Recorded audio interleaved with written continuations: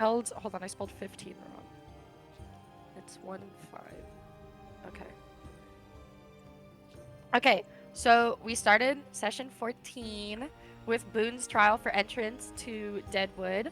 And she gets immediate entry because boots the house. She snapped the sick boar's neck while enamoring it with fairy lights, and both captains were like, mm-hmm. And then I had to thunderwave a pillar of stone to shatter it, and then reveal the entryway to DW. And then Boone goes Eepers on a lily pad and finds the FF in the morning. And in the morning, Alex and Beacon have to go meet with their chapter captains. They have to go to the principal's office. So they pass through a waterfall to enter the LS Commons, and the rest of us go get some breakfast in the meantime. Some beanie weenies. Um, and then Captain Nils really doesn't like Beacon and Alex. Like, he didn't even show up. Or they didn't show up. But Captain Everson sees something in them. He suggests that they should be field tested instead of maybe like a direct test. You know, he feels that they should get like extra time on their exams. And he provides a list of suspects for them and some info on the person looking to steal the Pact of Xarian. And they are also probationally in LS, but Captain Nils could revoke it if they want to, um, because he technically also has. I didn't spell out 15. I wrote the number 15, but I accidentally wrote 16. Um, and then Griffo's at the bar too, and he gives us some info on what he and his group's been up to.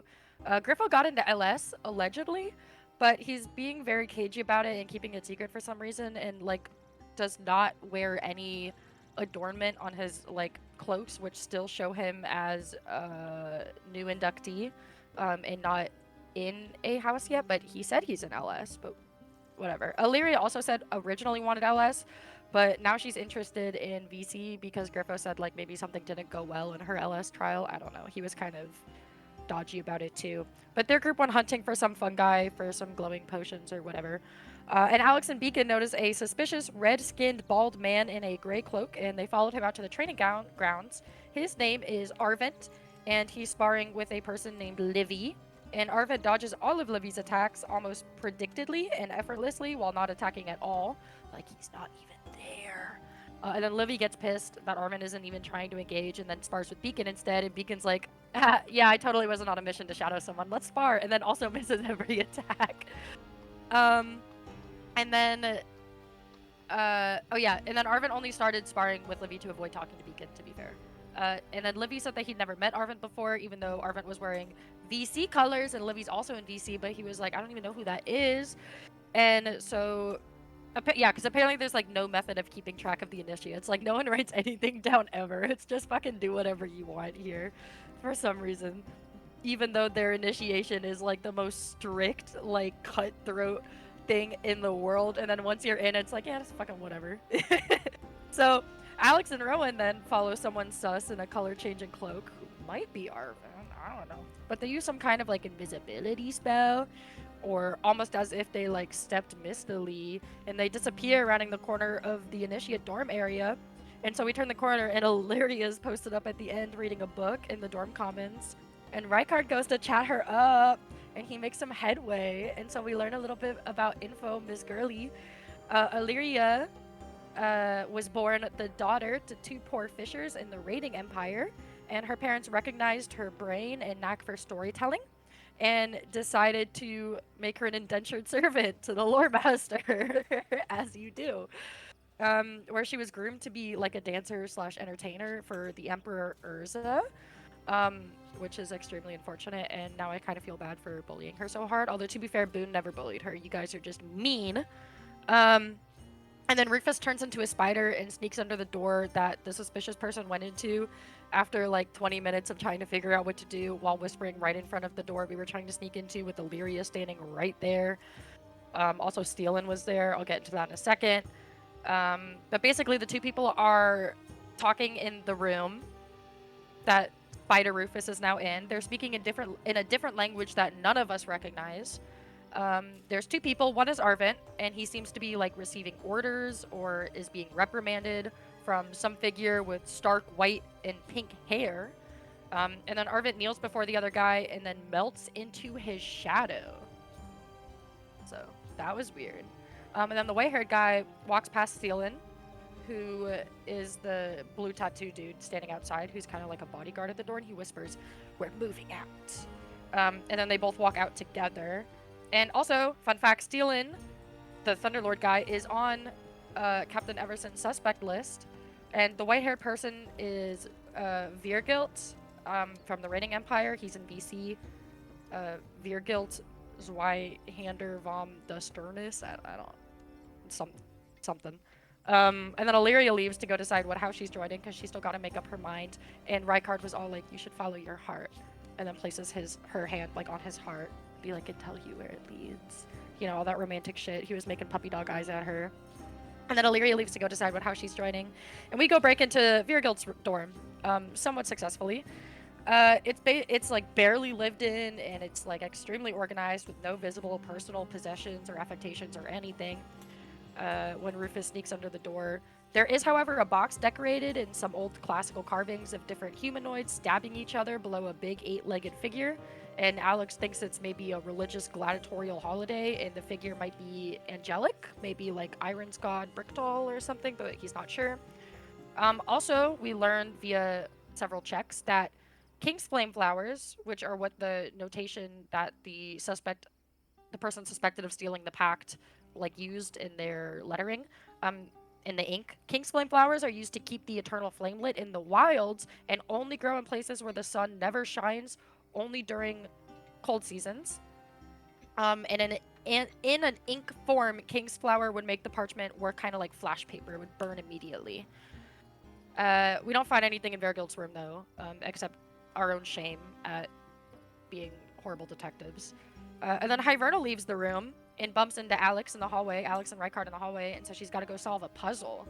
But strangely enough, when Boone goes back to her room, the 2 remaining LS and VC invitations are still there, and Boone took the Deadwood one earlier, so it's like, where are you going?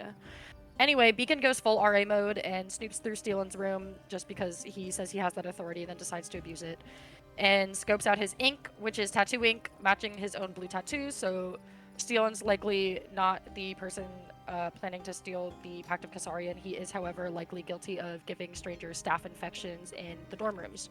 And then Rowan casts Essence Reading on Virgilt from a strand of hair that Rufus snagged from the broom from his hairbrush, which is definitely not invasive or weird. Yeah, they're a Kalishtar. Surprising. And they have divination/abjuration magic on them. And they are near the memento, or the library, basically like directly below us. So Rowan and Alex split off to go check out the memento, and Vergilt is not there. But Rowan snaps off his nub.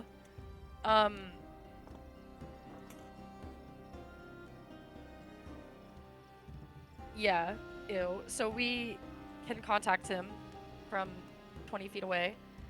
He's nubless now. He's been nubbed. I just wrote in my notes, I just wrote ew. I wrote Rowan nub ew. And then we find Vergilt in the library. He is there. Or they're there. Along with Thielen, and Vergilt is poring over a number of old tomes while Thielen stands bored nearby. And Vergilt is... Basically, we overhear... Vergilt is paying Thielen to be muscle for him, but Thielen notes that it would be helpful if Vergilt like shared info with him, but Vergilt is like, no, you're stupid. And they're in the library section for Bas Koliat, there's that name again. Bas Koliat, Cravensbone, and Unitas. Basically ancient history, like pre Brave Hollow civilizations on the island. And the journals they're reading all deal with the ruins of Cravensbone and the people who used to live there. And one of the books is like a closed journal with a cord binding on it. It could be Daniel Gardner's diary. We never confirmed that. We never confirmed it wasn't. So Alex goes invisible and stands directly behind Vergilt's shoulder, and Vergilt is focusing on mentions of, quote, a lingering darkness in a, quote, darkened city. So there's that going on as well. Likely not anything about the pact. but a little something to add to our, our little start quest menu. So Rowan goes to find a sacred spot he was told of in the library where some people are laid to rest to get some grave dirt. So we do get some grave dirt. And then we go to the memento. We backtrack a bit and talk to Lucan. And apparently the whole school knows, or sorry, the whole guild knows about Alex's and Beacon's issues and their trial difficulties because it's hot goss and word travels fast. So Lucan tells us that we'll need an escort from BC to get to the teleport circle that would let us go back and forth between Brave Hollow and the Eastern Outpost that we've decided to make our bastion. And then Boone goes to talk to an emo purple guy named Dayon/Devin of House Parchalev about people in Deadwood because Lucan was like, that guy's in Deadwood, and he was also on the list of suspects. But he's a bitch, so he's irrelevant. And then Alex asks Lucan about the names that we learned about at the Eastern Outpost, like Leaf and people. And Lucan is like, how did you know those? How do you know those names? And Gersal Garden. We're like, we were literally fucking there. So he says pretty much what we already know. But also that she, and by she, I'm assuming I meant, what was her fucking name? The crazy scientist lady. She used to be VC. She used to be in Vermilion Crest until she asked the former captain of Deadwood for permission to do work for them instead, a little bit stepping over the lines. And her research was like super unethical. She was kicked out of Brave Hollow and allegedly sent off on a boat to the Free Irons. But some people still say they see her around the woods every so often. If you drink the Deadwood potion at 3 a.m. and you go outside in the woods, you can see her. And the former Deadwood captain, that guy's name was Kylon Tessius, and she did research into the massive, powerful archaics that wander the island, basically those kaijus that we saw fighting. And she was like, quote unquote, studying a specific archaic called Leonidas at the northernmost area, but she went missing. And Leonidas appears to be like a giant roving creature / structure. Like part of it's organic, part of it looks like mechanical in nature. It's got ruins inside its body, and it looks like a giant pangolin, which is very cute. But basically, Kylon wanted to explore its ruins, aka guts, farther than anyone's ever been before, and apparently it ended badly, and she hasn't been seen since. But she believed that the main constant archaics, like the main characters, they caused the islands changing through their frequent territorial battling, as like her thesis, which is cray-cray. And the archaic strength affects their size and power of their biomes. That was her theory. But we don't really know about the roaming ones. No one's ever been able to communicate with an archaic and survive, unless Kylon is still alive, but they have been gone for 6 years now. And then Lucan begrudgingly tells us about Leaf, and I have crossed out like 6 different names where I wrote Leaf because I got them mixed up. But he tells us about Leaf and how he tried to change the Eastern Outpost to be habitable for civilians from Bascoliat. There's that name again, and get this. Bascoliat is the nation where the sun never shines, right? And we were talking about king's flowers earlier, right? Okay. And the people from Bascoliat, they were quote unquote changed from how they used to be. And Lucan did not explain that at all, what he meant, but we did blow up a dungeon full of plant people / children. So, and then Cedar, another name that I have crossed out like 6 times, he was a Vermilion Crest, but worked a lot with Deadwood, and he worked very closely with Eileen, who is the crazy scientist bitch whose name I couldn't remember. And originally, they wanted to use the magic longevity properties of the island's plants on people to see if they could get some kind of like age-extending magic medicine stuff. But about a month ago is when all contact was lost with the outpost, right after Eileen was expelled from Brave Hollow due to violating the Code of Ethics. And Cedar was likely the whistleblower. And then we're like, damn, that's crazy. And we tag along with Rowan to go muck out the stables as a return for Beacon being unpetrified. And there's like horses, there's griffins, there's giant cats with saddles and or furnaces on them. They're pink, and these big birds, all kinds of fun Vera stuff. And then Boone goes back to her dorm with Hivernal. Hivernal is already in EP Town when she walks in, and the 2 remaining house invite letters that were still there when Hivernal left to go solve a puzzle, they're gone now. Period. That's all. All right. Is there any other information that anyone would like to add? Period. Oh, I yeah. think Masson got it. Hello. Hello. Hello. Okay. That case. It's okay. Craig doesn't have to know. Craig's always listening. All right. So, as a new day on the 55th of Marrow or the 25th of Primus Heart sort of rests over each of you, you wake in the sort of common area where you had all spent the evening. Although, for the most part, you all find yourselves within your own orders at this point in time and are sure that eventually you will be expected to find new lodgings within those individual orders. For now, no such information has been shared with you, and several of you haven't even really had full, unfettered access to the common areas of your own order as of yet. As you wake, once more, that sort of supernatural sunlight seems to flit through the various different stained glass windows in each of your dormitories. There's a loud noise that wakes each of you in the morning. You're not sure quite how early it is, but the sound sounds something like a heavy metallic boom just outside in the hallway.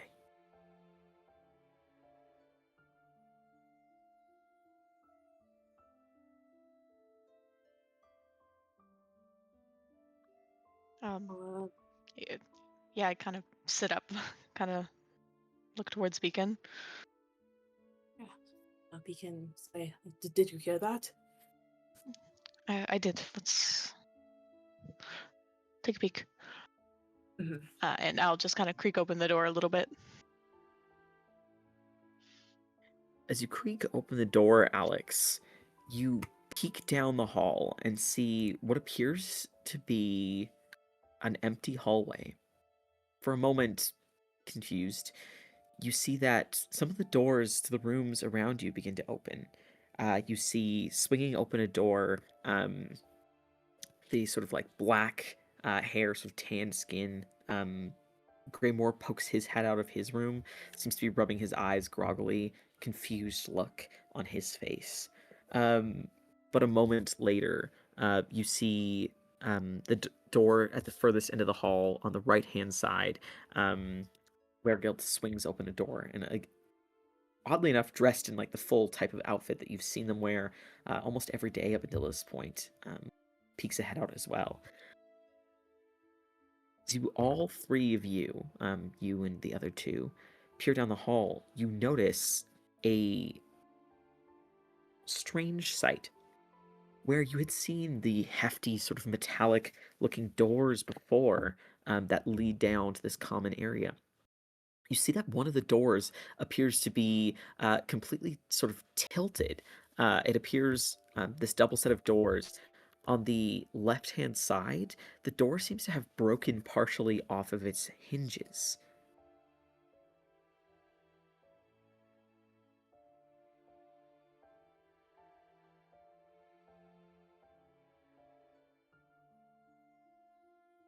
Rowan will have probably jumped up too and kind of swung his door open to look out as well. Can you remind me like where we are, like in relation? Like, are we like pretty close to the door, or is it at the far end of the hallway from us? So you are all at the further end of the hall. So you're not the last rooms, but all three of the rooms that you all stay in are closer to the end of the hallway than they are to the door.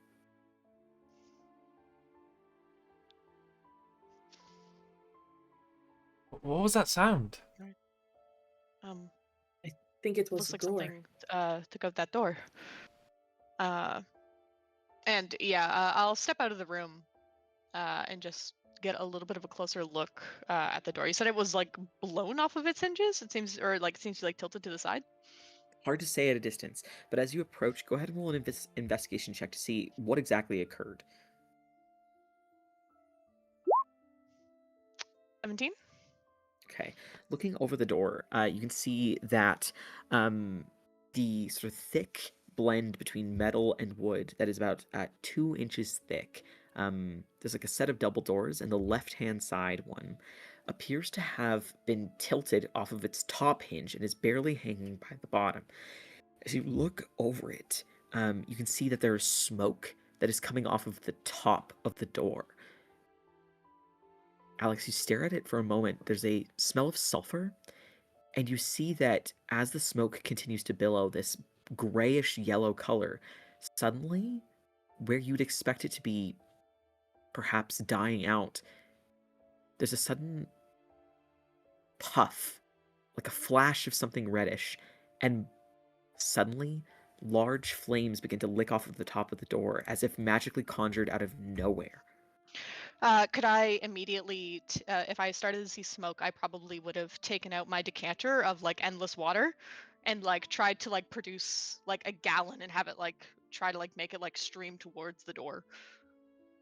All right, Fire! as you attempt to do that and you yell out for fire, the rest of you, you're suddenly fully jolted awake. What do you all do?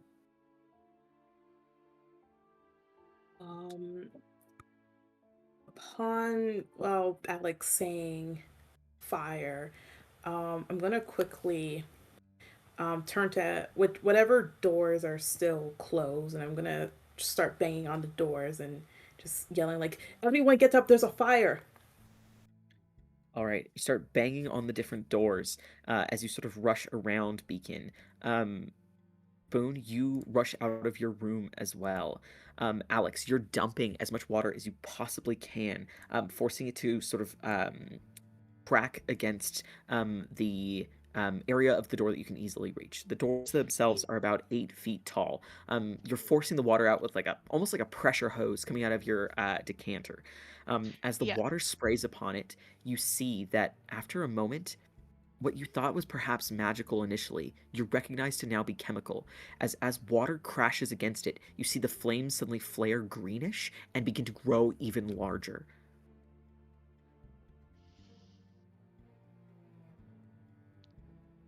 Okay, water is not helping. And I will just run back a little bit just to get a little bit of space. And is Greymore still looking out? You see that Greymore has sort of like turned back into his room. You can hear him yelling. It sounds like he's like trying to wake up Steelin. A number of the other doors swing open. The people that sort of immediately start to funnel out into the hall. You see that stepping out into the hall are Weregilts. Greymore, once he has finally woken Steelin. You see Brownlock exits as well. But aside from them, the people who do not seem to be in the hallway are Illyria, Hivernal, and Griffo. As everyone sort of rushes out into the hall, you see that there's like a moment of slight panic and surprise. Greymore sort of speaks up quite loudly and says, "Everybody back up, just a little bit more. We need space from that fire." Backing up. Backing up. Harry, is there smoke coming off of the fire? Yes, and as Alex sort of dumps some water on it, when the flame switches from like where it had been almost like a dull ember on an already like burnt surface, suddenly it flickered like orangish yellow and it flared up into larger flames. As Alex splashed water upon it, they flickered and turned into a larger green color. What the heck? Jeez. Are there is there another exit that we know of, or another way out of like the of this area? There appears to be only the one exit, which is the door, which is now being engulfed in more and more flames. Oh, I know the fire marshal did not approve of that. Dang it. I'll turn to Greymore because he was the one that spoke up. Do you know what this type of fire is? How do we handle it? He, for a second, looks like his eyes flick towards you, and you see that where there's typically somewhat of like a slightly bored expression, you see a slight bit of panic before he He blinks and gives a firm nod. Yes, I've seen fire like this before. Everybody, just keep moving back. Don't breathe in the smoke as best as you can. And he sort of reaches at his where he seems to still be wearing like what are effectively his pajamas. He like yanks off of a corner of his like sort of loose linen shirt a patch of fabric, and he gestures towards you to pour water on it. Okay, yeah, I will. Okay. He immediately sort of like puts it over his mouth, and he gestures for you guys all to do the same. Yeah. Be doing Yeah, and I'll that. start pouring water on other people's too and putting it over our mouth. Yeah. All right, as everyone follows, attempting to sort of block out some of the smoke, you see that the area that you're in begins to fill with this extremely dense, yellowish gray smoke. The smell of it, even through these sort of like packed down watery cloths that you put over your faces, smells not only like sulfur, but also almost of like a like isopropyl alcohol type smell. And there's something deeper that smells a little bit like a beef tallow. Ooh. You see the flames are growing further and further as they continue to eat away at the wooden portions of the door and cause sizzling to come off of the metal portions. The flames begin to jump towards the second door on the set of double doors. Are they burning on both sides of the door or just one side? From what Alex could see, it was like centered directly on like the hinges on your end, so like facing inward to the hallway. Okay. But now like the flames are leaping to the other set of doors on the double doors. Alex, can you go ahead and roll a either Arcana or a History check? Okay, both are just as good. 23. All right, Alex, as you had observed the door itself, you have a sense that, again, likely something chemical is at work here. You've heard of Victory Fire, which is used by the people of Victazol Unitas specifically in like siege settings in warfare. Although you've only heard about it in books and only read cursorily about it, you know that it is a type of fire that grows larger when it faces against water. However, you know that it is particularly susceptible to any sort of snuffing that is related to like magic, things that could stop it magically. You're fairly certain that just at the scale that it's growing, a cantrip wouldn't be enough, and you're not sure exactly what spell to use, but you do know that it is weak to magic. You also Okay, know that breathing in the air from it can cause permanent damage to a person. Ooh. Okay, but we have like everything like over our mouths, right? So it doesn't feel like we're breathing it in right now. You're not sure how effective it'll be when the gas fills the entire space. You have a feeling that you have maybe 20 seconds until that happens. Oh shit. Okay, we need to start hurling spells at it. No water. Just anything you've got. I will like take out the orbs that I have. Try to begin casting a spell. I will. Oh yeah. No, Sam, go ahead. I'm probably going to try and cast Chromatic Orb at it. All right. Okay. So for Chromatic Orb, is that usually a save by the subject? No, so I would have to roll. Sorry, this is a new spell for me, but I would choose Alright. the damage type. So probably ice wouldn't work because that's got or cold. Is cold actually ice? Like, is there actually a water component to cold? I'm curious. Is water Cold damage. Like, I don't it's know. more like I will say that sure, it typically does have like a water component involved. Okay, so probably not that one then. I guess I'll try to do like thunder, I guess, to try and push it back. I don't know. Yeah. That's what I Okay. can think of. No, I'm gonna join you in that. If I'm able to like get above, like, higher towards the ceiling, and if I could cast Thunderwave down on it to try and like snuff it using magic, I don't know. All right. Do you want to get closer to the door in that case, Boone? Thunderwave has a range of it's a 15-foot cube originating from me, so can I reach it? without getting closer? Yes. So everybody sort of takes a few steps back as they see you approach. You can all feel like the smoke is beginning to prick at your eyes. You can feel like a slight blurriness to your vision as Boone flies a little closer and Alex unleashes his chromatic orb. The two of you release the attack in tandem. Can you both go ahead and roll for damage? It's a guaranteed Oh my hit God. if it's a Yes, hit attack. twin. Sure. Let's Oh, see. I'm doing good. thunder. And I believe Thunderwave does double damage to objects, if I'm not mistaken. Is that true, Um, Madison? Unsecured objects. It doesn't specify in this, but I know in Baldur's Gate for constructs, Mm. because I've been doing my honor run, I know it does. So as the pair of Period. you unleash your attacks against the door, you see it like flies off of its hinges and it crumbles away. Although the flames are still mostly going, they simmer down a little bit. You can see that the door, whatever damage was already done to it, has weakened it enough that you blast it both sides of the double door off of their hinges.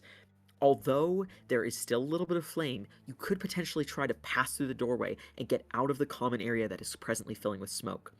On the opposite side, you think you see a few figures through the flames and the shadow and the smoke. Alex, you hear someone yelling on the other side. It sounds like they're trying to give you instructions, but the sound that's coming off of like the hissing and also crackling flames, as well as the slight chaos of everyone trying to navigate this narrow space that you all find yourself somewhat trapped in, is making it really hard to hear the people on the other side. The rest of you, what are your passive perceptions, specifically not Alex or Boone, who are focused on dealing with the fire and the door?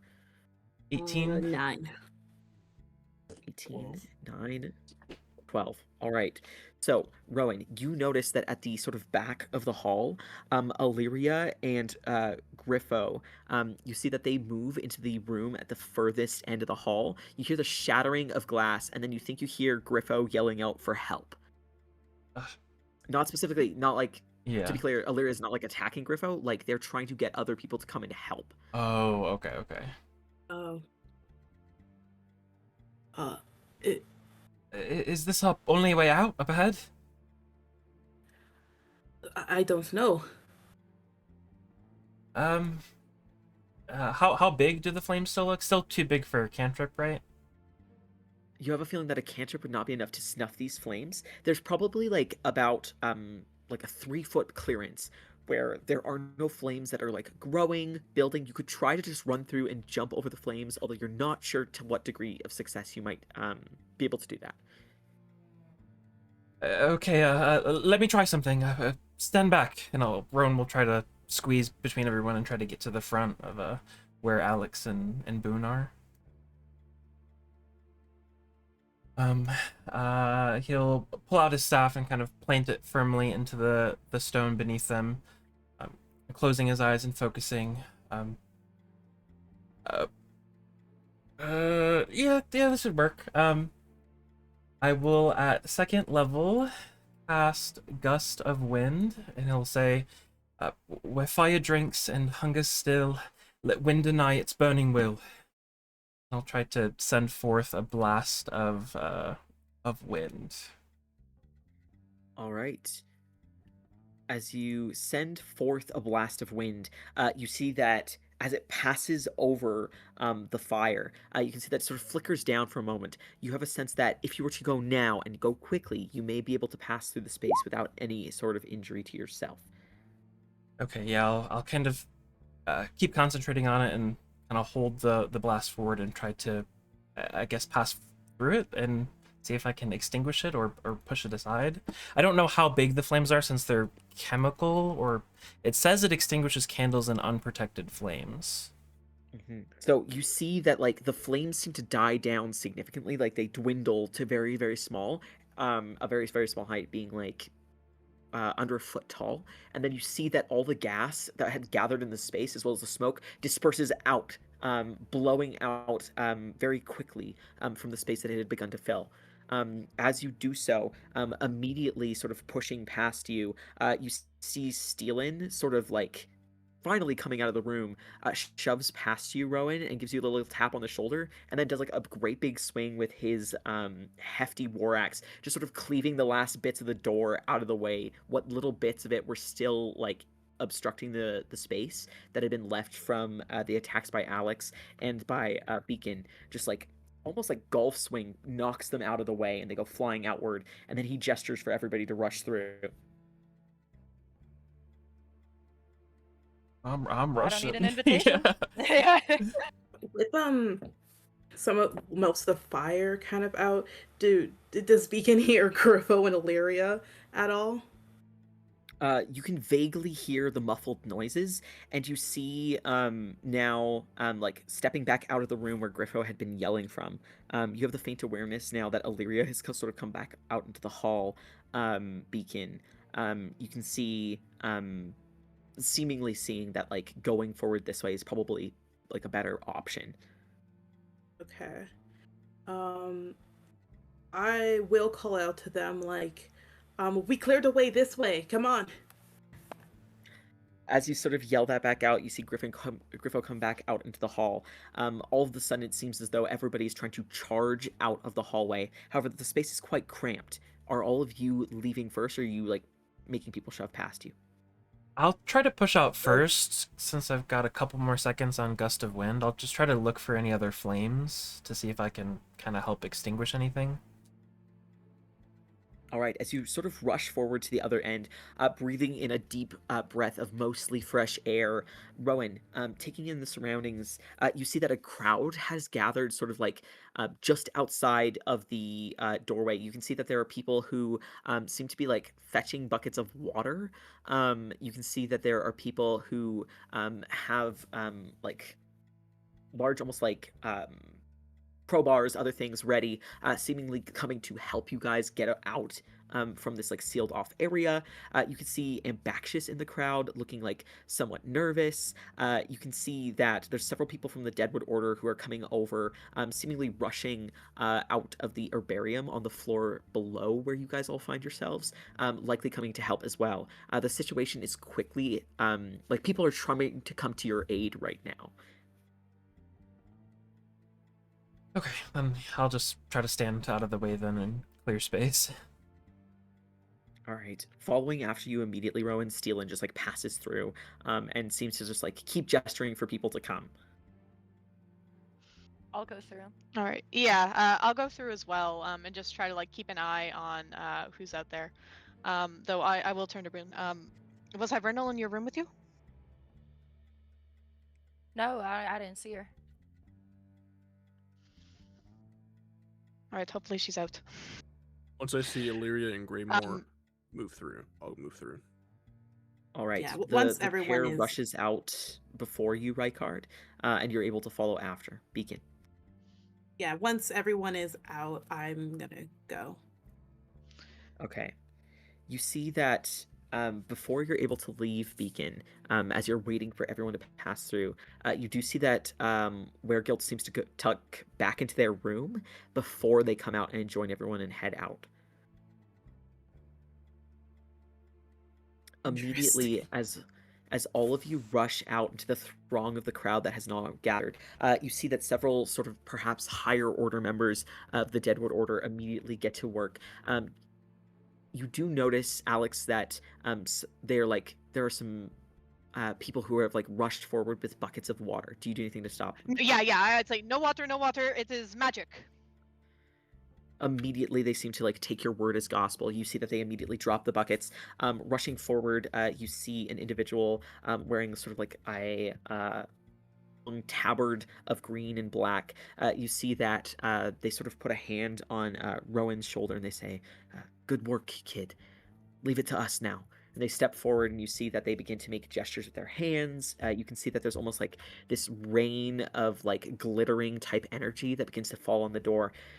You notice that a large crowd, at least 30 people, perhaps more than you've really seen in one given space, of Brave Hollow at any given point, seems to have gathered, mostly people trying to come help, but some people are definitely just onlookers trying to see what exactly is going on. You see that pushing forward through the crowd, Lucan sort of rushes forward, immediately seeing that you're all okay. You can see that he sort of lets out a bit of a sigh of relief.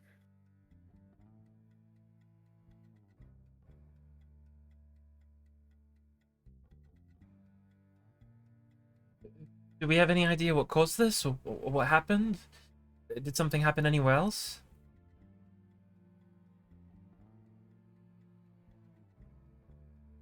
Who are you asking, Rowan? Oh, sorry, Lucan. Yeah, I'll just look to him when I see him.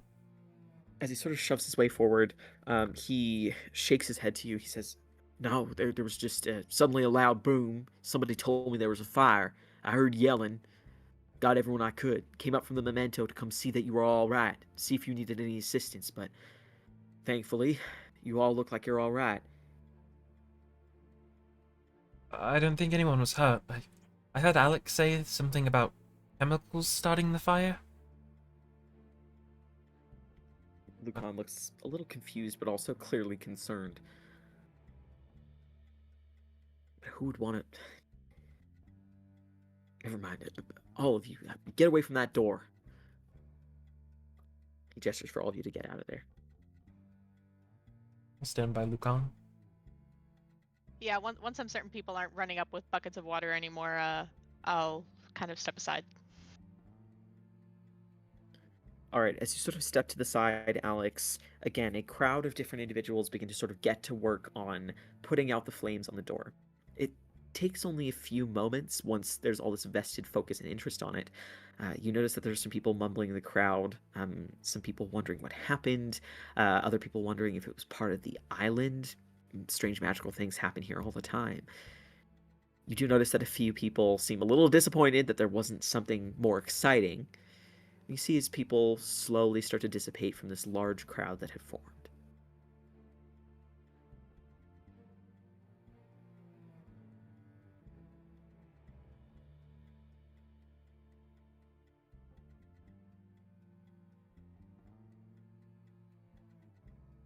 So who's left here?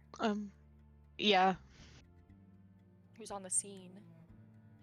You see that there's like quite a few people that you don't necessarily know. Primarily seems to be people from the Deadwood Order, that being the closest of the different orders to sort of come. After a few minutes, you do notice that there are two people that, again, none of you know, dressed in the colors of Lyre Song that seem to approach, seemingly like they had been running. As they approach, they begin to sort of like take stock of the scene around.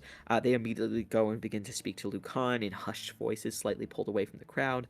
You can see that Illyria, Brownlock, Greymore, Steelin, Weregold all seem to sort of like gather together a few steps away from the stairs that lead higher up. Your own group, of course, remains, and you notice that there's a few onlookers that remain. Specifically, you notice that Ambaxious continues to watch for but a moment before seemingly like turning tail and moving back towards the requisitions. Do I see Hivernal at all? Roll a perception check. Oh. Mm. 10. You do not see Hivernal among the crowd. Damn. Am I able to look at the door frame and tell what direction, if this was like something that was thrown or something that was like if it like in what direction it started, if the fire had any momentum? If you'd like to get closer and head back up the stairs, Oh, you we're already can do downstairs. so. Oh, never mind. I didn't Like, know that much. so your like rooms were basically the top of a set of stairs, and you had to like Yeah. to leave from that space. You just had to go down some stairs. Oh.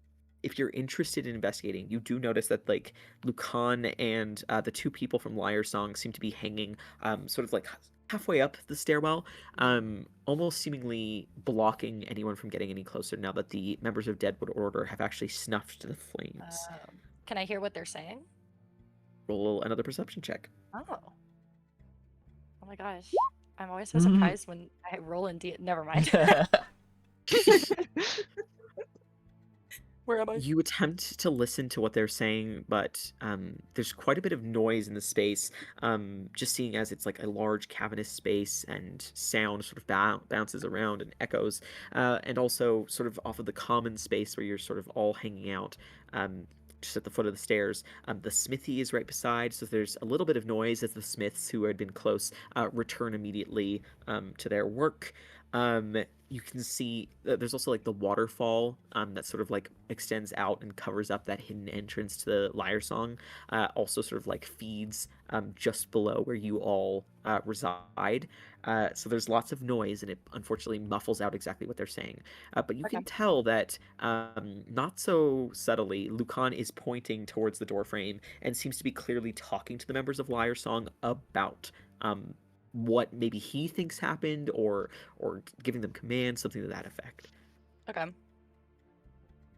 I would like to join the other people that are kind of at the bottom of the stairs, but before I do, seeing the two Lyre Song people talking to Lucan, I'll just point towards one of the Lyre Song people, and I'll cast Message, and I'll just say to them, the fire was chemical. It was victory fire, commonly used in Vicator Unitas. You Before see that heading they sort over of like look around a little bit, like a little confused, and then sort of put a finger to the side of their ear, almost like they were like losing like a Bluetooth headset from like ye olden days. And you hear sort of like what appears to be like a mental response, which is, "Thank you for the information. I gathered as much just taking a look over it, though. Were you in there? What exactly happened? Who is this?" I will send a message to them again, and I'll say, yes, I was in there. We heard a loud boom, and that is when the fire started. My name is Alexios. Oh, Elixios. And then there's no other reply. Okay.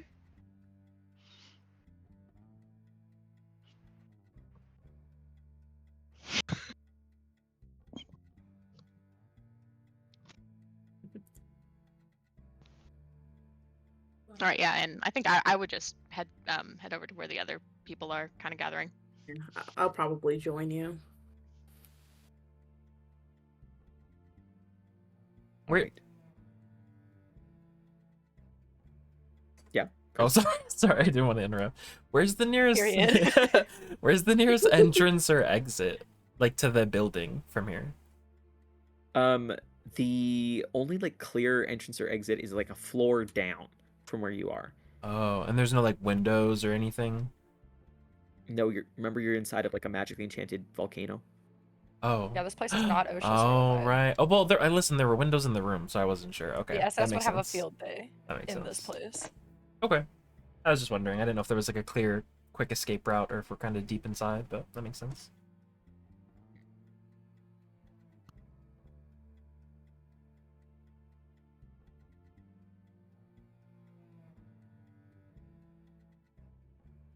All right. Okay.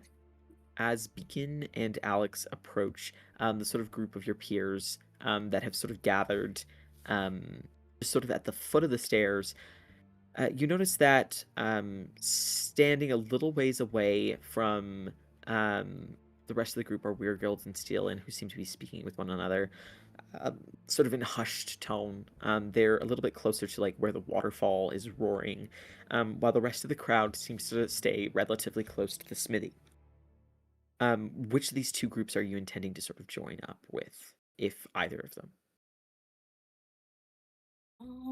I think Beacon wants at least to join up with the group with like Ilaria and Griffo and Co. Okay. As you approach, you can see that they are pretty deep in conversation. Sounds like moderately hushed, but not super. Greymore appears a little bit more nonchalant than he had just a moment before. You can see that Griffo is sort of like animatedly talking. You can tell that he's saying something to the effect of like, well, I really thought that we would have to jump out those windows. It's a good thing we didn't have to. I'm a bit afraid of heights. Illyria seems to just be standing there, just somewhat quietly listening, but you can see that she's looking towards Rykard for a moment before she turns her attention back over to Griffo.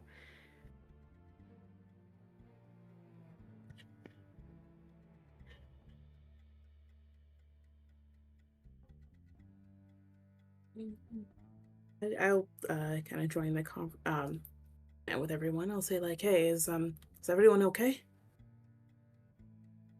Griffo, of course, immediately animatedly speaks up. Oh, yes. Certainly not the wake-up call that I was expecting this morning, but, well, wide awake now. Yeah, I'm with you there. Was anyone awake to hear what happened before the boom? Griffo keeps talking, says, well, I know that, I had just awoken because I was starting to feel some rumbles in my tummy, but, alas, I was not out there and actually looking around when, the noise happened. I kind of just assumed that it was just, somebody training with a weapon again. He sort of looks towards Steelen. This one was making a bunch of noise the other day.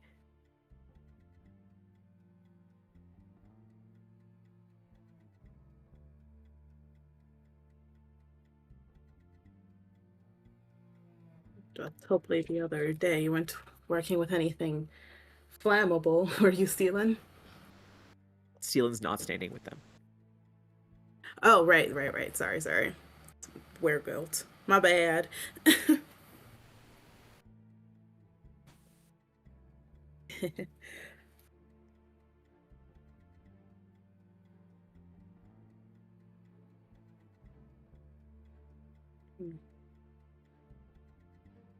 Well, yeah, I'm honestly about the same. The sound is what woke me up. Both Alex and I. Griffo nods again and continues to speak with you, Beacon. You have a sense that the other two are not really talking. What's your passive insight, Beacon? Passive insight is 9. You're not sure why. Was I going with Beacon or was I with the other group? I can't. I can't That's remember. up to you. You tell me. Okay. Where was the other group? Like, are they just like a little bit far off, or? Yeah, they're off in the direction of sorry, my brain's shutting off. Illyria, Griffo, and Greymore were at the smithy, and a little bit further, I suppose, like south on the map thing I just sent a floor to. Here, I'll zoom in and I'll take a slightly better screenshot if it'll let me. They're like further down in the common space towards the direction of the requisitions, just like literally underneath, as in like underfoot of this area, is the like waterfall is roaring. So their conversation has been like muffled heavily by the waterfall.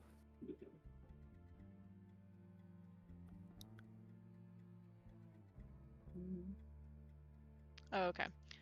Yeah, I think if Beacon was over, probably at this group. I think I did interject, but but I'll move over to the other one instead and try and see what's going on over there. All right, as you move closer, they immediately fall silent. Okay.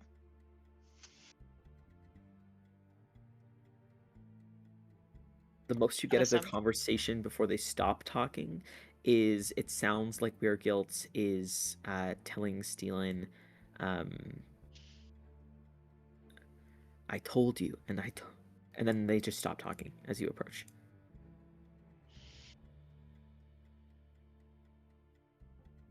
Right. Hello. Did you hear anything that happened beforehand? Steelen looks to Weirgilt with like a slightly cocked eyebrow from where he's sort of like leaning back, somewhat nonchalantly at the rail.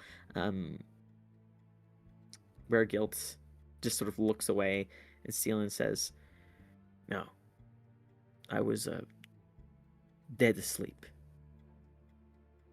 Wergilt sort of blinks slowly and says, "I was hard at work. I was reading over some tomes. Did not see anything, but did hear that loud sound."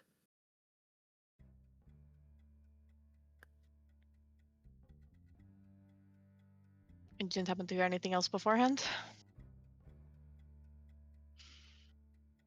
They just give you like a solid head shake.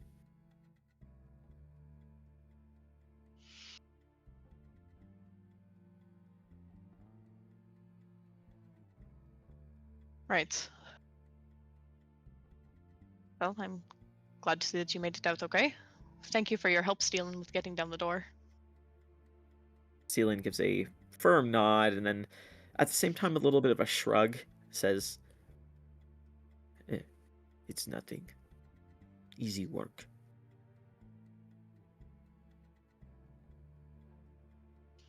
Well, it's very helpful in getting people out, so thank you again.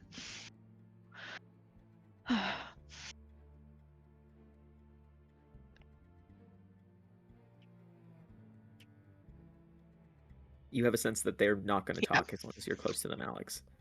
Yeah, I figured. Okay. Yeah, I'll just kind of, I guess, hang around this area. Are there still like a bunch of other people around here? The crowd is like clearing. Okay. And it seems like they've got everything under control now.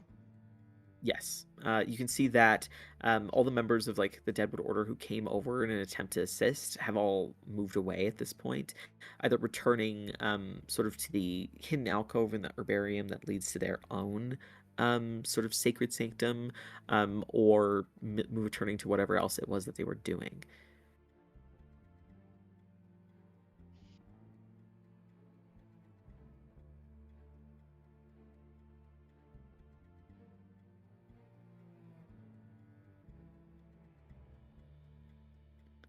After talking to Griffo for a little bit, I think we can kind of look up at Larry and Graymore, and I say, you do seem shaken up. Is everything all right? Illyria speaks up and says, "Not shaken, simply a little surprised." And she sort of seems to look toward Graymore, who takes a moment before he nods and says, "Yeah, same here. Just surprised." Yeah, it was not a great way to start the day. It's very frightening. Yeah, frightening. That's definitely what I would say. Yeah. You think they'll let us back up there soon? Hopefully soon. It seems like most of the members of Deadwood have left, so the fire has to be under control.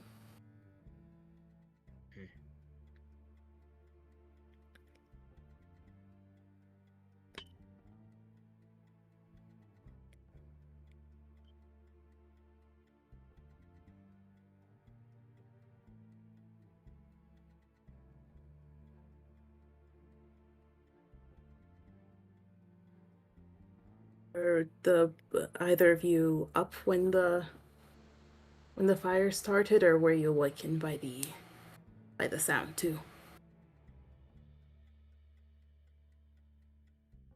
I was awake, just getting ready for the day. Illyria nods and says, "Much the same with myself. In Did you fact, hear anything? I was preparing to leave just as the sound happened. Oh, shoot. Did you hear anything before the fire, or Yes. was it just the? About an hour or so before the sound sounded as though somebody had left quite loudly. I had been preparing for the day, meditation and such, when I had heard a loud noise further down the hall.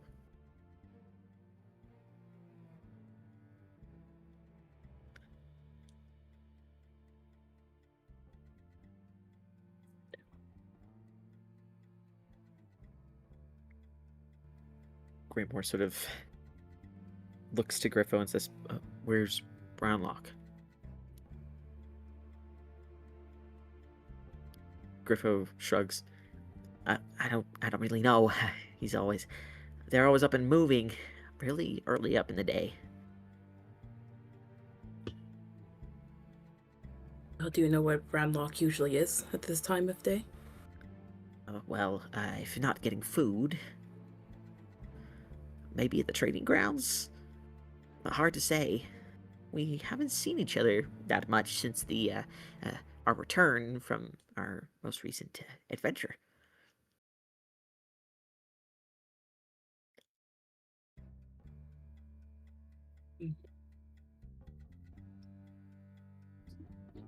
Well, hopefully, if they're usually up earlier in the day, hopefully they avoided the fire. Indeed.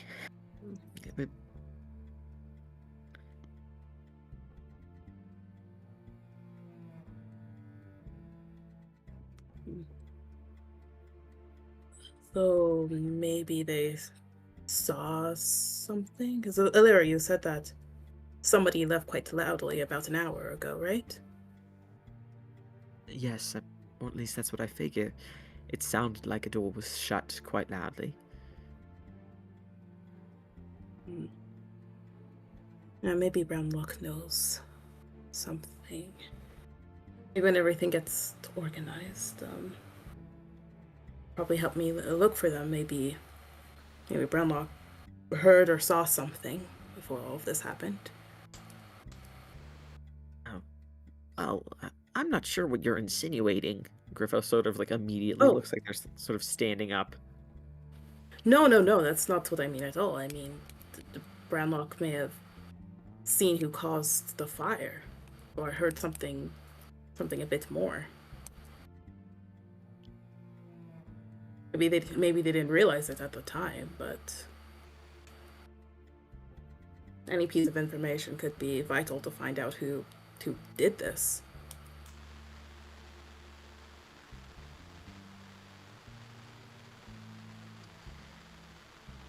They, the whole group sort of seems to look at each other before they look at you, and there's a slightly concerned look that seems to cross over Griffo's face at the very least, but the other two are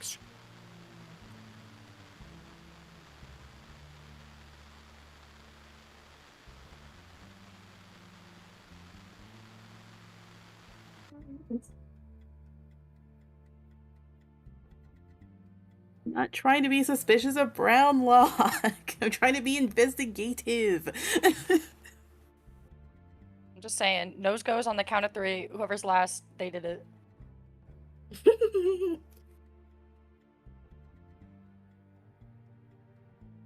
Oh, we hate weird static. Unequivocally, I'd love to help you out, it's Kessie, but I Hiram. can't see shit. I can't hear shit. I don't even know where I am right now. At the bottom of the stairs. Man, I can't believe people are not willing to talk about this at all. I What are we know. doing? Like, guys, this is the Right. most exciting thing that's gonna happen all year. Who are we blaming this on? What are the theories, the rumors? Who's Listen, not here? They talking about it, just not to us. Nobody wants to tell us I the know. tea. It's probably because everybody saw us trying to break into people's rooms yesterday. Nobody saw that. We were, no, Girl, one saw that. everybody fucking saw that. That's it. They know We we're all were responsible for alone. killing Medusa. That was their girl. Who the fuck? Oh, Yeah. I wasn't there for that. Well, I Y'all know, but where Rykard was. you're affiliated now. That guy, he was like, and who is this? And you were like, Alex, this is my IP address, this is my blood type, this is my star sign. He was like rating you, and he was like, Nah, he heard my name is Alex and then left you on red. It He was was like, like, oh, oh. Never He was mind. like, oh, it's that bitch that failed the trial. He's like, I've heard that name before. Listen, we're making our names known around here. Any type of reputation's a good reputation.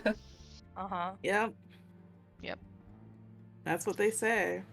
Yep. Mm-hmm. You know that old saying. It's exposure. Bro, when you said we was getting exposure, I thought I was gonna do a brand deal on TikTok. What Oh is my this? god. I like to think Boone, Rowan, and Rykard just woke up a little too fast, so we're all just kind of like slumped against the wall, like Damn. still That was still crazy. waking Oh, up. Some vibe. Yeah. Ugh, I'm rubbing the boogies out my eyes. hmm Mood. I hope they still serve beanie weenies at the cafeteria today. I'm gonna be so pissed if our room gets fucking tear gassed and there's not even beanie weenies at the end of it. Well, they can't serve beanie weenies now because there's a traitor among us, and traitors don't deserve beanie There's weenies. been a traitor among us since day one. But That's now they why half the party is know. even here, but they already knew. But now they know. I want beanie weenies, god damn it! Yeah. Now, Rykard's just kind of in the middle of the room. He's got a cigarette in the corner of his mouth. Somehow, he found some time to light one in the middle of all of that. Even get it. Amazing. He's got his shirt off in his hand because when he ran out, he had it on backwards. And he Pause. just hasn't bothered to put it back on. Immediately right in front of Illyria. God. Rykard's out smoking a cig, shirt off, shoulders glistening, by the way. He's barefoot right now. Chest hair perm. For free? Out. He's kind of watching them clean up the rubble or do their investigating, whatever. His eyes are like halfway closed. You can't tell because he's tired or there's chemicals in them. nonchalant like Maybe that. a little bit of both. He's just sitting there. Strangle you. Rona's just slumped, just standing rubbing his there. eyes. Rufus is at his pant leg, tugging on it. He's scared. Mm. Boone is like scratching the dandruff out of her hair. She ain't showered yet. Yeah, just kind of scratching his beard. All right. I guess I'll As walk you over all- to Lucan. All right, as you walk over to Lucan, he's sort of talking to the Lyre Song people. But as you approach, one of the individuals from Lyre Song seems to sort of like move away and is now sort of like crouching beside remains of the set of double doors. You see that they seem to be actively investigating what's happening, and Lucan sort of turns his attention over to you, Rykard, as you approach. And before you even begin to speak, he says, "What'd you see, Rykard?" Not much. Flames and people panicking. Y'all find anything? They're looking now. Looks like I'm gonna need to find a way to secure a new door. Yeah. You any that'd be good nice. carving tools? Me? You see him pat at his pockets, his fucking pajama pants.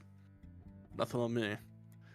Rowan, you got carving expertise, right? Something like that? Hmm?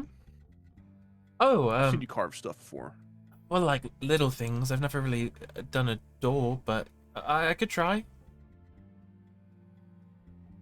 Lucan sort of lets out a little of a long-suffering sigh and a little bit of a nod. Well, looks like I'm gonna have to allocate some of my own gold towards this, or find a wizard willing to conjure it, or, of course, put you on commission, kid. Tell me what happened, at least as far as the two of you know. I didn't see much, but Rowan, you were deep into that, right? I mean, I helped put out the fire a little bit. I was dead asleep, and then I heard the same sound that everyone else heard. When I looked outside, the door was breaking down. Alex and Boone tried to break it a little bit further, so that way they could clear a space. Um, I heard Griffo and Illyria, I think, trying to like break open a window to call for help. And then I just blew down the flames so we could get by, but I didn't really see or hear anyone. Oh yeah, Alex said water makes it worse. So Oh yes, some kind of chemical fire. yeah. The individual from Liar Song, who you can see standing beside Lucan, they seem to be a quite short half orc, green skin with a slight gray tinge, eerily pale brownish eyes, and a bit of a like buzz cut, slightly stubbly head. Sort of speaks up and says, "Are either of you aware of what type of fire this was, chemical or otherwise?" Our friend had a pretty good idea, and I'll point over towards Alex. It's that one there that's attached to the blue one at the hip. That one. And neither of you have any awareness, though? I don't think I've. I mean, it wasn't familiar to me, I assume. You were unaware, but you have a sense that this person's trying to see what you know. Oh, okay. No, never really seen fire like that. Except when you make it change colors with magic, but... Yeah, it turned green for a second and just got worse. And yeah, I'm out of my depth on this one. You can see that the person seems to be almost like pondering the two of you, taking the pair of you in. Lucan lets out a bit of a sigh and says, "Well, could have been a mix of something alchemical and also magical." Sort of does a glance towards the person from Liar Song. "Don't think this is a prank. Seems a bit more serious than that to me. Damaging our property like this." Yeah, I would agree. This is taking it a little farther. And then you see Rykard picks a huge splinter out of his foot. Ew. This guy sucks, whoever did this. You see him toss the bloody splinter into the pile of burning wood. Lucan sort of nods in agreement with what you're saying. The individual from Liar Song sort of just watches you as you do it, Rykard, and says, "What were the pair of you doing during this event?" Sleeping, and then once we woke up, I tried to help, put out some of the flames.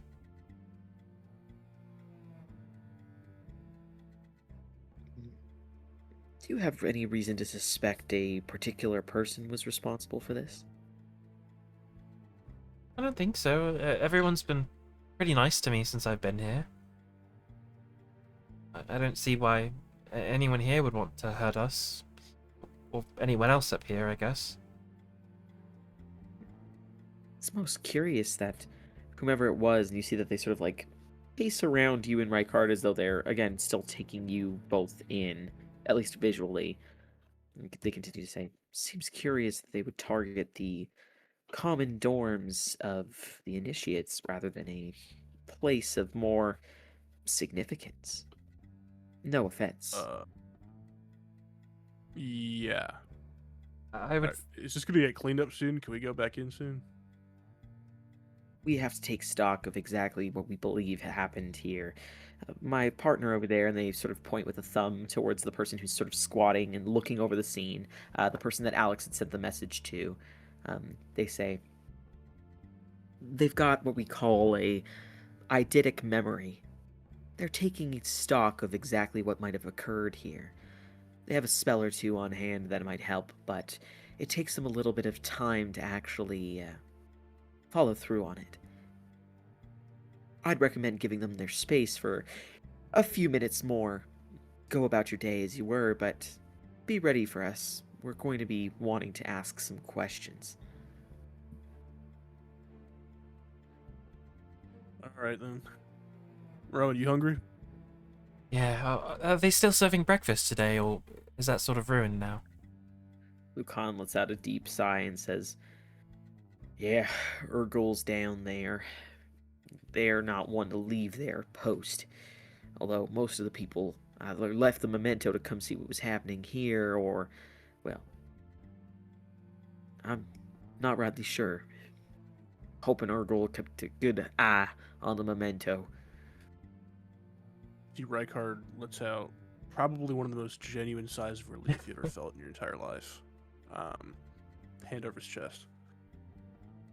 Okay, that's good at least. Should we gather the others? Yeah, I think we've stood around long enough. It's just sat on the bottom of the steps. Guess we're All going right. in our jammies.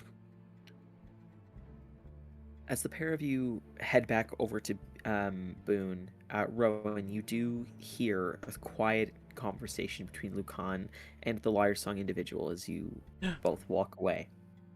What you overhear is the Liar Song person says, "It's clearly Victory Fire. Lucan, somebody must have had access to supplies to make this. It's not the sort of thing that you can just conjure out of hand." Lucan lets out a sigh and says, "I know what you're implying. I'd rather not assume that this is somebody within the Order.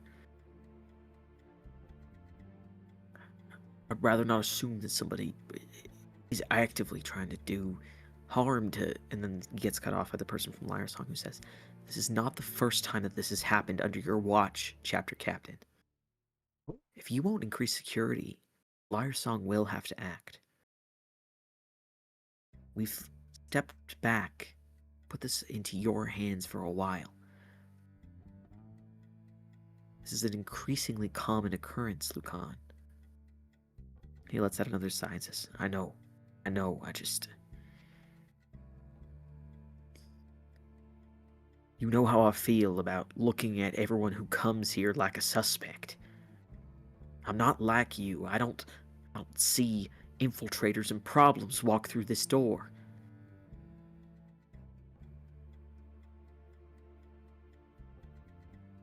Person says, well, let's hope that nothing like this happens again. And they seem to turn and sort of walk over to their partner. Ooh. I don't know. I won't say anything right now. I'll just stay with Rykard and go gather everyone. As Rykard's putting the shirt back on the right way this time, he's buttoning up. You can see on his back those two pretty horrific scars that he has before he puts the shirt on. All right, who's hungry? I'll call it to everybody. That I will stand up. You two coming? I'll look over to Alex and Beacon. Beacon will Alex. turn. Sorry, what? We're grabbing some food. You hungry? Breakfast. Yeah. So I'll be there in a second. I'll turn to Griffo, Greymore, and Ilaria and say I'll talk to all of you later. Griffo gives a smile and a nod and says, yeah, we'll probably head down in a minute. Right, guys? And seems to look towards the other two, who don't really seem to give any firm answer.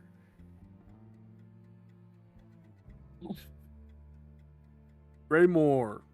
Glad to see you made it in one piece. Looked a little nervous down there. I'll yell as we're walking by. He sort of seems to laugh a little bit at that. Rykard, what's your passive insight? 12.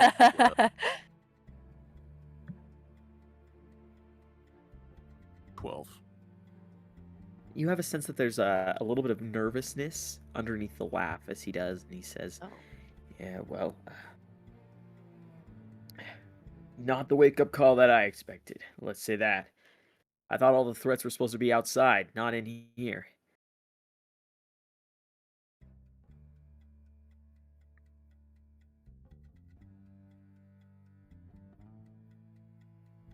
I'm still walking. All right, as you continue to walk, heading down towards the memento, you find that there's quite a few people as you head down the stairs who seem to be like a crowd of 5 people who seem to be trying to calm the various animals within the stables. They seem to have been rather disturbed by what occurred. Um, as you all begin to like head away, can I get everyone's passive investigation, please? Yes. Mm. Yes. Mine is 15. That's I'm entering 14. my mind's palace. A lamb. lamb. 15. All right. Anybody who has above a 14, as you head down the stairs towards the memento, you notice that there seems to be like a loose red powder on one of the steps, just a small amount, heading sort of like towards down to the main floor, the first floor of the Brave Hollow hideout. You notice that there seems to also be like a slight smudge of it a little bit closer towards the requisitions. As you head down the stairs, you see that Urgle, the large troll, seems to be stirring away at their large pot. They seem to be humming a small tune to themselves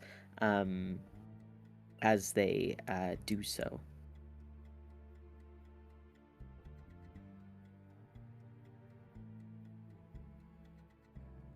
Hey, good morning. What you got for us today? They sort of let out a deep grunt and they say, "Spicy soup."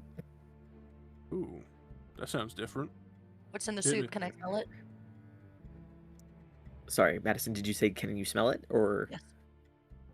You take a deep breath. What it smells like is, it smells extremely spicy. Like, if you've ever had like a super spicy Asian soup, it smells a little bit like a sweet and sour type of broth. And you can see that there seems to Ooh. be large wonton-like things floating inside, as well as what seem to be mushrooms like the size of a person's arm. What you all also notice as you approach too is that there appears to be like this large, almost slime on the floor beside Urgle's sort of station, and you also see that there seems to be, excuse me, a few bowls that were knocked over.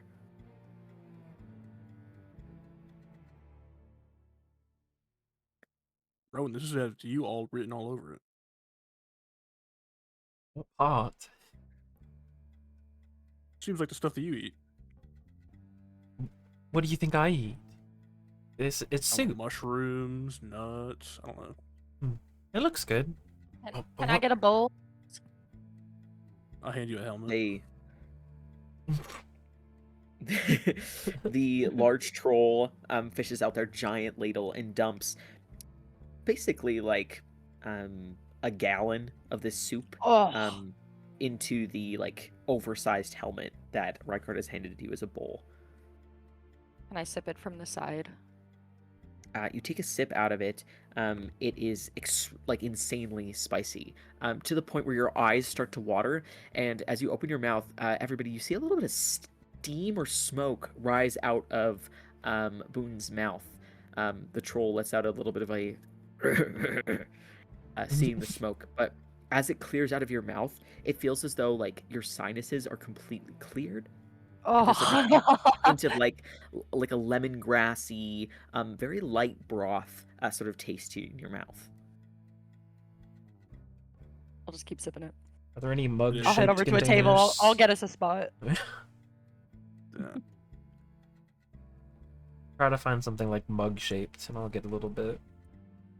Right, you grab what appears to be like an open antler or like horn of a larger animal, and Urgle dumps some in there. Thank you.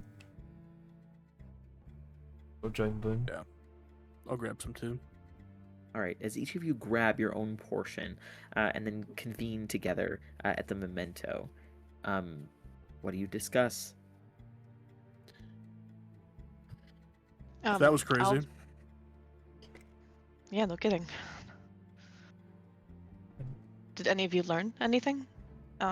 Anything more about what happened? Not a damn thing. I'll kind of lean in and whisper and look at Alex. What's victory fire? Oh, that is, it is. I don't know very much about it, but I know that they use it in. Sorry, Harry, I cannot pronounce this. Victozol Unitas. that right? Victozol Unitas. Victozol Unitas. They use it in Victozol Unitas. It's like a siege. It is used in like siege attacks. And it cannot be put out with water. But you need to put it out with magic instead. But I have only read about it. I've never seen it until today. When we were leaving, I overheard that Liaisong person talking to Lucan. Apparently, getting supplies to make victory fire is kind of a big deal. So I don't know. I think they're suspecting someone inside. Also, apparently, this isn't the first attack against Brave Hollow while Lucan's been in charge. It seems. No, he admitted as much yesterday when with the like assassins and things like that. They were sort of. He said there was issues with There's security. assassins. There was a couple of years ago. They sort of threatened him a little bit. If things don't get under control, they said that Liaisong was going to have to step in. That's ridiculous. That's you guys. That is you guys. It is. Well, I think Lucan is doing more than enough work. Don't you guys have like inroads with them now since you're like part of it? Not really. No. We're kind of on a probationary period at the moment. And I get the impression that they aren't always very receptive to us still. Maybe until we actually join the order, I don't know. But Doesn't this kind of undo some of our suspicions, though? I mean, I know we were investigating, kind of look around, but, those people, but wasn't everyone there? I mean, why would they? no, there were some people who are not initiates who were on the list who would not have been in our common room. Oh. I don't know where my roomie is. And that was another thing that I was going to bring up. We don't know where Hibernal went. But seen her, what like, I did once, find twice. was, sorry, what was that, Boone? I said I've seen her like twice since we've been here. Yes, and Captain Everson was telling us the same, that she doesn't often leave. Wait, that she doesn't leave? Not the main She's lodge. never here. Well, she was here when you We weren't haven't here, been here. Boone. But then when you came Yeah, back, she left. We've left. Oh. Yeah. I didn't see her. But as I was saying, I did see some of this like red powdery substance going towards the requisitions that maybe we could look into. I don't want to pick it up though. Just I have no idea what the substance is, but Oh, it was step in likely it. used. What? I did want that. Oh, Take a look at my feet. Did I step in anything? No, that's chili What? powder. It's in the soup. That's gross. You did not step in it, right? Also, you didn't put shoes on. Yeah, the place was on fire, of course. Ew, your feet are probably filthy. I got a splinter earlier. Terrible. I don't want to know that. ooh. Alex, I did want to ask if you know what victory fire is made out of. Like what chemicals do you need to make it? Not sure if I would know that information. Do I know that information, Harry, with what I You rolled do before? not know that information, no. No, Mm. that's not really what the type of things that I know. But Mm. Greymore seems to know quite a bit about that sort of thing. We could probably find stuff about it in the library, too. I mean, right? If it's We could. some, like, big siege thing. Yes, it is probably used. It is commonly used in like battle tactics and things like that. Maybe we can Or Right. figure. anyone attack that is a good at door, making like though. chemicals. If you're gonna make like an explosion, why would you attack a door? I don't know, trap us Maybe in. to they're get us- trying to lock us to in. get people to evacuate so that way they could get inside. Well, it's under investigation now, so people are still there. What if it was It's a not been distraction? empty. Draw everyone's could attention be that there as while well. they do something else somewhere else. Like right now. Like right Oh now. my gosh, the pact has been stolen. Well, let's not. I mean, we don't want to jump to that. Who knows? Who do you think did it? I think it is too early to say that. I don't think we have enough information. Well, you guys know the most about it, and Brownlock maybe knows how to make it. So right now, Why my would two prime Brownlock know how to suspects make are it? you. No, Greymore What do you knew mean about it. Greymore? So you guys Greymore are my knows about it. prime suspects right now. I just kind of blinks. Who else wasn't there that was suspicious of? Hyvenal and who else? I think it was just Hibernal, from the initiate list anyway that we have. I mean, I'll it's not pull out that the weird list. that she wasn't there, because like she's never there. So, Mm, but somebody Brownlock did leave. Also wasn't there. Yeah, that Brownlock. somebody. Yeah, Brown the Lock wasn't there. I was going to say. I was talking to Griffo Greymore and Alaria, and they were saying that he tends to wake up pretty early, usually to train or have breakfast early. Alaria also did mention that about an hour before the fire, there was a loud sound, like it sounded like someone had slammed the door. That might be nothing, but it also might be a clue. Was Could be definitely something to keep in mind, and I'll write was it down. Hyvenal there last night, or did you not see her at all? She was asleep when I came back into the room after we like did whatever the hell it was we was doing in the hallway. Did anybody catch who was the last person to leave To leave what? the room? Like when the When we just were off during the evacuated. day? Beacon It was was right. Beacon and Rowan. And that's suspicious, right? Well, no. Do you mean like left the area when we evacuated? Because I was at the Yeah. front. Brown was at the front. The last Beacon was person at the to back. leave before myself was Weregild, right? Yeah, Weregild was the last person to leave. They went into their room to get something. Well, that's suspicious. Maybe. Well, they could Maybe be might- trying to get something important. Why wouldn't you grab everything important when you got up? That's what I did.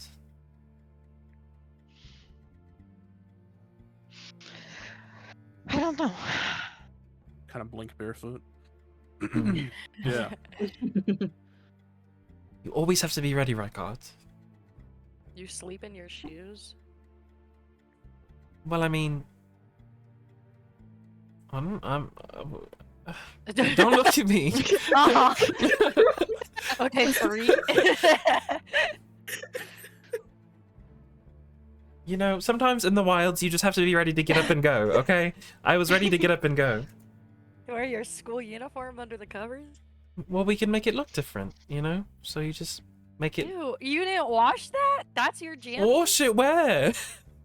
The water. We're losing... This isn't important. I've Sounds like slurped up a depression. huge wonton from my soup and am very disgustingly trying to shove the whole thing in my mouth.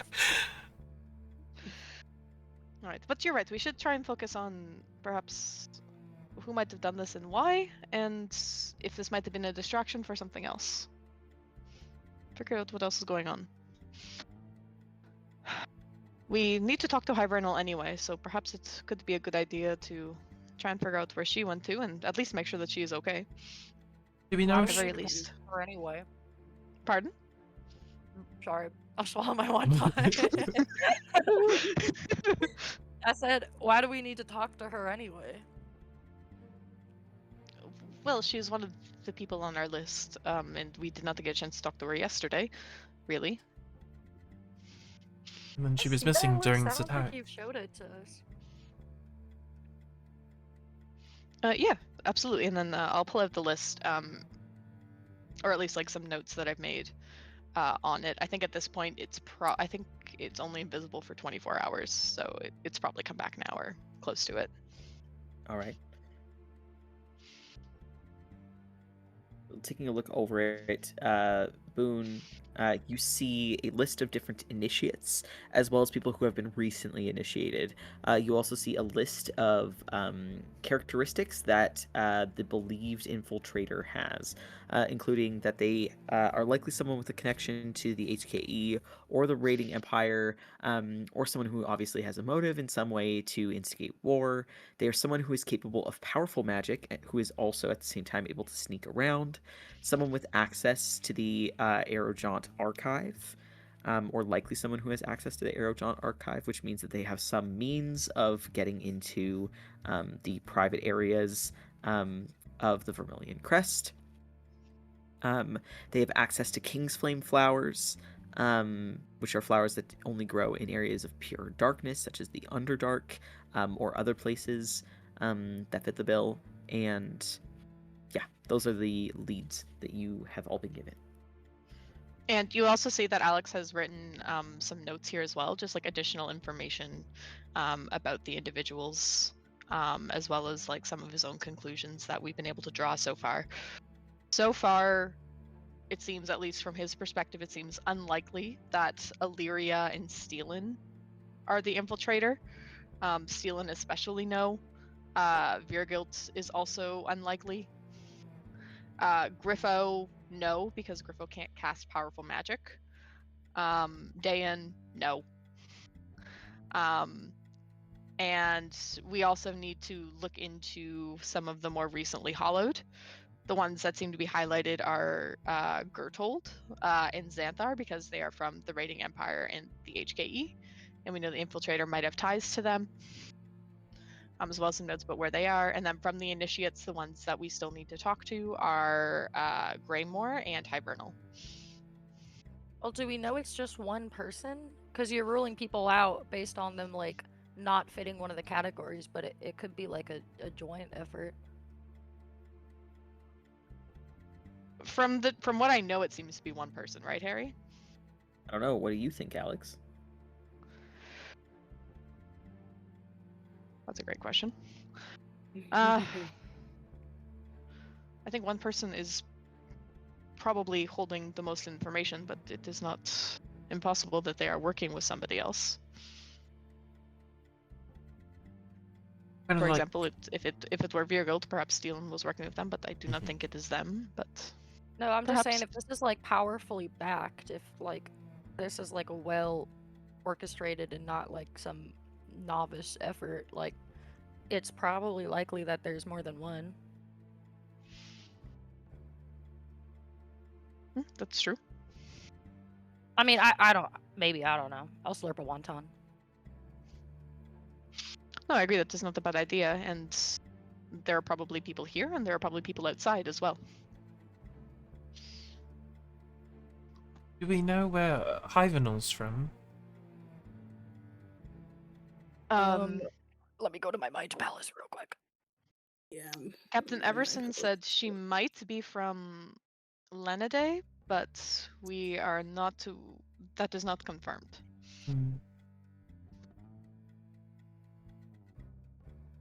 And we have no idea if she's been like inducted into any of the orders yet. No, she has not been. At least as of yesterday, perhaps. Yeah, yesterday she says she was she was leaving to go do a puzzle, which I assumed was like for an initiation thing. But the 2 invites that I didn't take were still there. But then when I came back after she had slept and we did our little detective thing, they were gone.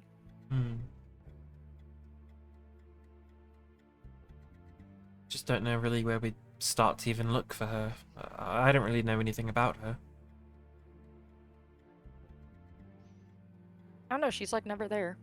I know when we first were like forming groups and stuff, she said she's got her own group, because we were going to like breakfast and I felt awkward like leaving her there. But she said she got her own group, but then There's not like a lot of us. I haven't seen her with like Griffo and Illyria and you can see Boone is like trying to like piece this together as she's talking. Like she hadn't thought of it before. I mean, you were able to tell the location based off of that piece of hair, right, Rowan? Yes. With Wergild, yeah. Have Vernal have a hairbrush or something? See, now that just feels wrong. I also don't really think And that we I just likely can't get back into the rooms for a little while they're doing their investigation. I Throwing don't out ideas. I don't really think I can do that spell today anyway. I was a little startled when I woke up, so I was kind of planning to deal with other things than that.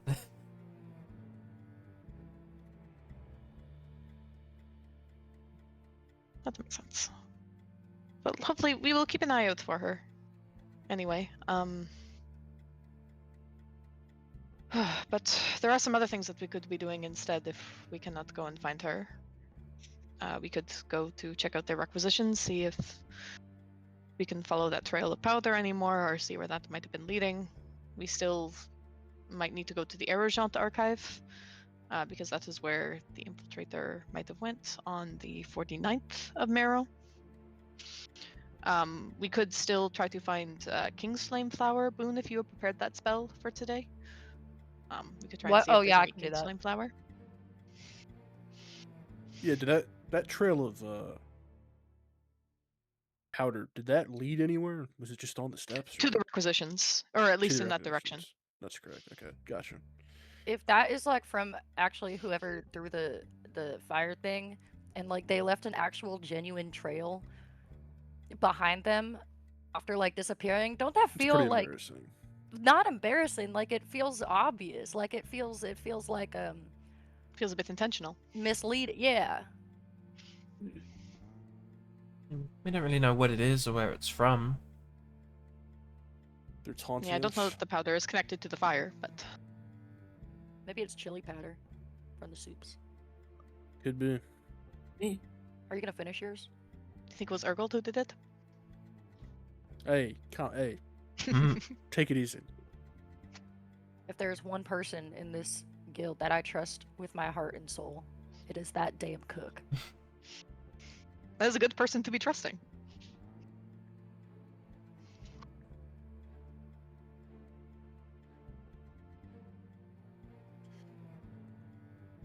Okay.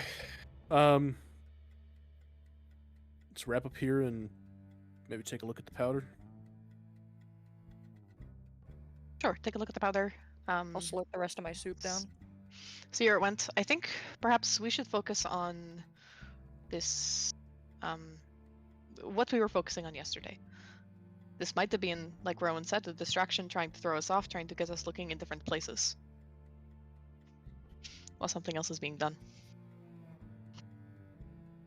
I did say that.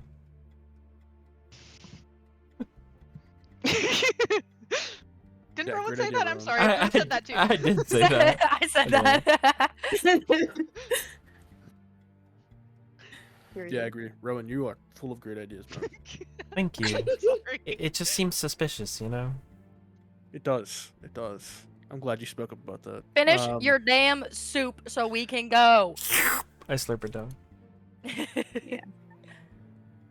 I also slurp it. Oh my god. My God. Okay then. That my No. fucking throat, dude. Jesus Christ. It tastes spicy in a way that none of you have ever experienced before. Although something about the taste reminds you of time spent at the Argafet, Rowan. There's similarly spicy dishes sometimes served there, particularly by the clan Emberkeeper. Tastes like home.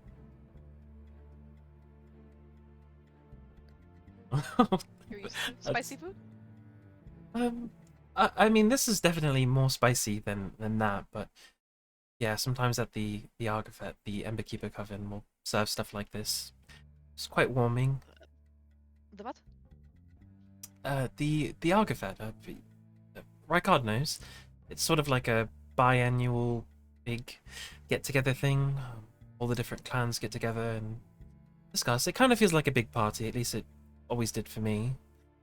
This year's actually the only year I've never been. No. Oh, because you're here?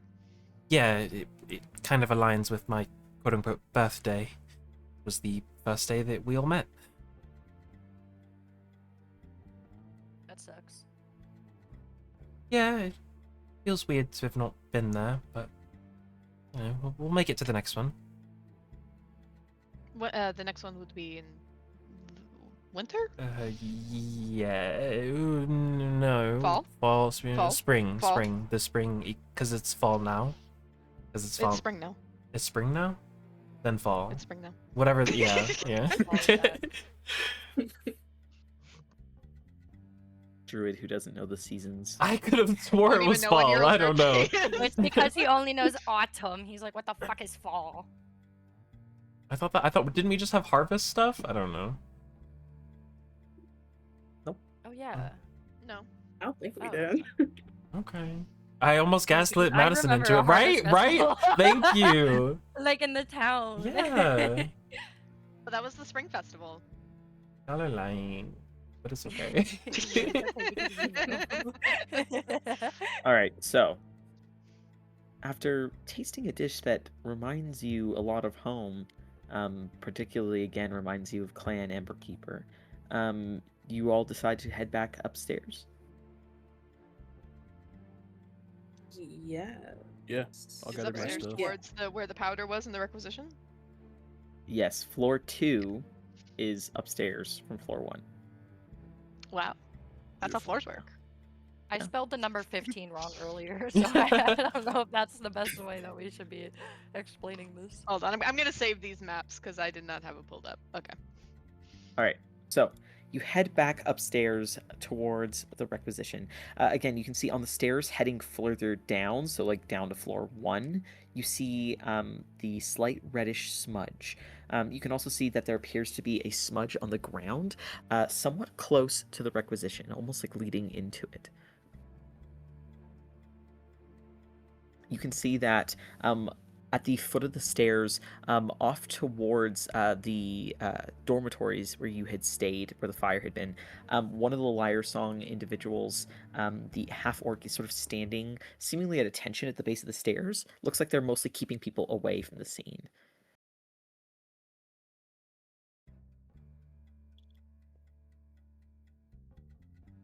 Does the powder look smudged because people have been like walking over it? Roll an investigation check. Okay, hold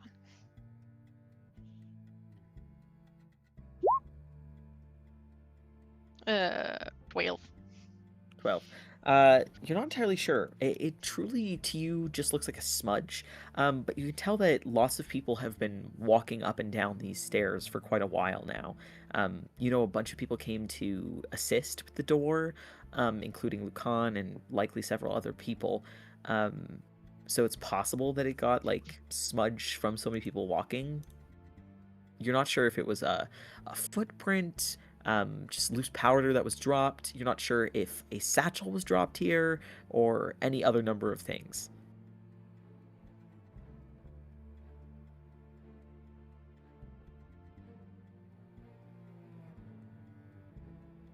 Hmm. Okay, well he said it's leading right in, like in towards the requisitions, right? A different smudge is, yes. Oh wait, there are two smudges.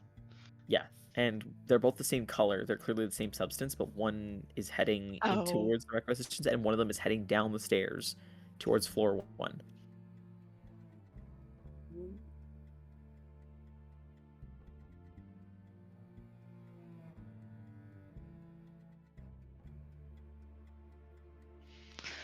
Right, so well it looks like it's going two different ways here.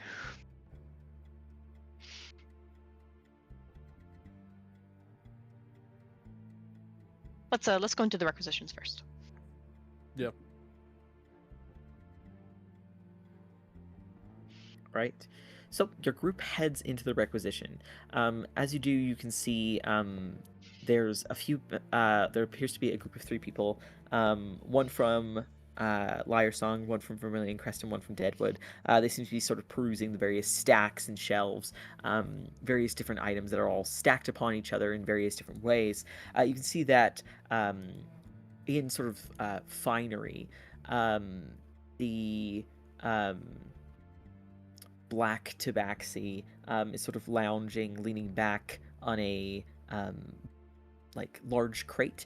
They seem to be smoking something from a pipe, and they seem to be thinking pensively, sort of looking out over one of the rails of their somewhat open-aired shop down towards the training grounds and the waterfall.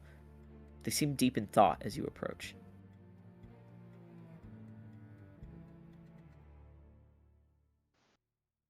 Okay. Well, I probably won't disturb Imbaxious right away. I'll just kind of just try and keep an eye out, see if I see any more of the red powder on the floor. All right, as you keep an eye trying to see if there's any other red powder on the floor, go ahead and roll another investigation check there, Alex. Ooh, 23. Nice. Looking around, Alex, you walk up and down the various ramshackle, somewhat cobbled together aisles of this area.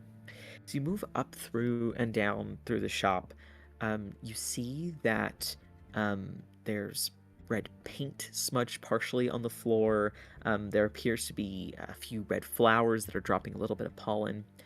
But one thing that stands out to you after about 5 or 10 minutes of investigating is a smudge on the ground where it appears that something small may have been jammed between 2 barrels, right between the crest of 2 barrels left on the floor, jammed in between the 2, somewhat out of sight. You see that there's a reddish powder that has left a little bit of a smudge on the ground, and there appears to be an area where powder has not fallen, where a baggie of some kind seems to have been left. You can tell by the negative space that the powder either had fallen out of the bag and on the ground around it, or perhaps an object had been left here and the powder had sort of like fallen around it, if that makes sense.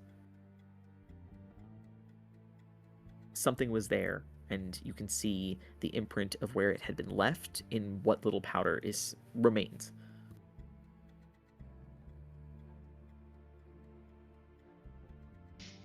All right. And does it look like there's any more powder in the baggie? The baggie's not there anymore. There's negative sorry, the baggie. space where it had been.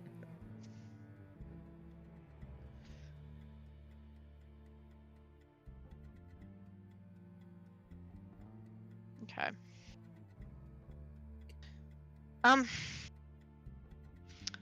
not sure if maybe with this investigation check or not, but does this powder seem like regular powder, like chemical powder, or does it seem like magical powder in any way?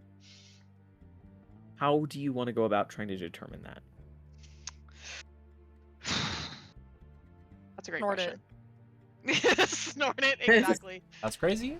No. Yeah, I don't know, maybe just trying to get a better look at it. Not trying to snort it, but just like trying to smell it, like if it seems safe to do so, trying to like, I don't know, like feel like the texture of it. Go ahead and roll another investigation check. So many investigation checks. We're investigating. Investigating. Wow, what is 14. this? Some kind of investigation? As you feel what's left of the powder, only a little bit of it remains and is loose. Probably like under a teaspoon or a quarter teaspoon is there. As you feel the powder between your fingerprints, or fingertips, I should say, it feels warm to the touch. It feels like a densely packed powder, and as you rub it into your fingers, there's like the slight smell of something earthy, but also a little bit like sulfuric to it.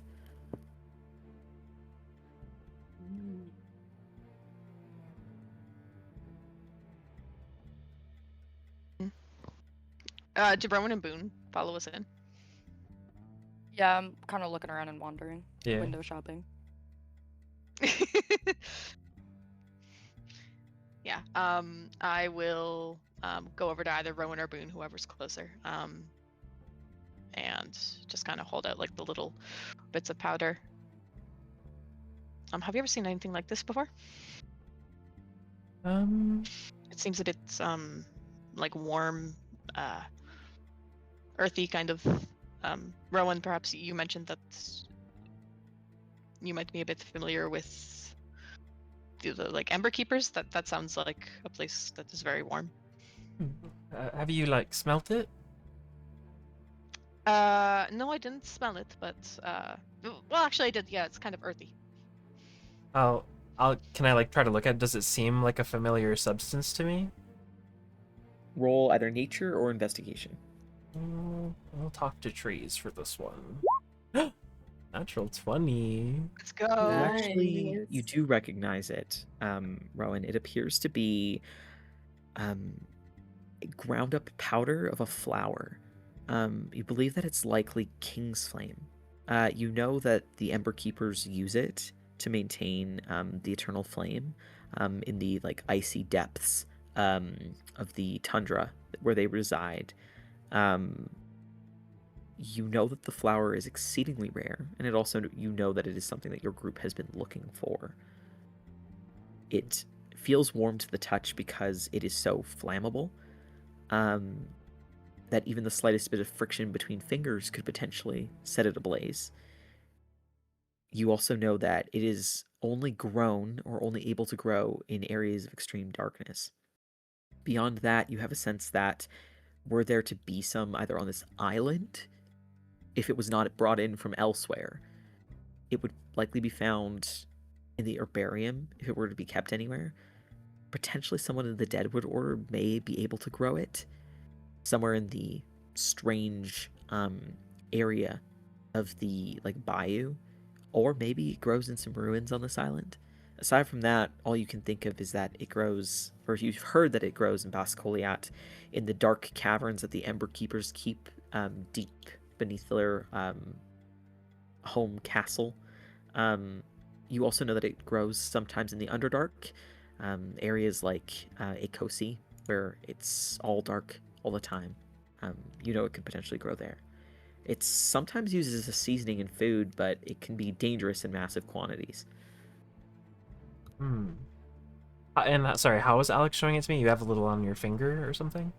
Yeah, just a little bit on my fingertip. Oh, yeah, he kind of like furrows his brow and looks at it a little bit closer, and even just taking like the pad of his finger just to like touch it and feel the substance. His eyes kind of light up. Oh, this is what we're looking for, the King's Flame. It's powdered King's Flame. Someone's ground it down. Oh. Where'd you find it? This is the same powder Oh. that I've been seeing, right? It appears to be, although you're not 100% sure. Yeah. Yeah. Yeah, it seems to be the same powder that we found coming in here. Well, it's definitely that. 100%. Very flammable too. You should be careful with that. Could King's Flame be used to make Victory Fire? I mean, I don't know if I know anything about Victory Fire. It is exceedingly unlikely that you know anything about Victory Fire. Okay. Rowan just kind of shrugs. I mean, I know that it's flammable, but I've never heard of or seen Victory Fire before.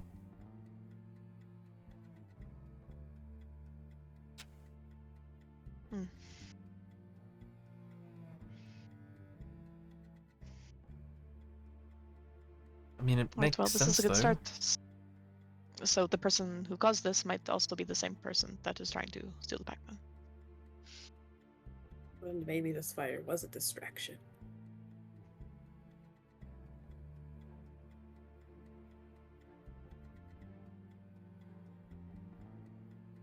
I mean, it is weird for them to have it here, though. I mean, I guess unless they stocked up on a bunch of it. You could ask. We could go look around the herbarium. If it's being grown, it would probably be there, unless someone's doing it secretly, or if there's like a hidden stash in some ruins or something. But it needs complete Could ask darkness the to grow. shopkeep. Yeah, I was just thinking we could ask Ambaxius at least who was here and who could have put, because it seemed like someone put something down here. Or it was bought. It was for sale. Yeah, I don't think he sells that kind of thing here typically. you seem friendly with him. He'll probably tell you.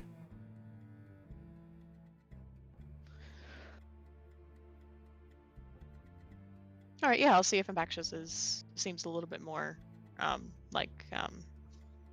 aware, I guess. That's a loss in thought.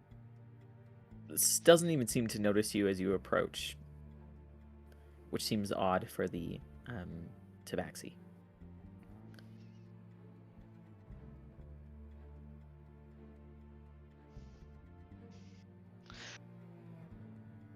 Right, so then, yeah, I'll just head up. You don't want to interrupt was- their thinking? No, I will. Yep. Okay. Yeah. Yeah, he did. I was also thinking that too. Is everything all right then, Bakshis? The Tabaxi blinks a few times and sort of seems to come back into their senses and say, "Oh, yes, yes. Hello, customer. What is it that Ambaxias can do for you today?" Hello. I was just curious. We've been trying to kind of keep track of people after what happened. I saw that you saw what happened in the initiates chambers. Well, yes, earlier there today. was such a loud noise. Of course, Ambaxias had to come over and see what was occurring. What did you see from your perspective? Oh, well, Ambaxias heard a very loud noise.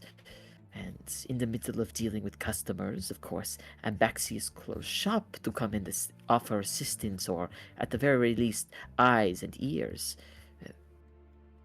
The shop was quite busy, you see, at the start of the day. Many people heading out on many missions today. So, Ambaxias made everybody leave, and then came over to see what was happening.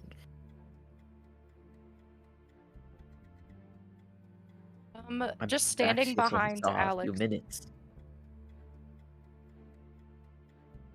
Yeah, just standing behind Alex. Am I able to see if he's like being like either too eager or if he's like obfuscating it all or if like how is he relaying this information?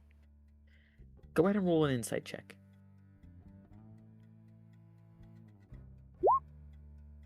17. You have a sense that Ambaxius doesn't seem to be super present for the conversation, seems kind of distracted.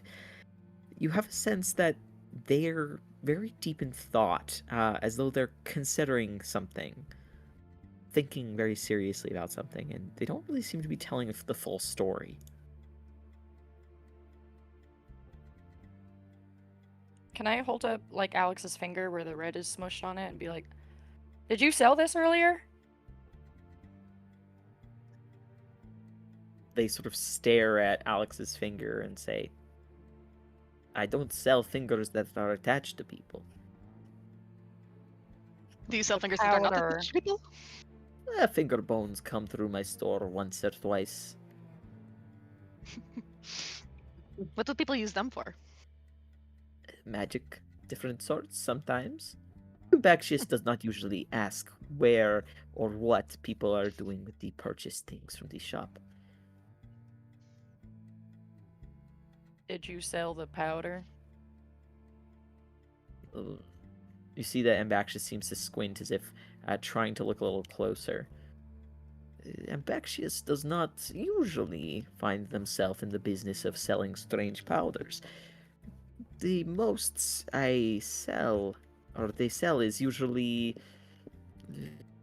spices and such things when they come through.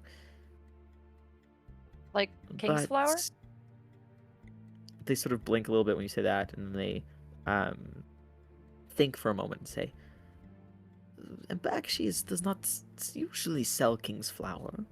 About there was a order that came in, was mistakenly given to Ambaxius when it was meant to be put towards the herbarium, about a month or so ago. And what happened to that order? Did you give it to him? Ambaxius, of course, gave it over to the herbarium. They Can I seemed insight rather check that? surprised to see it. Yeah. Yeah, go ahead. Both of us? Yep.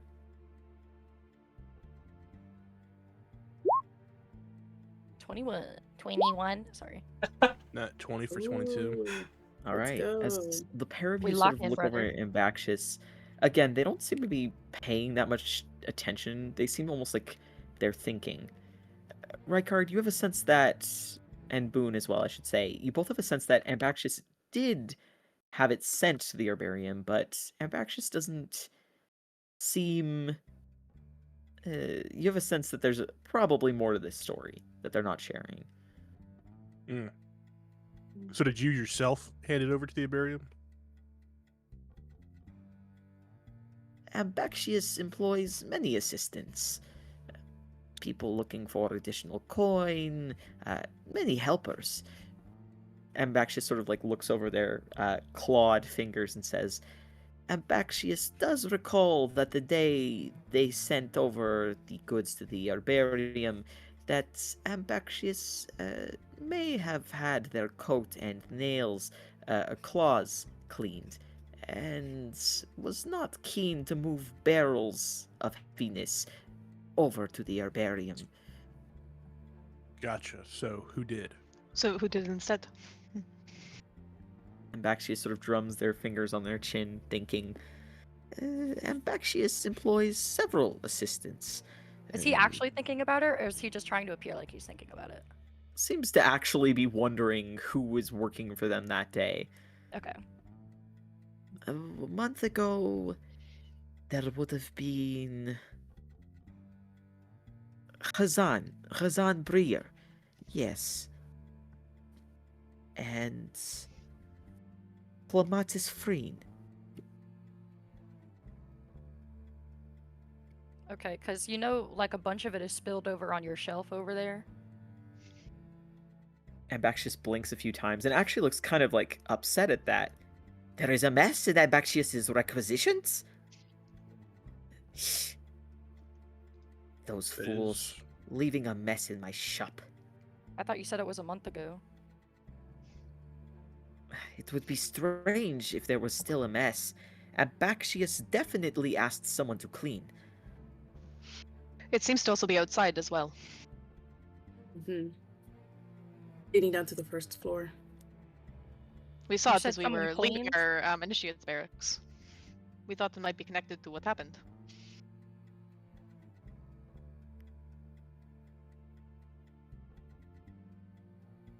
Well, if it has been there for a month, Ambaxius is most disappointed in himself for not noticing. Such a mess is very improper for the shop. But if it is recent from fire, then that is obviously also concerning. Should Ambaxius wait to ask someone to clean it? Well, you said you had someone clean the shop after the powder was moved to the herbarium. Who'd you have clean? It would be one of the same two people. They are my primary assistants. Clematis Frine is from Deadwood Order. Very easy for them to come over since barracks are right over there, and gestures towards the herbarium, and then puts a hand over their mouth as though they revealed a bit of a secret, but you can see there's a bit of a mischievous look in their eye. And Hazan comes from Vermilion Crest. Gotcha. So You how said often the- do they come by?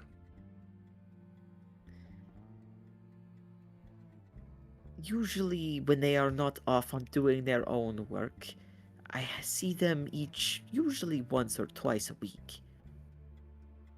And last time you saw them was? Did you see them today? Ambaxius has not seen Khazan for about 3 days. Clematis was yesterday. Gotcha. Do you know when the last time they came into clean was? Yesterday, most likely. Okay. And one more thing. You said the King's Flame, it was delivered in barrels. Is that correct?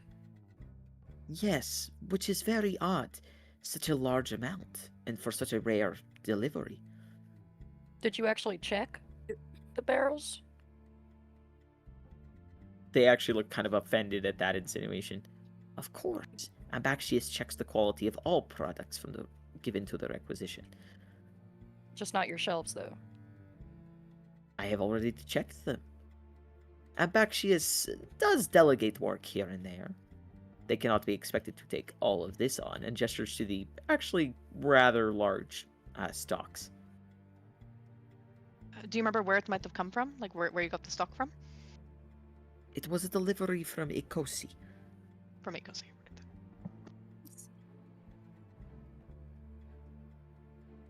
Do you usually receive stock just cause, like, to sell it, or do people order it specifically? Typically, these things are ordered specifically, if not by Ambaxius, by the chapter captain, or by one of the captains of the orders. But here and there, Ambaxius will order something for someone upon request.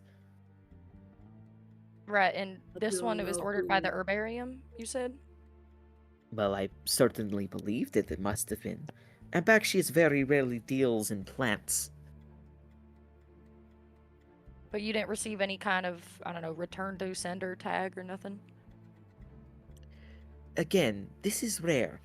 It is not as though there is a port beside our shop where goods could be brought in. Things are typically sent by chapter captains from elsewhere through teleportation circles to Vermilion Crest, or they need to be delivered to the port city of landing and make the occasionally treacherous journey to our hideout here. Right. Do you know who dropped this one off, perchance? This one was brought from a teleportation circle. I do recall that because the order was so large. It is very rare for Ambaxius to receive such a large haul in one go. It was so large that Urgul was needed to help move things up the stairs. You have records what was in that order? Yes, Ambaxius does keep records. And Ambaxius turns around and you see tucked behind the crate, they begin to flit through a series of parchment that is like stabbed through. There appears to be like hundreds upon hundreds of pieces of requisitions, all sort of stacked together. You see they flit through, and they remove a single piece of parchment from where it's sort of stabbed through, and seem to quickly flip over it with a slightly confused look on their face, but they hand a piece of paper over to you. Upon it, you can see quite a few different things were ordered. Some of them don't really seem to have any specific meaning to your group, whereas others seem to be quite specific. You see orders for a bunch of different items that are very common. Things like rope, pythons, hammers, crowbars, lockpicks. You also see goods that are slightly more specific. You see vials of acid, alchemist's fire. You notice that on this particular order that there seems to be quite a few different alchemical items that you would expect to see delivered to the herbarium rather than to the requisitions. Do any of them mention King's Flame? You do see that the bottom of the order appears to have a large grease stain that covers the bottom and smudges Oh. off 4 different items. Now these Hmm. last 4 here, Do- you got any idea what those were?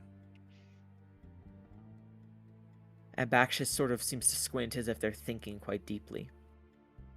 Abaxius recalls that several of these items were strange to be delivered here. 2 items should have been brought to Herbarium, and 2 to the Arcanum.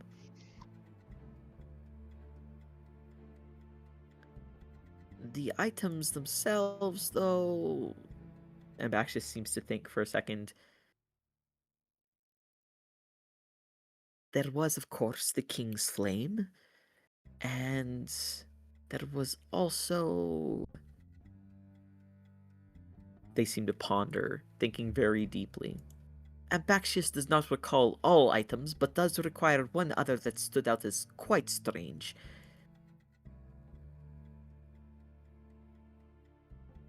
Yeah, continue. There was Heliotropium arboreum. Ooh, why was that strange? The heli- Alex with the notepad in the corner writing this shit down. For real. What is Heliotropio arboreum is typically another thing that is grown by some druids in the Deadwood Order. It stood out as strange to Ambaxius that it would be ordered instead of simply grown. Maybe they needed it quick for something.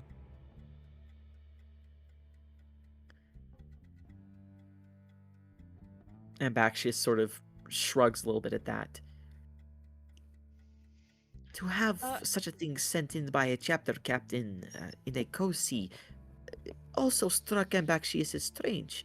Heliotropium arboreum does not grow in a Kosi, best as this humble tabaxi can recall. Gotcha. You said that what chapter does it captain placed usually that order? grow? Yes, chapter captains send different items to us from the places that they are.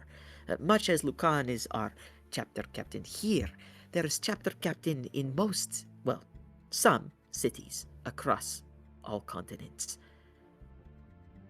A Kosi is a underdark, underground city. Heliotropium arboreum requires pure sunlight, very bright places to grow. Yeah, sorry, I mean lodge holder, Sam. Okay. Just wanted to make sure. I was like, how many chapter captains are there?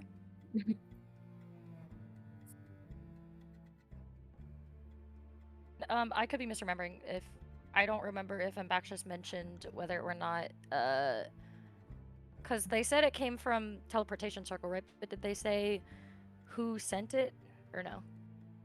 They're saying that it would have been sent by the lodge holder of Akosi. Okay, word.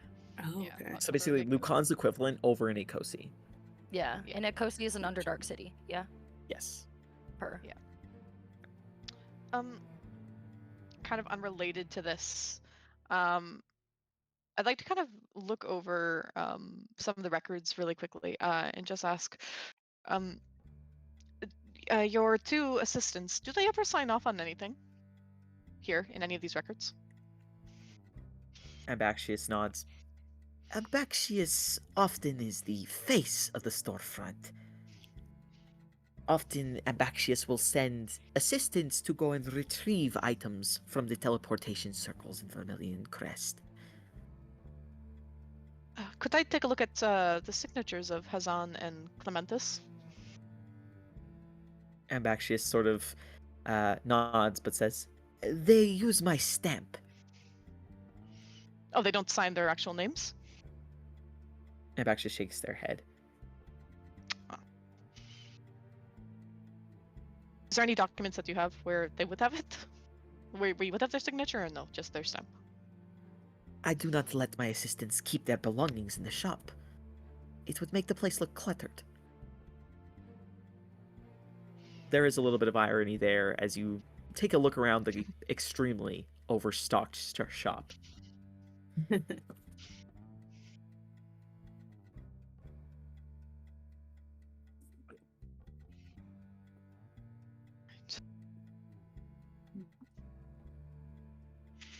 They don't have like any like type of contract with you? And Bax just sort of blinks at you. We are all members of Brave Hollow. There is no need for contract. They do not need to work for Ambaxius if they do not wish to. Okay, no, that certainly makes sense. Sometimes it's good to have these things down in writing. You are, of course, correct. Ambaxius does not feel the need to force people to work certain hours or such thing. Ambaxius is not a monger from the Free Irons to force someone to be beholden to a piece of paper.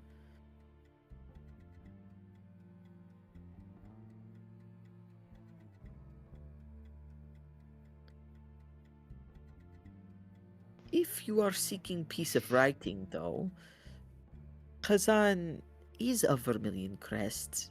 Likely has notes on something somewhere. They are very bookish type.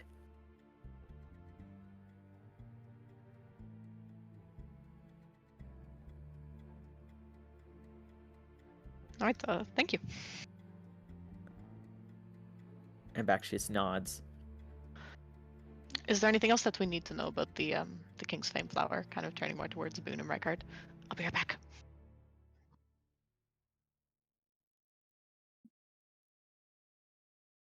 I think that about wraps it up.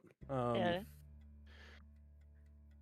Yeah, so before one we more- leave the shop, I'll slide 10 gold pieces across the counter to Ambaxius for the help. And I will. turn Ambaxius around. sort of slides it back over and says, Ambaxius sensed that Ambaxius may have done something wrong. You keep coins until you find whatever answers. Yes? Scoop them back up.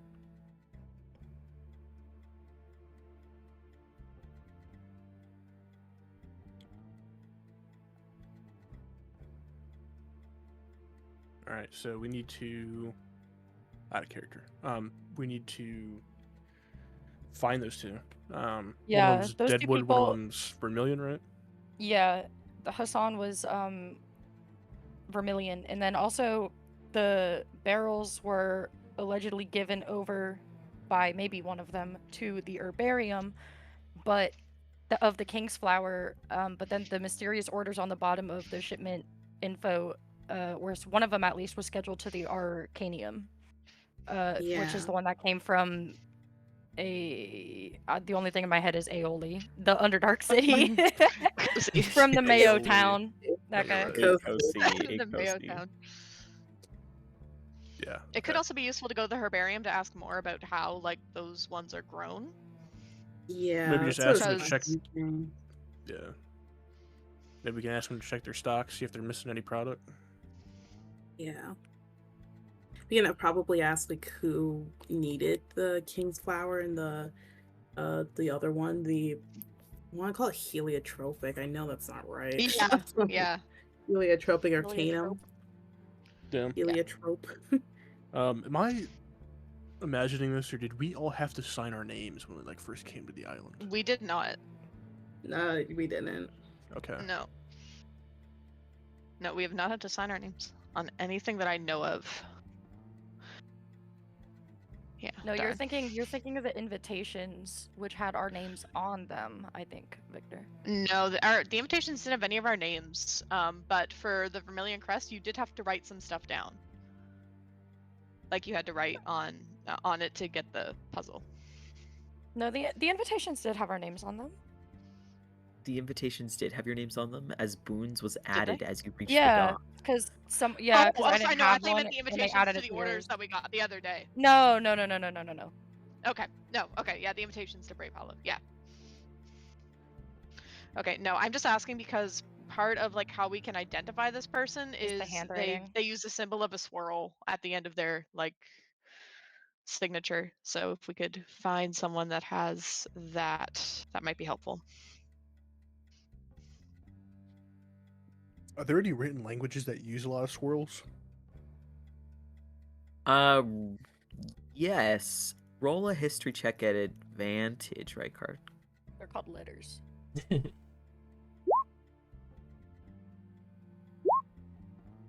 12. Rykard, there are some languages that use more like swirly script. The ones that you certainly know of would be Raidiri, which is like the traditional language of the Raiding Empire. You also know that any of the Elven-based languages, so Undercommon, Elven, and Sylvan, all also have like very swirly script. Gotcha. So maybe that's a remnant of their normal language they write in. This could be. It could be. So maybe somebody knows Raidiri the- has spoken in many places recently, right? Because raiding has taken over. Is that Yeah, right? it's a language commonly used for like trade as well. We don't use that word here. Taken over. What word do you use instead? under new management.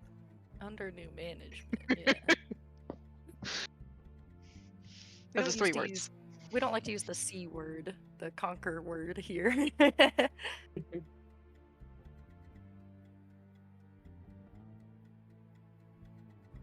All right, herbarium or arcanium first? Which one? I think probably the herbarium. Area. Yeah. Yeah. All right. All right, you're heading over to the herbarium. That's correct. All right, as you walk across the sort of narrow hall, you hear the tinging of hammers from the smithy. You can see that your companions, who had all been up in the commons, have basically cleared out from the common area, and you can still see that lyre song sort of detective at the foot of the stairs. As you head into the herbarium, let's take a 10-minute break. Alrighty. Okie dokie. Alright.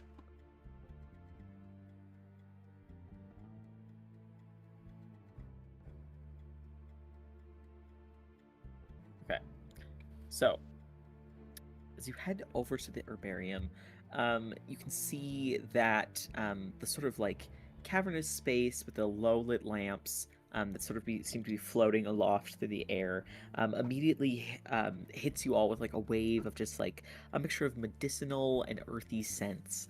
Where before, the day before, there had been like a pixie who had been tending to the sort of pseudo storefront. Today, you see that there appears to be a dragonborn with sort of deep green scales. They are wearing the telltale colors of the Deadwood Order. You can see that they're sort of lounged back on a small wooden stool and at a tiny little desk at the back of the space. They seem to be working with a mortar and pestle, as well as several alchemist supplies in the corner. They seem to be hard at work, but as you approach, they sort of call over their shoulder, "Coming soon. Just give me but a moment." Okay, take your time. You want to snoop around? Yeah, I'll just Yeah, kind of I'll look just take- around. Yeah. Same here. Probably, are we looking for the powder or like any signs of that? Or I think and just Beacon anything will be else. looking for the Just powder. all right, maybe we could help each other because I think we're both proficient in investigation, Beacon. Yeah. Yes. All right, so why don't we work together to try and find it? If Harry says yes. Sure. As the pair of you begin to look specifically for the powder, Boone, what are you looking for? Anything suspicious? I imagine there's like little buddy cop music playing in Boone's head right now, like a you know. No, but okay. So, as what do you mean by buddy cop? Like, you know the cop theme from SpongeBob? No. No. Don't get caught up on it. It's not important. This is so important to me. Move past it. Move past it. All right. So Anything that you- screams out of the ordinary, in Okay. relation to the events that have just occurred or that we know, like, could involve with the pact. I don't know. So I'd say that's probably you're more looking like generally around, just trying to see if anything Yeah. does stand out to you. So I'm gonna say a perception check for Boone, and I'm gonna say an investigation check. I will allow you to do it at advantage. If the pair of you are working together. Rykard and Rowan, Okay. what are the pair of you up to as you enter the I'll space? roll if you want. Cassia? Yeah, go ahead. You can roll. I'm just waiting for the person to come on out. Thank God They're for snooping advantage. for 21. me. All right. So, as you sort of splinter off into almost like smaller groups, beginning to look around, Boone, you notice that there are myriad plants and lichens that seem to be growing out of the walls themselves. A bunch of them sort of seem to drape down from the ceiling, or like blossom out of the walls proper. There are a few sort of smaller, almost aisles, on which there are a few shelves that have small plants, large plants, pre-ground plants, dried plants, mushrooms, a few crystals that give off a soft glow. There's a whole bunch of different substances that have also been pre-mixed that are on the walls as well as on the floor. You can see that there are some bugs that are sort of flitting about the space. There seems to be a few bees that are hovering about, moving from plant to plant. You see one particularly large and round bee seems to be almost rolling around in a open blossom, getting covered in yellowish, orangey pollen. You see that there are spiders crawling around sort of near the roots of some of the flowers that are growing. And there's like sort of long spider webs that extend between a bunch of different plants. And there appear to be the roots of a tree pushing through the ceiling and down towards the ground, hanging about 2 feet down from the 8-foot tall ceiling. There are portions of the sort of cavernous space that droop down and slope heavily. And of course, the pair of you, that being Boone and Rowan, do see the hidden door that leads back to the Deadwood Order space, hidden behind a series of mosses. As you peer around the shop proper, Boone, you do notice that a lot of the shelves seem to be rather empty, as though perhaps people have been purchasing a lot of substances recently or clearing out the shelves for their own alchemical creation purposes.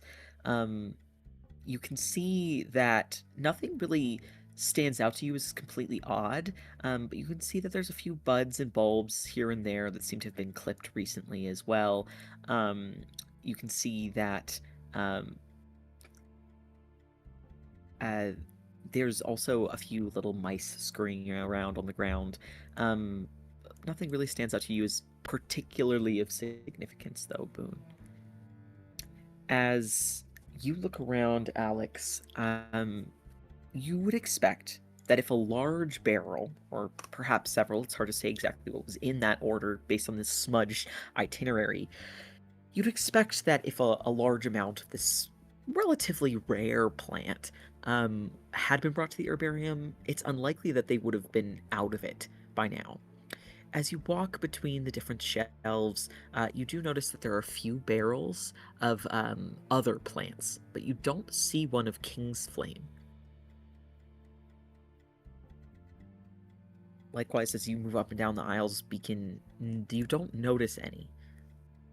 You can see that many of the items seem to be organized not alphabetically, as one perhaps would expect, but rather by the biome in which they are grown. As you head to an area that has a bunch of lichens and mushrooms that give off a soft underdark glow, things you'd expect to grow in the dark, you see that there are dried roots and plants of various different types kept within a darkened cabinet that appears to have some sort of arcane sigils all over it. It's the only place that you cannot check to see if there are some. Wait, why can't we check? It is like a closed cabinet that is covered in arcane sigils. Oh, okay. Gotcha. The Dragonborn eventually, after about 5 minutes, seems to finish whatever it is they are doing. You see that they stand up and brush themselves off and totter over towards your group. They appear to be a bit older. They have this sort of like long, almost similar to like whiskers coming off of their snout, and they have like large teeth that are sticking off of the top of their mouth. They seem to try to give a smile, but it looks a little snarl-like. What can I do to assist you today?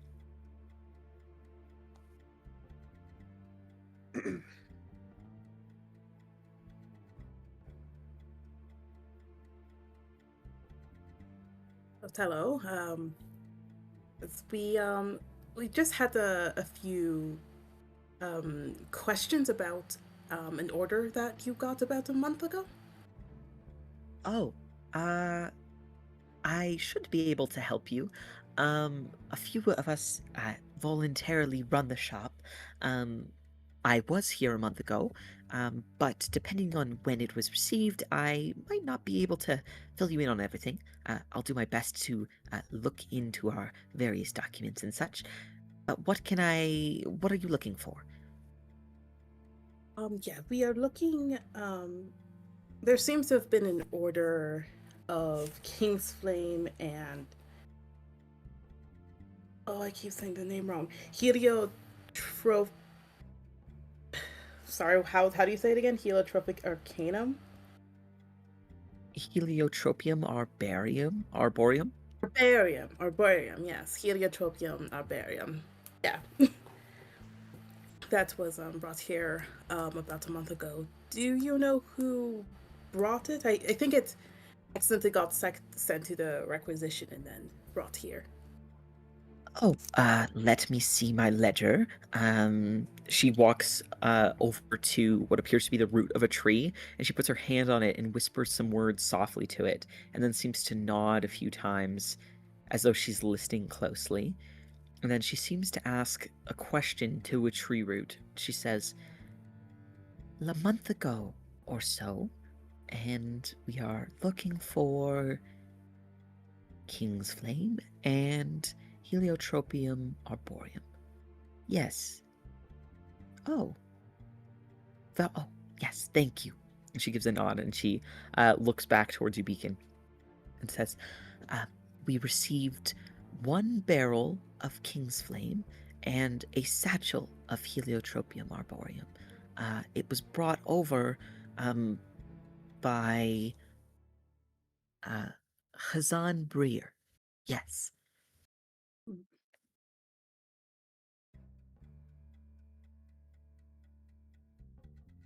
Gotcha. And when you opened it up, to take, stock of its contents, was all of it there?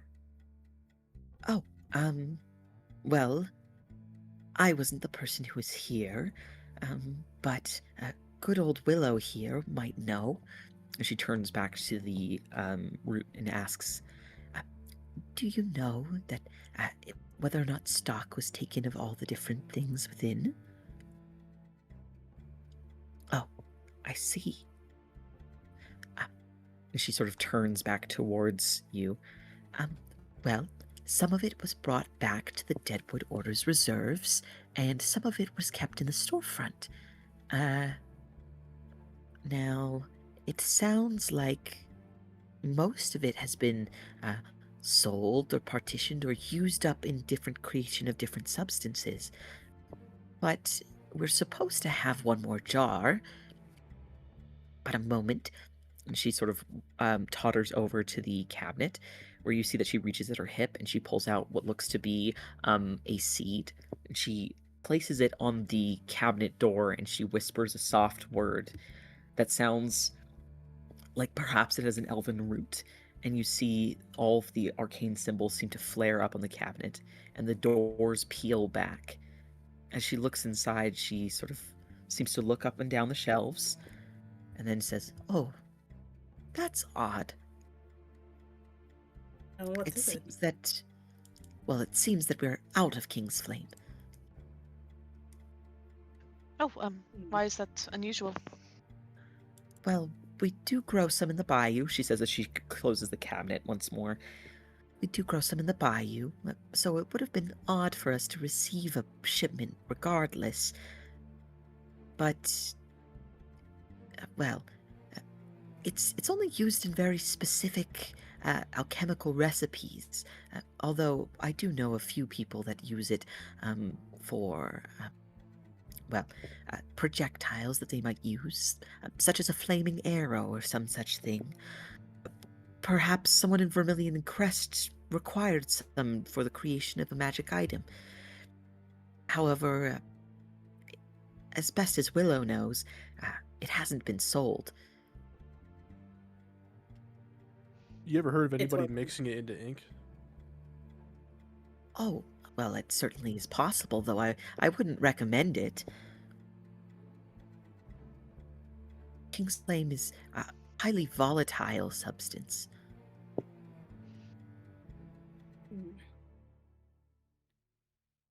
Does Willow know the last who took the last jar of King's Flame? Well, I can certainly ask, but she just said that we should still have some in stock, so I really doubt it. When was the Hmm. last time that Willow saw the King's Flame? Wow, you're expecting this tree to know sure of a heck of a lot, but I'll go ask her again. Well, it seems like she Do does you- know quite a bit.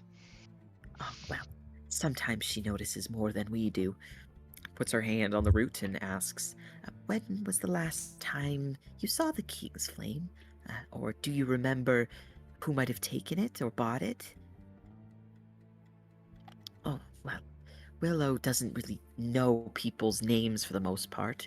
She knows Hazan because he comes by so often. Between you and me, and she sort of leans towards you guys, he was looking to get a love potion. And then, of course, I told him, we can't sell you a love potion. And he said, well, can you sell me something to make me look a little bit more admirable?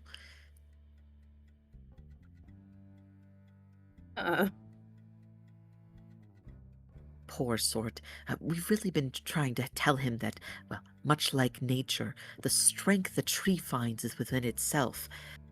However, well, he was looking for something just to spruce him up. Anyhow, he comes by a good amount. I think he's hoping that somebody who's more talented in potion making might be able to help him. Anyhow, speaking of Willow potion isn't making- sure.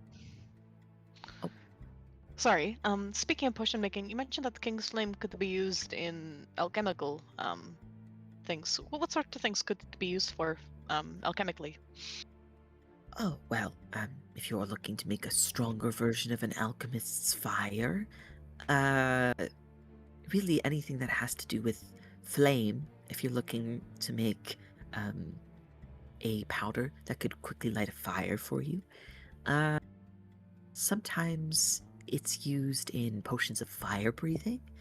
And of course, there are stronger uses for it, but nothing I would expect someone to do here. Is there any way that one might be able to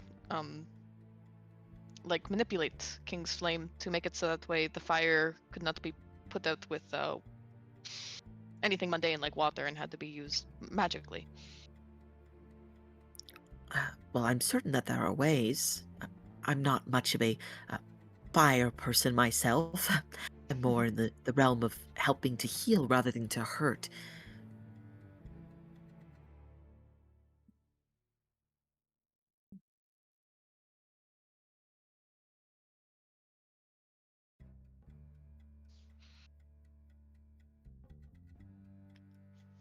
I was gonna ask another question.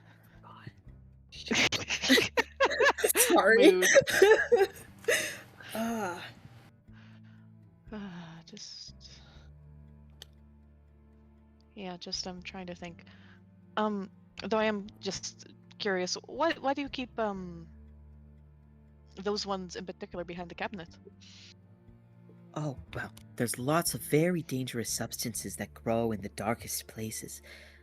And some rarer substances, so I try to keep them secure in here. We all do. Well, that makes sense. Yes. Wow. You're not lanterns, are you? No, no, just initiates. Oh, Kind of well, pull at the. very inquisitive initiates. There's a lot going on today that we are curious about. Oh, yes, the fire. I did hear Mhm. about that. Yeah, we are just trying to help in any way that we can, or try to learn more about what might have happened, since we were so directly involved. Directly involved. How so? We were sleeping in the initiates chamber, barracks. Oh, well, glad to see you made it out all right. Thank you. Does Wasn't so long ago Clementus? that, yes, Oh, sorry. go ahead. Sorry, no, please, you first. Oh, I was just gonna say, wasn't so long ago that we had another round of initiates. Anything like this happen? Like a fire? Yeah. Oh, well, people with magic are always doing something silly with their magic. Come to think of it, when the last round of initiates came in, there was a small fire. It happened in the library. Was it anything course, like the one dangerous from this place. morning? Oh, well, I wouldn't really know. What was special about the one this morning? It was a bit magical. It required magic to put it out, and water only made it stronger. Which is why I was Oh. curious about if King's Flame might have been used to create something like that. Well, it certainly is possible, but I'm sure that there are spells that could have been able to do that as well. Of course. Does Clementus come around here very often? Oh, Clematis does come by every so often. Of course, there are places that she needs to access through here. But beyond that, she doesn't really volunteer here. Funny you should bring her up, actually. She's the one who first introduced me to Hazan. They were in the same group of initiates, you see. Oh, so are they like friends? Well, I do think that Clematis wishes they were more. I was under the impression that that's partially why. Well, I thought that was partially why Hazan was coming by to ask for something to aid him, perhaps in wooing her. But she came by a little while ago and seemed quite crestfallen. It turns out he has eyes for someone else. It's unfortunate. I really feel that that girl would have done anything for that boy.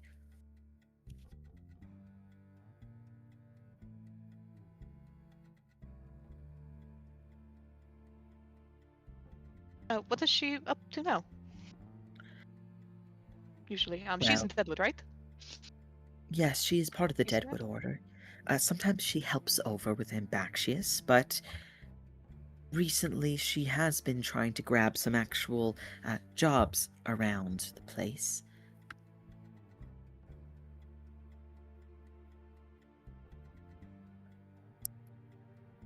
I think that she got a task or two from Lucan recently. She was gone for a few days there, but she should be back now. I think she's back in the bayou. Is the Bayou a place where anyone can go with someone from Deadwood on kind of gesture to Rowan and Boone? Would we be able to follow them in, or is it exclusive only to Deadwood? Well, it can be accessed with an escort, but any of the other areas beyond it are not accessible by anyone but a member of Deadwood.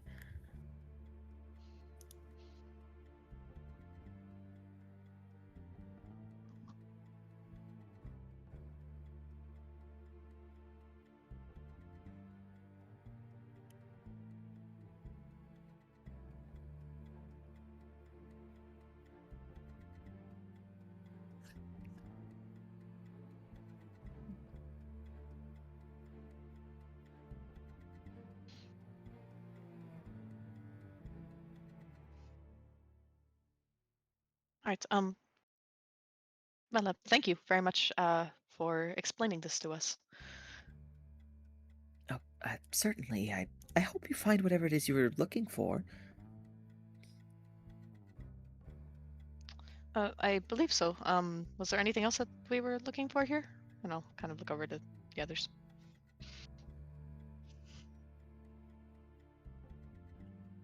I don't know.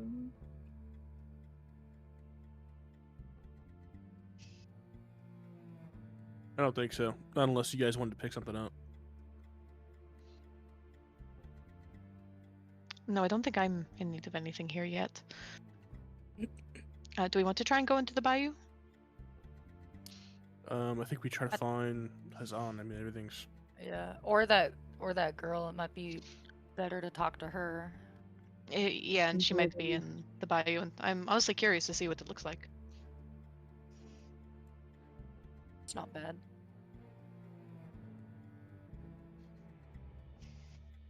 I haven't really looked around much yet there either, but well, we could go. We're already here. Take a chance to look Door's around. right there. Yeah, let's do it. To the bayou. Going down the bayou. All right. You can see that the Dragonborn seems almost like hesitant to let you all through, but seeing that you do have Rowan with Boone with you, she sort of acquiesces and does walk towards the moss-covered door, where she sort of uses her body to like hide how to actually open it, and then the door swings open, and she steps aside to let you all through. As we're walking through, I'll say in Draconic, thanks for the help. Whoa. You see, she sort of seems to give like almost like a slightly shocked blink, and then she gives the small nod of a head as you pass through. As you do, you're all immediately met with a sort of long grove of trees with a central clearing, almost like if a like city street had been entirely claimed by trees and vegetation and nature. Looking just beyond the long strip of colorful grasses, you see what appears to be a central pool of water. In some areas, it appears brackish and dark, full of mosses and like kelpie plants, whereas on the other side, it appears crystal clear, with some like lotus-like flowers blossoming at the top of it and lily pads growing on it. You can hear the croaking of frogs as well as the chittering of squirrels moving throughout the trees.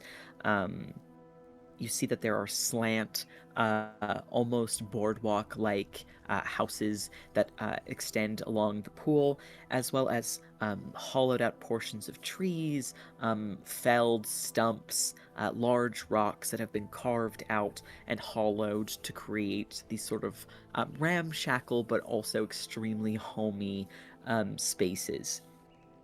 As you walk through, you feel a sense that the creatures of the grove, Alex, Beacon, and Rykard, seem to almost watch the three of you a little bit more closely than they seem to focus on Boone and Rowan. As you move forward, you do notice that there are some people who are moving throughout the grove. You see a person with greenish skin and pink hair who seems to be singing a song to a tree as she moves her arms. You can see that this tree almost seems to be like extending its branches as if it's stretching ever so slightly, almost as though it's being guided through some sort of almost magical tree yoga. You can see that there is a person hovering up in the air above what appears to be plants that are just floating aloft in the sky. And you can see that they seem to be sending forth like globules of water out of the pool towards the plants, almost water these hydroponics that are floating up in the air. You can see that there's a group of people who seem to be carving up mushrooms out of a hollow, likely for food or some other type of foraging. Distantly, across this like bayou of water, you think you see a like stilted building that seems to be formed out of pure stone and covered in moss and vines. That seems distant and appears to only be accessible by like a boat that seems to be made out of a hollowed out giant acorn. You can see that there seems to be like a central, almost convening area that has large fireflies that flit about, illuminating the space a little bit more. And there's this simulacrum of like a sun-setted sky that seems to be above all of you. You can tell that it's not real, as it seems ever expanding, and this must be a confined space to some degree. But it feels natural at the same time.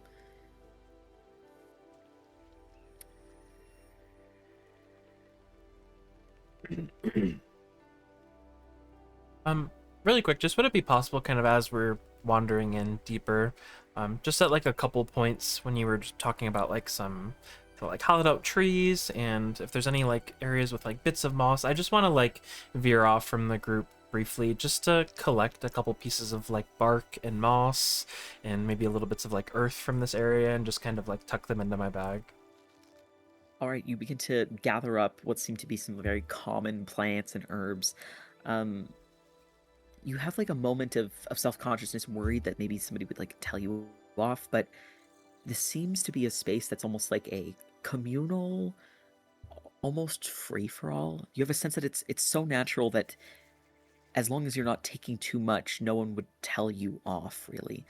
And you notice that as you do, a little like green ferret-looking creature sort of like trots up along the hollow of a tree, Rowan, as you're picking some plants. It climbs over your shoulders and up in your hair, and then hops off of one of your antlers, using it as sort of like a launching pad to scamper up into another tree.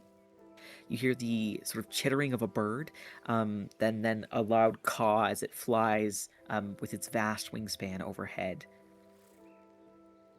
I'll after taking some things, seeing that there's tons of life in this area, I'll take out 1 day's worth of rations, just mostly focusing on like little nuts and seeds and things that I think, you know, kind of woodland creatures like this might prefer, and I'll just kind of leave a little pile of them on like a stone or some kind of flat surfaces to say thanks for what I took.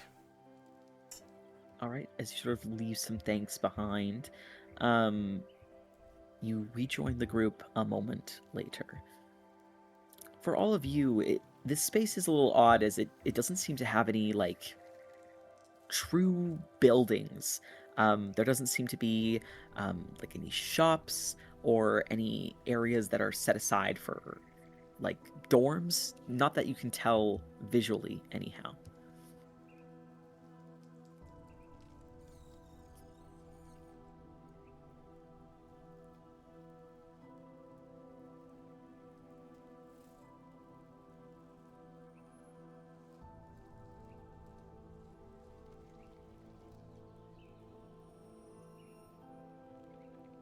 As you take in the sort of strange wilderness before you, where are you intending to look?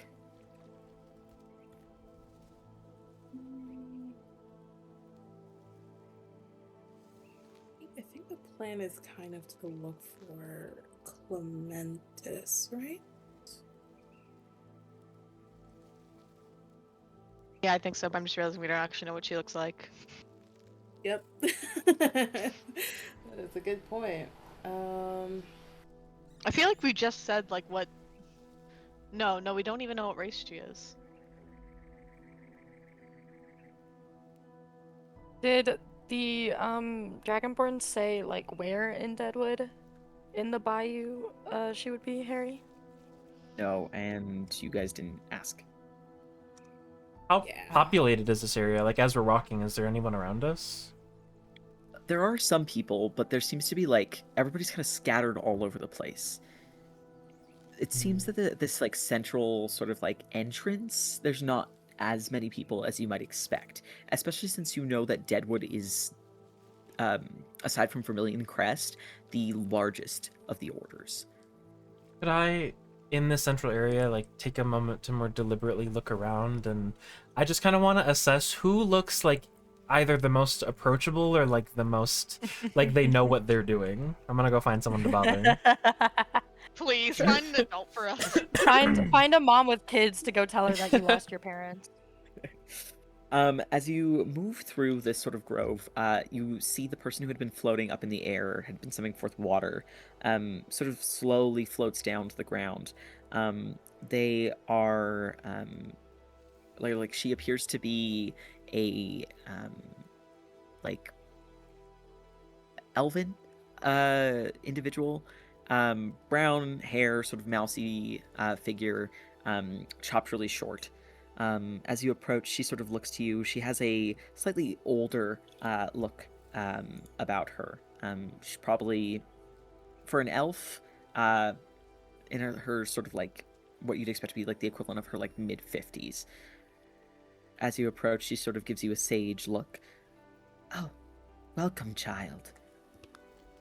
You are new to our order, yes? I am, yes. This is actually my first time being in here properly. Well, welcome. Take in nature's bounty in abundance here, and find solace where you can. Thank you. I'm trying to. Sorry to bother you. Actually, we're sort of looking for someone. I'll be honest. I haven't really seen or met them before, but it's a girl named Clematis. Have you seen them? Do you know them? Clematis Frine, yes. Oh, sorry. Yeah, Clematis. Do you know where they might be? We were told we might be able to find them here. Yes, many of us children of the Elder Blood find our way back here to our roots. And she gestures to sort of the grove around. She can be found this way, and she turns off towards what you think is like the eastern direction. Over that way, beyond, you will find a space where we tend to find repose. Although you are, of course, welcome to rest your weary head at any root or knot, any bayou place that calls to you. There is a space where people lay their heads to rest. We call it the Wiltmore. Ooh. That sounds really cool. Come, follow me, child, and I shall take you there. Alright, thank you.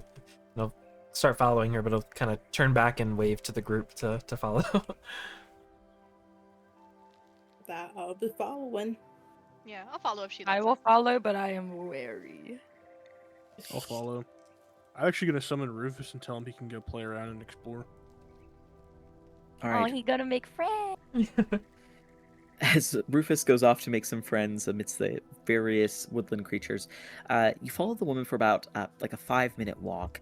She takes you sort of jumping over roots and swinging through different branches. She leads you through like under fallen trees and across a babbling stream. Where you see what appears to be almost like a solid wall of trees that are so densely gnarled and tangled and rooted together and covered in thorns. As she walks up to it, she looks behind her towards all of your compatriots. If you pass through here with your allies, know that you are responsible for their actions. Oh, right. Well, I'm gonna turn back. Nobody mess up anything. That's right. We won't touch anything. The blame falls on Absolutely. you, Rowan. You hands too. My hands are in my pockets. Mine aren't. The lady sort of looks over all of you and gives a nod, and then she turns her face back towards the wall of roots, and you see that she sort of gestures for Boone and Rowan to come closer. I'll walk up. Come on, Boone. I'll kind of turn my head in case I'll this is shuffle private. forward.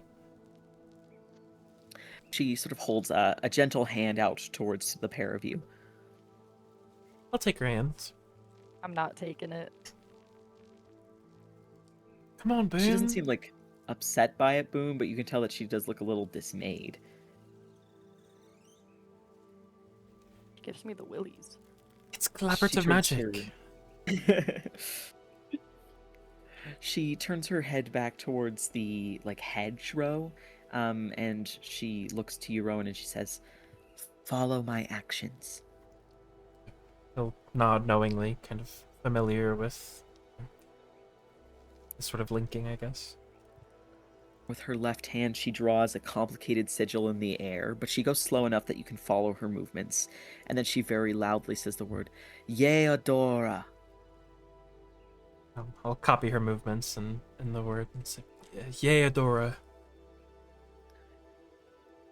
You see that the hedge itself seems to like bow and bend and peel back, revealing just beyond a long tangled series of like massive vines that form a thick bridge to where you see what appears to be like very elven styled architecture that swerves and tangles.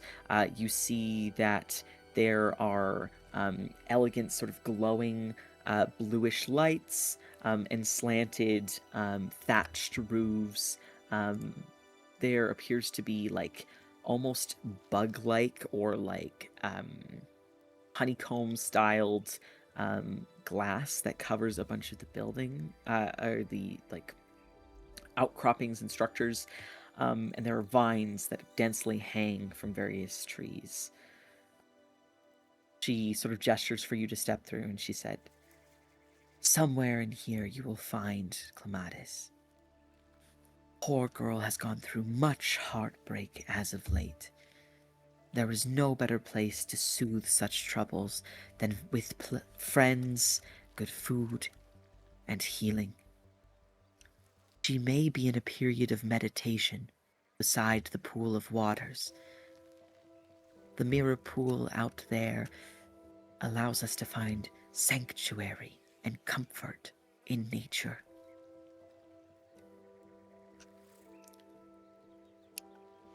Could you possibly describe her to us a little bit? I still only know her by name.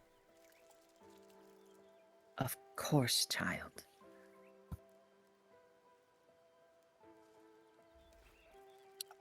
She sort of seems to pause and think. Clematis is a young child of the elder blood. She is from the place of knowledge on the island far away. But more recently, she comes from the town of industry, where she made her first journey here. Her hair is the color of marigolds and tiger lilies. And her skin... she seems to think. Sun-kissed but pale.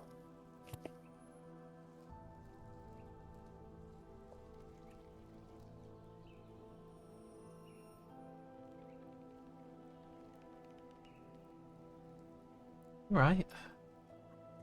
Well, we'll keep an eye out. Thank you so much for your help and the words of wisdom. My name's Rowan. I'm kind of extend a hand to properly greet her. She sort of like reaches out and she like grabs sort of like at the joint of your elbow, making you sort of grab onto her arm at the same place, and gives a like deep nod of her head before standing back up upright. My name is Valera.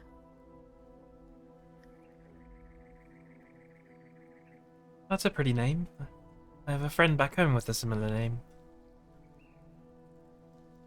She gives a smile at that. If you ever need help navigating, let me know. My first 30 years here were such a blur. We'll definitely be in touch. I'm sure I'll have some more questions eventually. Go now, child. Find the one you look for. Hopefully she will make a new friend in you. Nod and then kind of again gesture for everyone to follow and walk forward. Side eye her as I go past. Oh, She just gives I you a smile. apologize. I'll just smile and say thank you for your help. She gives a nod to you both as you pass by, but you can tell that she seems at least a little wary of the fact that you're here more so than anything. Doesn't seem to have a problem with you, just the fact that you're this far into the Deadwood Order. Except Rykard, she hates personally. Exactly. Yeah, no, I'll just stay close to Rowan. She was so we head in. nice. She did seem very nice. Boone, why weren't you nicer to her? I was perfectly civil. I guess. You're showing us around though, and I don't know. He's We should... unsettling. What's unsettling about her? She's gonna show us the way to a random stranger that she herself only knows in passing. But she wrote a poem about the girl in her speech to us and gave us her entire backstory She just was... because we asked. People here are helpful. You know, No one's that helpful. she was. Even showed us And the way she's to get weird in. for that. I'm saying it's unnerving. You need to meet more nice people. You reminded me of a lot of the older women back in my coven. I don't want to meet any more people. Alright. Well, we know what Clematis looks like. So we can find her and you guys can talk to her. Perhaps you could lead the conversation a little bit, Rowan. I think it would be better coming from someone from Deadwood. What do I ask? What do I say? I'm not good at the interrogation thing that you guys have been doing. Thriller. Fry her Oh, no. alive. Oh, don't do that. No, just maybe ask, like about her work with Ambaxious, what she has been doing recently. If she seems open to it, talking about Tazan. Maybe that is a sensitive subject, I don't know. Get her on your but side, it's- and then we'll swoop in and put down some heat. I just don't want her to feel bombarded either. I mean, I don't even feel like I know anything about her. Well, we could just aren't learn we some more investigating information her? about her. I'll just try to be nice and maybe get our foot in the door, and then maybe you guys can ask the more serious questions. I don't want to mess anything up again. You haven't messed anything up, Rowan. Well, I mean, I feel a little bit, at least, partially responsible. Bud, for what you're doing great. Don't worry about it. You're all right. All right, let's just find her.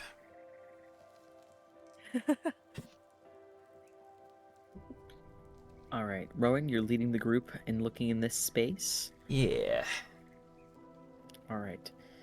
As you head up the sort of tangled root bridge, making your way deeper into this area, you see that there's lots of people milling about over here. You see someone who appears to have almost a banjo-like guitar, who seems to be playing a song for what appears to be a school of fish. You see that there are people up in the branches of trees, some who seem to be taking notes, others who seem to be casting spells. You see that there are two people who are sort of on like the shore of this small body of water that seems to weave through almost like a small river through this space. You can see that they seem to be practicing some sort of spells together. You see like one person is summoning like these massive walls of ice and then commanding forth like beams of lightning, while the other seems to simply have a like wooden shield that they seem to be like attempting to dodge the various like spells that are being slung by the other person. You can tell that as when spell sort of strikes their ankle, they let out a shriek of pain, but the person who had been casting the spell immediately sort of drops their defense and runs over to immediately heal whatever damage was done. And you see a nod of thanks before they help their sparring partner back up, and they return back to trading blows with one another. You can see that there is like somebody up in one of the branches of the trees who is hanging upside down off of a tail. Appears to be a goblin individual. You can see that they seem to be snoozing upside down, almost like a bat. as you move through, this place appears to be alive and vibrant. There are lots of people over here. One or two of them you actually recognize as people who came to help try to put out the fire a few hours ago. As you pass along, you eventually find your way to a reflective pool that seems to come off of the edge of the river. It is a quiet area that seems to have the canopies of many willow-like trees that have the pinkish hue of like a cherry blossom that seem to be picking up ever so slightly in a very faint breeze. Beside the pool, you find a sort of pinkish, whitish-skinned elf with very large eyes and long orange hair. One's like it's like slightly wavy, and it seems to sort of be pulled partially back. She seems to be gazing in the pool for about a moment, and then shuts her eyes and lets out a deep breath. She's sitting cross-legged, and sitting in a way where you feel like she's just sitting in silence for now. I don't want to sit like right next to her and like intrude on her space, but in kind of like a reasonably close area, I just kind of want to try to experience what she's experiencing, I guess. Maybe instead of just like disrupting her, so I'll just kind of take a seat cross-legged and kind of gesture maybe for everyone else to pick a spot and do the same. Okay. Yeah, I'll sit down and I'll do the same thing. Yeah. Do the same. I'll do the same thing. I don't think we ever found out what Illyria chose, so I'm gonna keep an eye out. I think it was between Vermilion Crest and Lyra's Song. She wouldn't be in the bayou. Yeah, She would be in the swamp. You don't like those He's swamp keeping folk. an eye out anyway. Keep an eye out anyway. He's looking for baddies. On patrol. Did it look like she was like gazing into the pool before? It did seem like she was gazing into the pool until your group came up, and then actually go ahead and roll an insight check. Okay. 17. It did seem like she was gazing in the pool before your group came up, but as you approached, you have a sense that perhaps sensing a group of people were coming by, it almost seemed like she was like worried that she might appear like she was not taking the sanctity of the space seriously, and in a panic she went about attempting to actually meditate. Okay, can I look into the pool for a couple seconds? Like, does anything happen? Or do I feel anything? Sure. As you look into the pool, you feel as though you've never seen such crystal clear waters. Looking through, you can see every detail of the sort of diverse biome under the water. As you see, a very light current seems to jostle green, pink, red, orange, and blue plants, like little sea grasses that seem to be underneath the surface of the water. You see a few small fish of vibrant colors flitting about.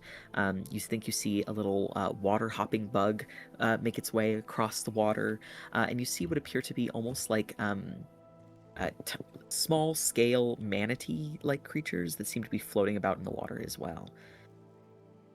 Although the pool itself is so clear, at the same time it is a little reflective. You can see your own reflection in it, although more importantly, you feel as though your attention is almost forced towards the natural world around, rather than reflecting solely on yourself. You feel as though you are surrounded by vibrancy and life. It makes you, in a way, feel a little smaller, as though your problems are not so large. I think he'll sit there for, I don't know, like 20, 30 seconds, like for a minute, just trying to get into it and to see if he can kind of enjoy that relaxing meditative state. But after a minute, he'll kind of let out this loud sigh and let his shoulders droop a little bit. Never was very good at meditating. Kind of like he's talking to himself, but I'll just kind of look out of the corner of my eye and see if she relaxes at all or has any change in her posture, I guess. She opens her large eyes, and you can see that they have a almost feline yellow color to them. She blinks a few times and lets out a bit of a not long suffering sigh, but almost a sigh of relief. She says, "Oh, I was never very good at it myself. I thought that I wanted to come here for some silence and to be alone. Everyone here told me that is what one should do when they are looking for answers to their big questions. But..." She lets out a deep sigh. "I find that the silence is not so comforting." Rowan kind of nods. I understand that. The whole clear your mind thing never really resonated with me, I guess. Too many things to think about, or worry about, or wonder about. Can't say that I know a ton, but what kind of big questions are you dealing with? My name's Rowan, by the way. "I am Clematis." She gives a nod to you. "My questions are perhaps not so big in the grand scale," and she sort of looks down at the water, "but large enough. Rowan, do you believe that there is such a thing as the One?" Like the one? Like another person? For you? "Yes, the perfect person that you are meant for, and they are meant for you." Rowan kind of leans back on his hands a little bit and kind of genuinely thinks about her question. Then he shakes his head. The one? I don't know, it's a really big world. There's a lot of people out there. I think there might be many the ones. The right one at the right time in your life. Maybe just for a certain part of your life. And then you move on to a different the one. I think that's what I believe.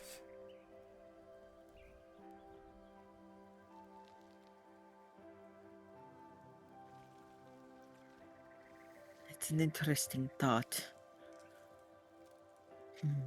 Maybe there is some truth to that. I was just thinking to myself, is there really such a person? Or is it all fairy tales people tell?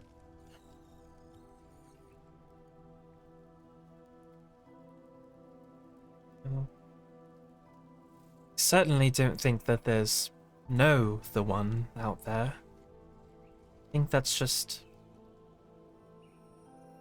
something that maybe we tell ourselves when we can't see the light that we give off ourselves. You know, sometimes you need someone else to see what you can't see about yourself. The good things, and I'm sure there's a lot of them. I mean, you seem nice.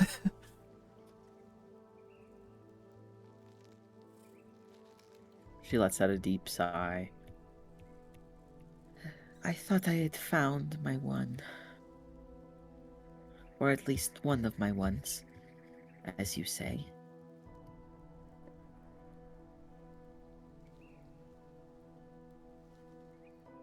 But I don't think he ever thought I was like that. Not to him. I don't really know what he thought of me. I never really thought to ask. I just thought he would feel the same.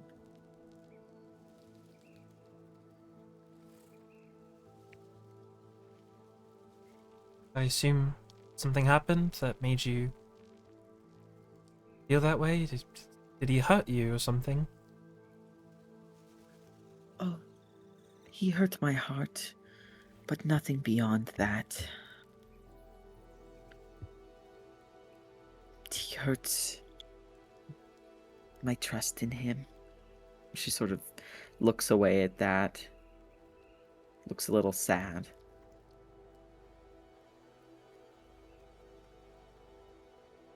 You think he meant to? I don't think he meant anything. He simply... She looks down sadly. He simply loves someone else.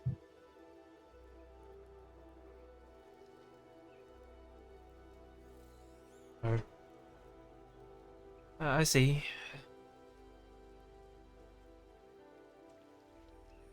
Well, I don't really know much about you or really who this other person is, but just because someone has found someone else doesn't make you any less worthy of love.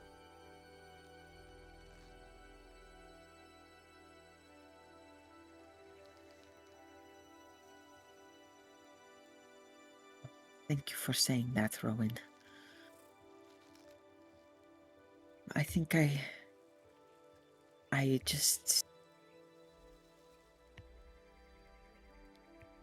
just pondering.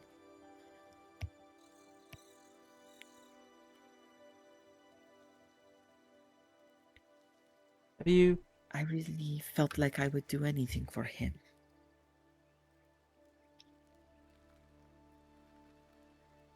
Yeah, that's I don't know. Can't really say I know exactly what that's like. I don't think I've ever found my one or one of my ones. I know that I would do anything for the people that I care about, within reason. There's a healthy balance to it, you know? I mean, I want to help the people that I care about. Was it like that? Or was it like you would really do anything for him? Well, he would ask me to help with things. And of course, I always wanted to. I wanted to spend time with him or do whatever he wanted to do.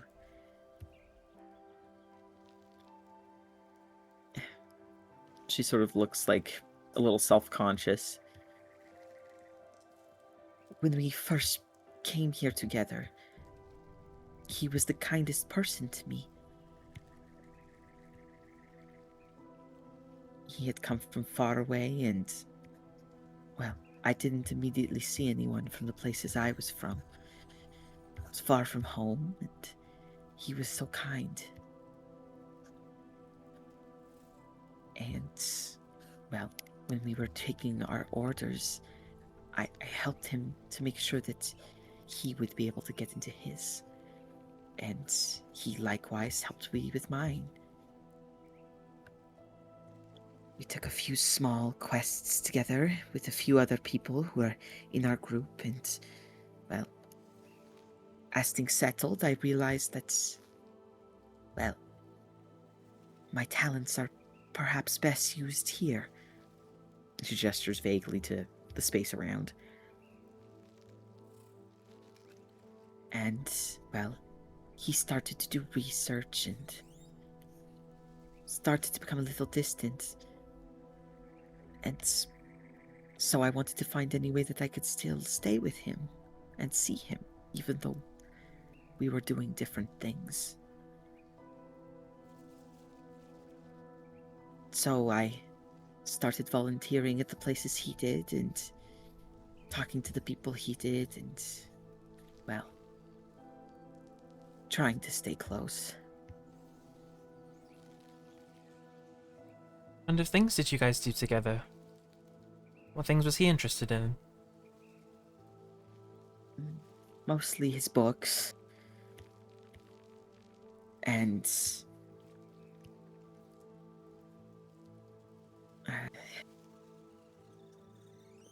magics. Oh, He's very good at magic. I like magic.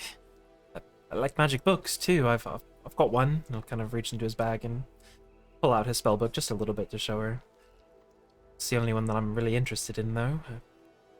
What kinds did he like? All sorts. Things that had to do with ancient magics and with healing magics. But he was especially fond of magics that could, well, do illusions. Mm. It's a common magic that they use where he's from. They use it for light and to make things more beautiful, to hide things in the shadows, to make things more brilliant, to help with dreams.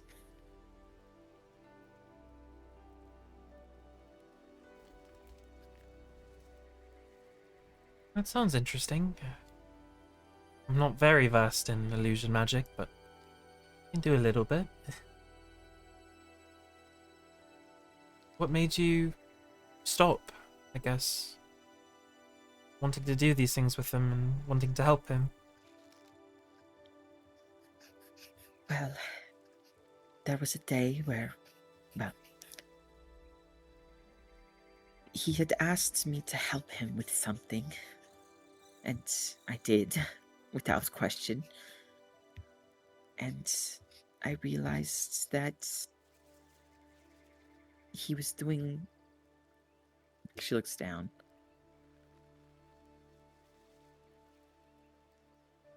Well, what I realized was that what I'd been doing for him, he had actually been doing for somebody else. The exact same thing. He thought he had found his own person. And he was trying to do whatever he could to make them happy.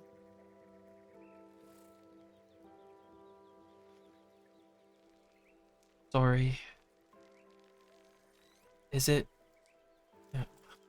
I don't mean to pry, I just know sometimes it can be hard having to see something like that every day. You know, someone you like with someone they like.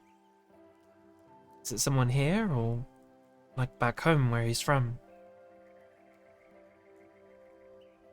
It's someone here. She lets out a deep sigh.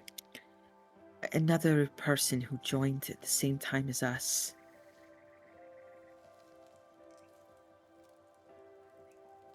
They're both in the same order together. Oh, I don't really know what they do behind the walls of the Vermilion Crest. But they spend a lot of time there. The areas where I'm not allowed to go.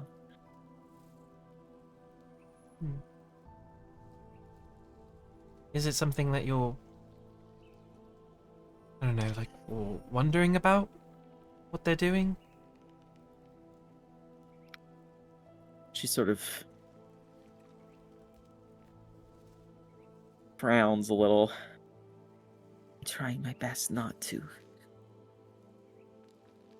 Not to think about it, that is. Is she like trying not to think about it because she doesn't want to imagine him with someone else, or because she doesn't feel comfortable with what they're doing? Roll an insight check.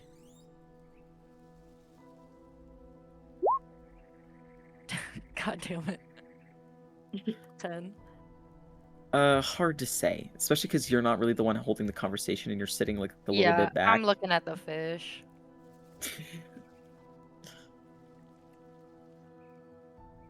Really sorry to hear that, Donatus. Honestly, it is probably best that you don't dwell on it.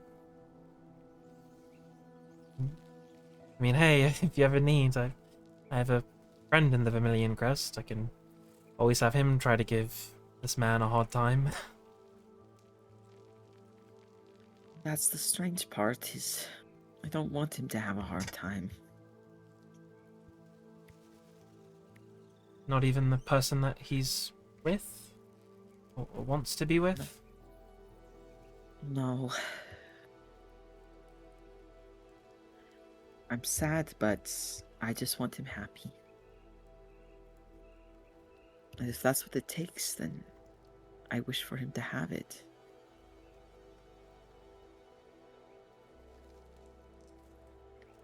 You sound very wise, Clematis. Maybe it's from sitting here for so long.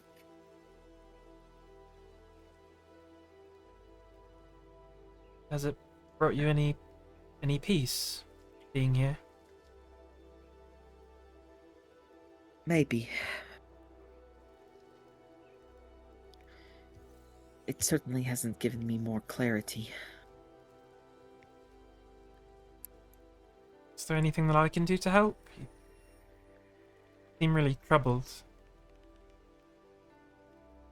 Roll a persuasion check, Rowan. Okay. Oh, okay. I still have my inspiration from doing the recap from the other session, so I will try again. Mm-hmm. Bro, okay, you know. Well, hey, it was Hey, better. we went up. We went up. We went up. She hesitates for a minute and then says, No. I think that maybe talking about this much has been helpful enough. Thank you for listening, Rowan. Yeah, I mean, if you ever need anything, I'm always happy to be, an ear or a hand. I'm sure my friends are too. I know they've been quiet. I've been showing them around, and I'll kind of turn a little bit and gesture to the other 4 people with them. She sort of I turns around and agree. looks very self-conscious. You have a feeling that she may not have realized that there was other people. But don't worry, they're they're like me. They're friends, right? He just kind of waves his hand. Introduce yourselves. Alex will kind of pretend to have been like staring into the water, and then just kind of like snap his head up when Rowan says that. Hello. Yeah, as soon as she started talking about like her love life qualms, Boone very quickly stopped paying attention and has genuinely just been staring into the water. Nice to meet you. I'm Beacon. Rykard is actually trying to meditate as hard as possible.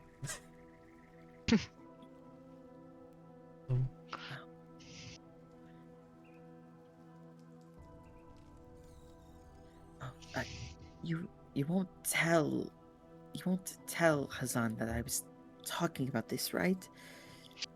Oh, of course not. No, of course not. Hey, if anything, I'm 100% Team Clematis in this all, Just want you to be happy. Seems like you've been through a lot.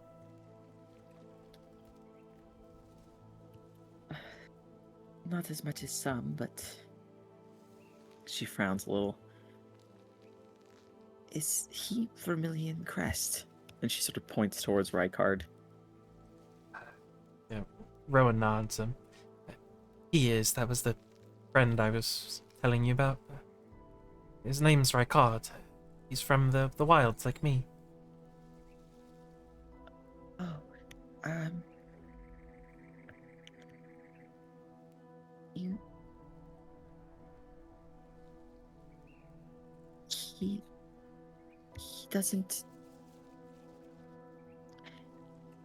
She sort of, seems to clear her throat for a second and says, he won't tell any of them that I was saying this, right?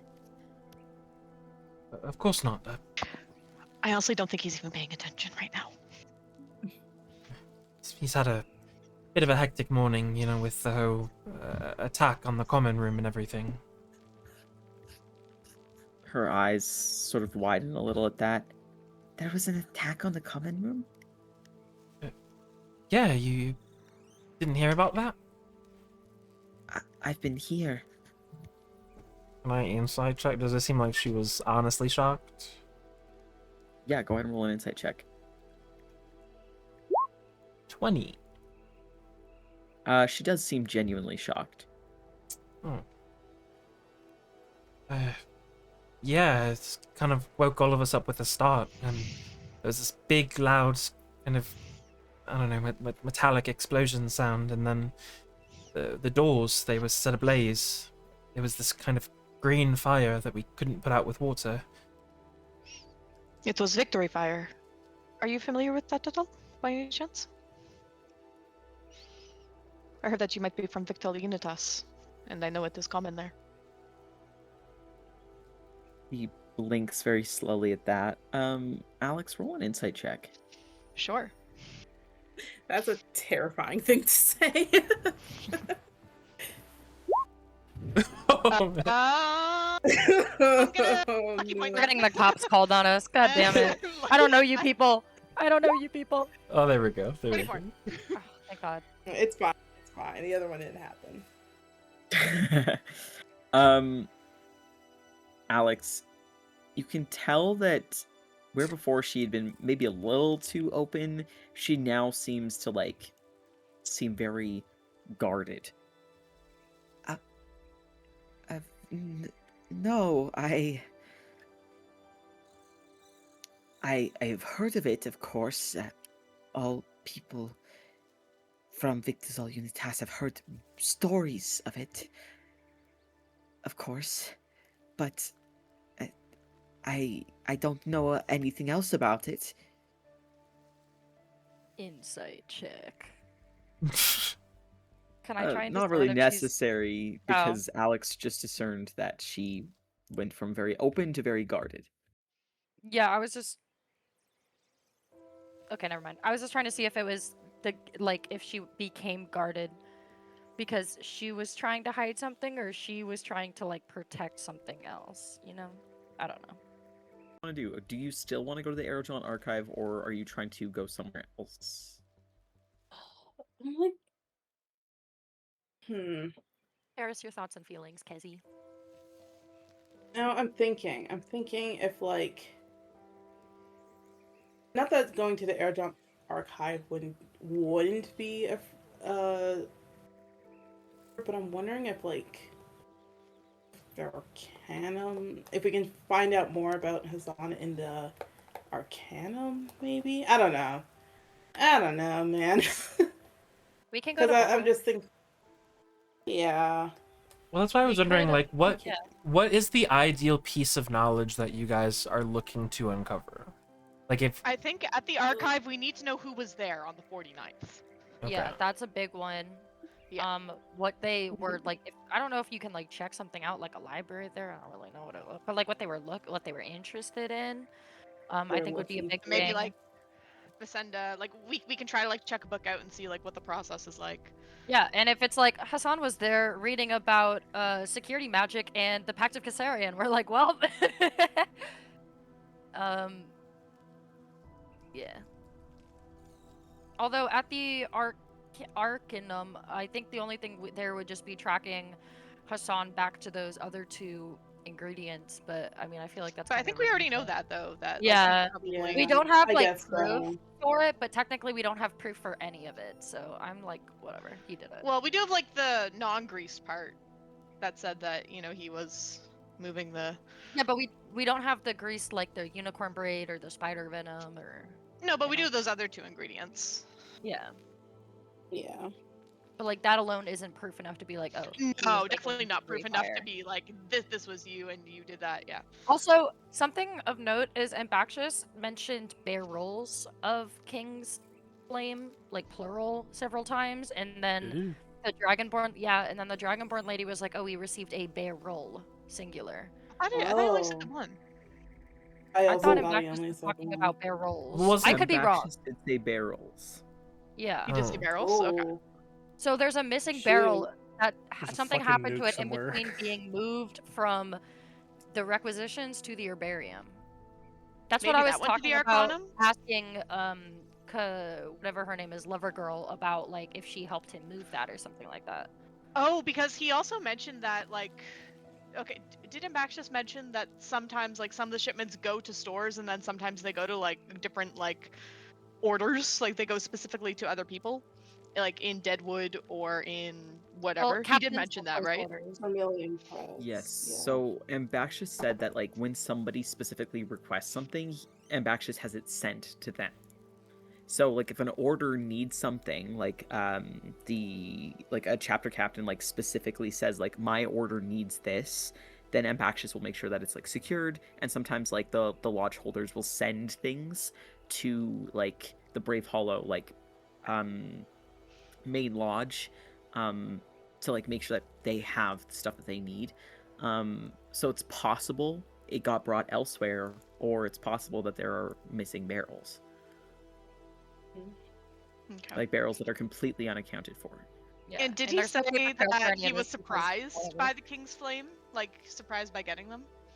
Yeah, did not They did expect say so. to have it, because Ambaxious basically said that they figured that because it's like a plant that like, and the herbarium typically has some, that the herbarium should theoretically like have been, first of all, the one to like receive it right away. It shouldn't have been sent to the requisition, but also they shouldn't have needed it in the first place. Yeah. It's also grown in Deadwood, is what he was saying too in the bayou.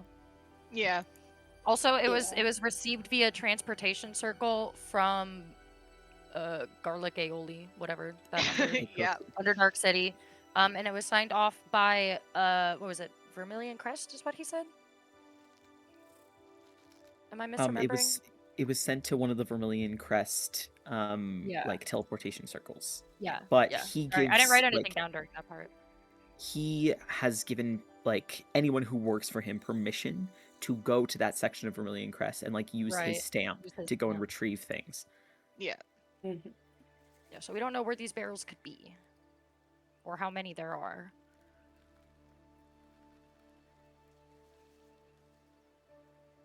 Right.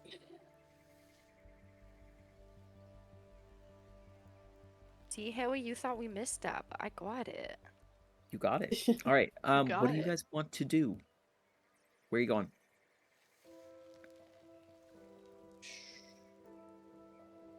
Maybe okay. Well, I think maybe unless we're looking for the barrels, maybe we should go to the Aerojon We can do Archive. both, because it would also be helpful to know if any other components are missing or in mass, because it's weird to have so much of one component and then like a scarce amount of the other three. Or it's not. I don't know how to make fucking mustard gas, so who knows. That's fair.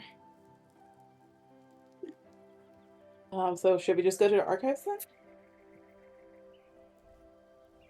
Yeah, we could start there.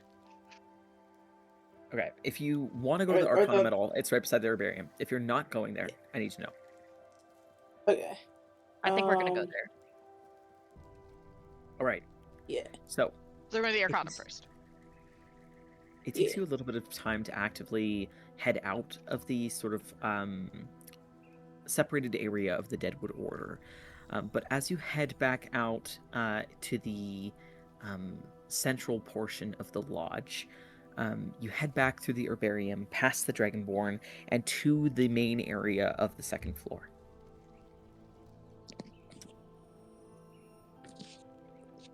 You turn sharply in the direction of the Arcanum. And as you walk into it, you see a sort of somewhat familiar sight. It appears to be a Triton individual who is currently working the magical shop. As you enter, you see that he gives you sort of a wide smile with his slightly sharp teeth and bids you welcome.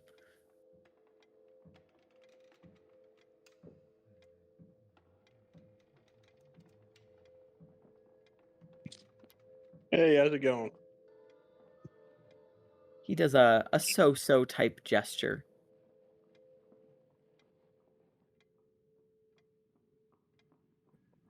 Sorry, I'm walking around right now. Do the so-so No gesture. worries. Yeah, he does a so-so type gesture. Gotcha. Hey, a couple of me and my buddies want to head into the library. He gives a nod, and then as he sort of begins to sign, the words appear before him. He says that he's glad to see that you've been officially inducted into the order, Rykard. And he says he'd be glad to help you here at the Arcanum. He could show you how to get to the library if you wanted, but that would mean leaving the Arcanum itself. You guys got any preferences? Where you want to hit up first?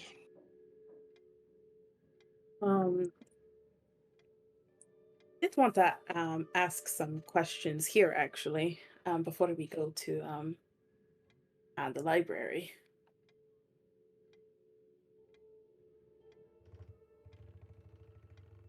Go ahead, shoot. Yeah. Did about a month ago, did you get a an order of spider venom and unicorn hair, right? Yes. And unicorn. Triton sort of pauses and thinks for a second.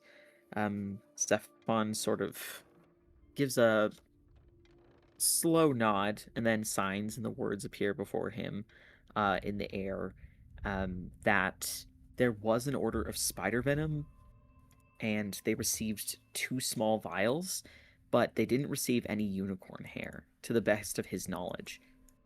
But unicorn hair is exceedingly rare as a component, so it's possible that it was sent directly to the Vermilion Crest. Okay.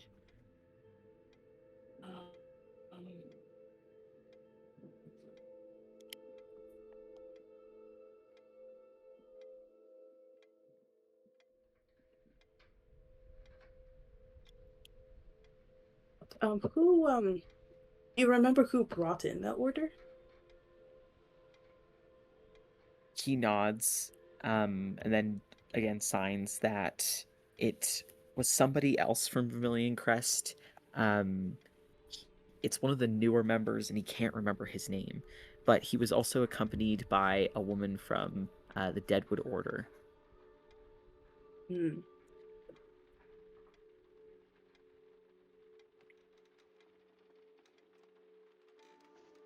Do you still have any of those vials of spider venom here, or were they sold?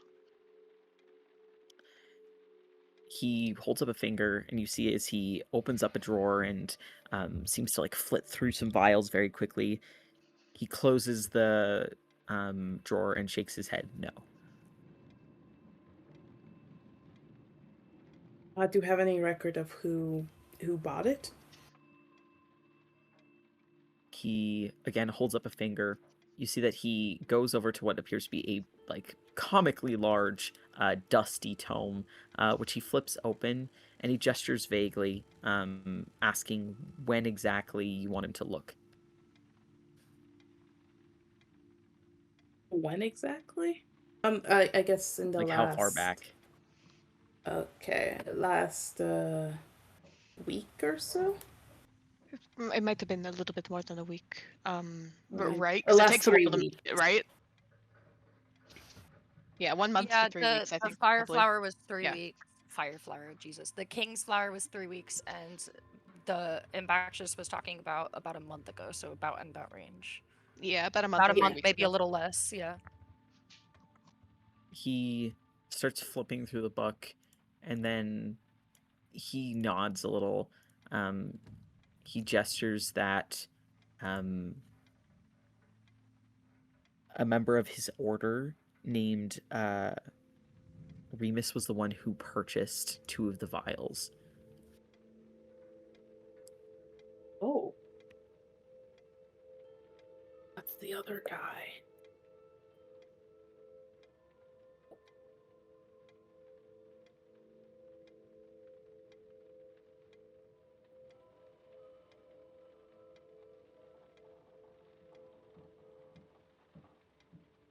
Was this the same I don't. person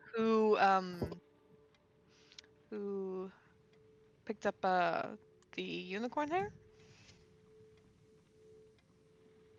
He Or once was that someone again else? says that they didn't receive any unicorn hair. Oh. Or sorry, who dropped it off? Who dropped off the spider venom? Was it the same person? He shakes his head no. Remus is not the same person. Okay, so it is probably Hassan then. Yeah.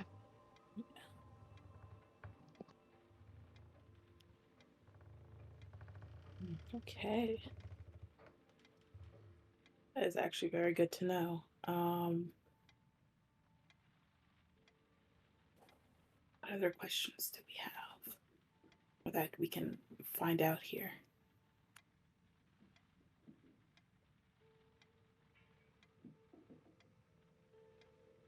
I can't think of anything else.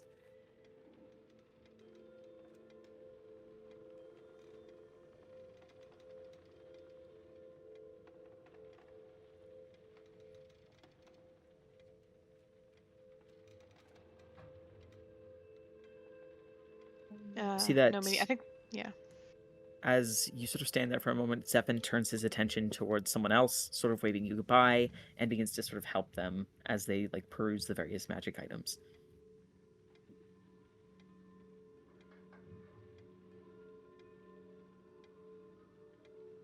So I think that might be. I think that might be it for the Arcanum, right? I ask my friends. I think so. I can't think of anything else we would need to know here. Yeah. It's just onto the Argent Arrowjaunt. Archive. Arrowjaunt. Arrowjaunt Archive. That's Yeah. the one.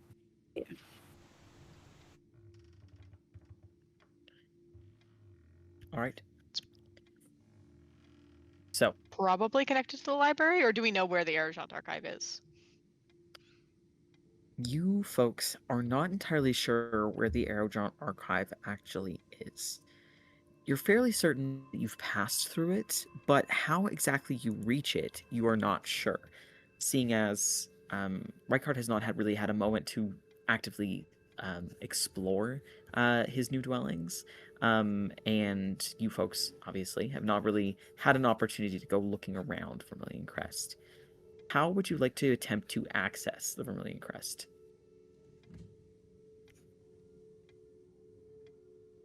Hmm.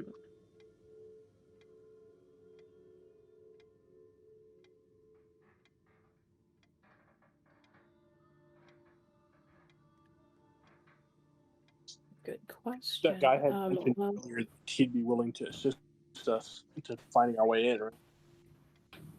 Yes, he's now occupied with another customer, as you guys had sort of just been standing there. So Okay. I'll if you want fair. his help, you can obviously ask for it, but yeah, I'll just wait for him to be done with the customer and ask him. all right. It takes a few minutes for Zephin to eventually be finished with the customer, who appears to be a member of Deadwood. Seems to be grabbing a few things. He turns his attention back to you and sort of expectantly just waits for you to ask what you're going to ask. Hey, would you mind giving us a tour of the new dwellings? I haven't really gotten a chance to explore it yet. He signs back to you that he'd be glad to show you everything that you need to see, but he can only show your friends a few areas. That works out fine. Maybe you and I can explore it later. He gives a smile and a nod to that, and then gestures for all of you to follow after him. Okay. All right. I'm following. Right. As you all follow after the Triton, you see that he immediately begins to lead you down several floors into the depths where the library is found. You can tell that as he sort of looks to Rykard, he leans over and sort of puts his body between himself and the rest of you so that he can sign only to Rykard. And he sort of gestures and says that there are multiple different entrances to the Vermilion Crest. Some are more well known than others. He's taking you through the most commonly known one, just in case your friends ever need to get back to that area. But there are other ones that you could show to you specifically, Rykard, at a different time. Works for me. As you head down the sort of long series of steps to the library that you are all familiar with, you find your way between the various dusty stacks, passing by the Owlin library keeper, and making your way further in. You pass by the section where Rykard had had his trial and go a few rows down. You see that there seems to be a section that is dedicated to the history of Brave Hollow itself. Zephin sort of gestures vaguely towards the stack of books and then raises a finger like, wait, just a moment. You see that through a complicated series of gestures and a single feather that he plucks from a pouch at his side, which he waves very dramatically in an arc over his head, he begins to float up into the air. He reaches for a specific book, one that is covered in a sort of red leather casing with some golden filigree on the side, which he pulls on. And you see that lower down near the ground, a book, a door cracks open amidst the books, sort of formed out of the various books that are present. As it cracks open, a single sliver of light peeks through, and you see Zephin lowers himself back down to the ground. He gestures for you to go through, Rykard. I'll make sure to keep that in mind. Thank you.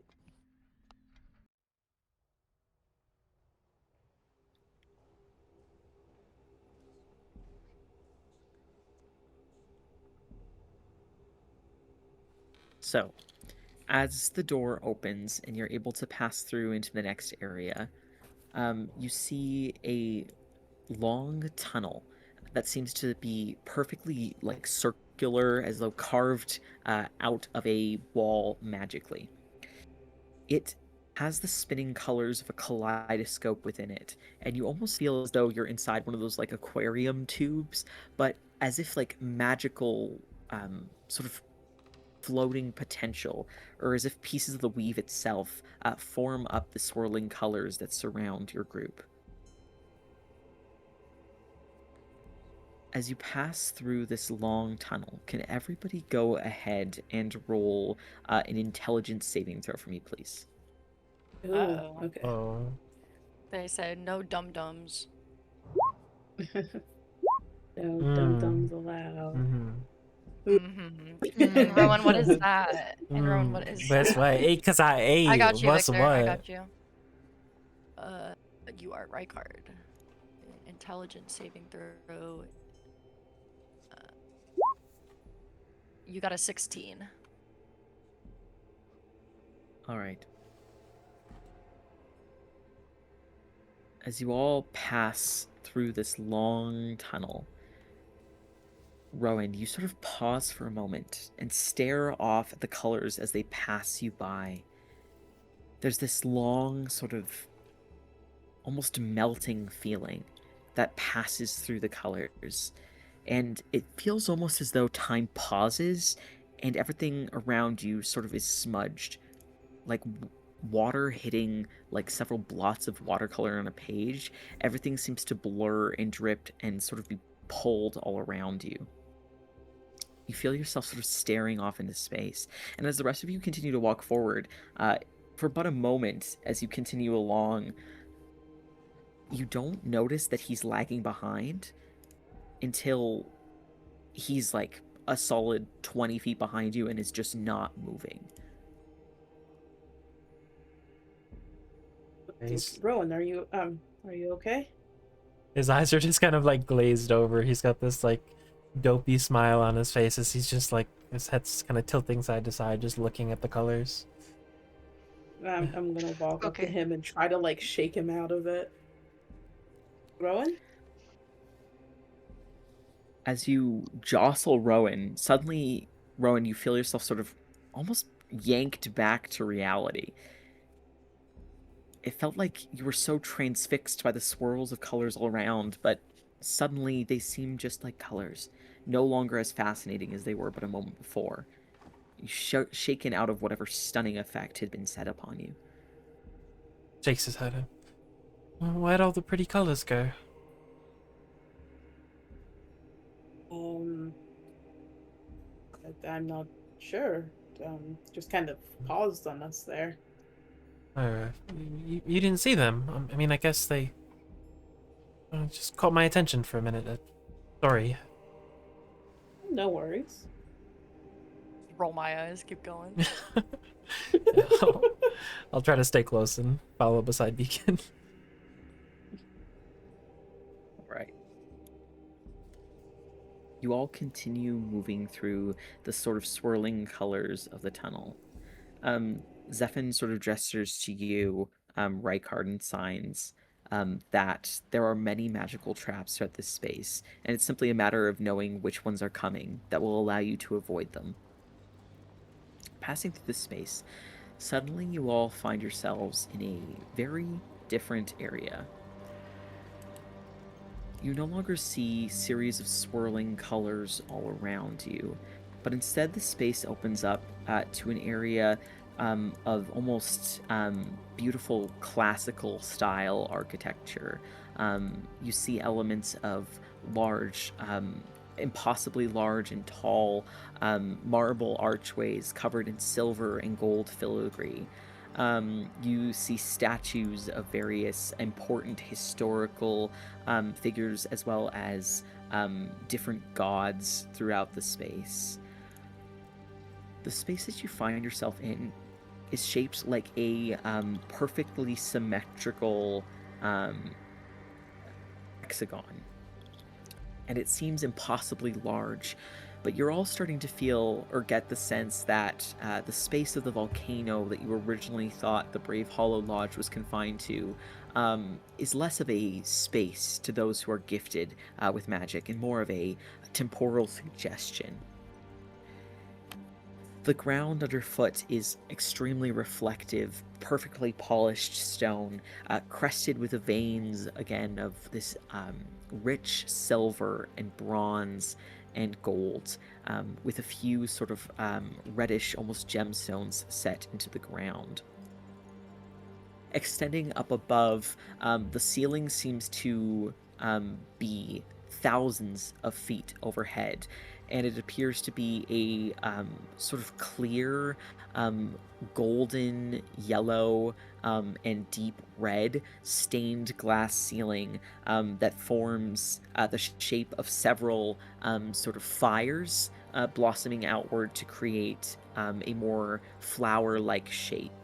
And at the center of the fires, there appears to be the symbol of like a scroll. You can see that there are alcoves and a long spiraling staircase that works its way upwards, moving all the way along the outer edge of this octagon. You can see that there are long hallways that seem to extend outward, out of sight, away from like this central area. But at the very middle of this perfectly symmetrical space is an intricate water feature that seems to have statues of several figures of interest. Rowan, you can roll a history check at advantage to recognize these figures. Everybody else, just a flat roll. Ooh. Well, okay. 15. That's so sad. It was almost a nat 20. You need me to roll for Rykard. Let's assume it's a yes. Okay, and it's at advantage. Not for him, No, just for Rowan. Okay, just for Rowan. he rolled a 5. Right. As you approach this space, immediately Rowan, you are struck, as is Elixios, by the very clear figures that have been of specific interest, certainly to Rowan, but hold a certain amount of interest to you as well, Elixios. You can see that posed rather dramatically, there are a lot of figures that stand out to you, I suppose I should say. At the center of this sort of conglomerate of different carved statues of heroes, there is a serene-looking elf figure, arms crossed over their chest. They appear to be in full armor.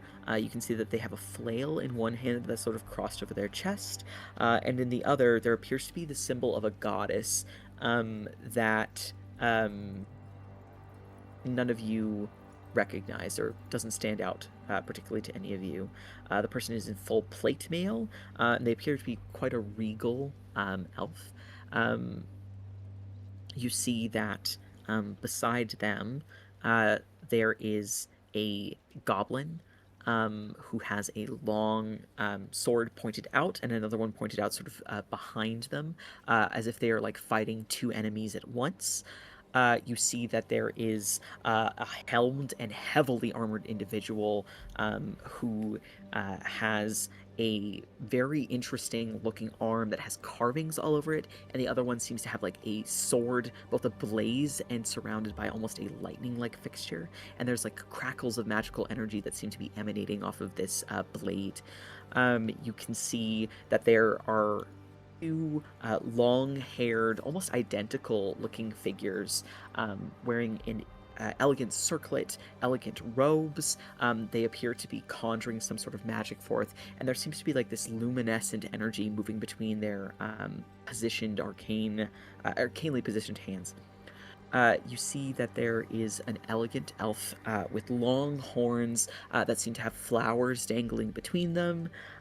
She has a long sort of scepter-like staff in her hands. There's a Furbolg man, long elegant hair and a luscious beard with a little mouse on his shoulder.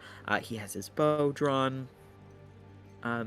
There also appears to be a more human-looking man, shorter hair, large beard, quite buff, who is wielding what looks to be a long glaive, and there seems to be like blood coming off of his palm, and there's like a seeping magic energy coming off of that, as well as like a sword strapped to his back. And you can see that there appears to be a wizard. It strikes Rykard, despite not recognizing the rest of the figures, that he certainly recognizes this figure as the man that he had spoken with but 2 days before. You can also see that near sort of the base of the statue of this like water feature fountain, sort of engraved like a bas relief around the actual base of the basin, there appear to be several other figures that are less of note, but Elixios, you recognize that the figures do seem to represent perhaps the people of Ignacy, and it looks like they're like holding something up. There's also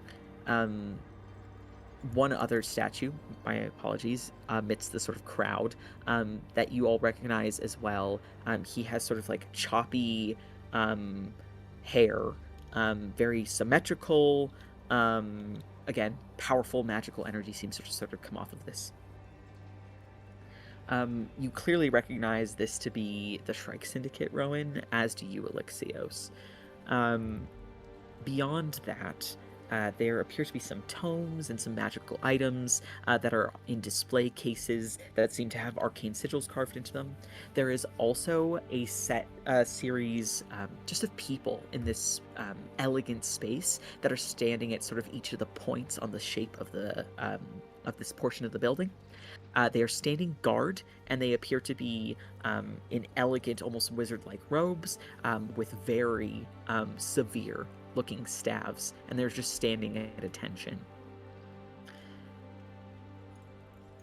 Zephon sort of gestures for all of you to follow after him, and he begins to sort of almost like take the steps 2 at a time up this swirling, spiraling staircase. But do any of you take a moment to look at anything else? I kind of nudge Rowan a little bit, seeing that he's kind of like staring at the statues, but also give him a smile too. I know. You see, yeah, Rona's just like staring in awe, sucking up every possible second before we pass. You said there were some like Oh. arcane tomes around here? There's like some display cases that seem to have different like arcane tomes as well as magical items within them. They are like very serious looking display cases. They're almost like quartz like.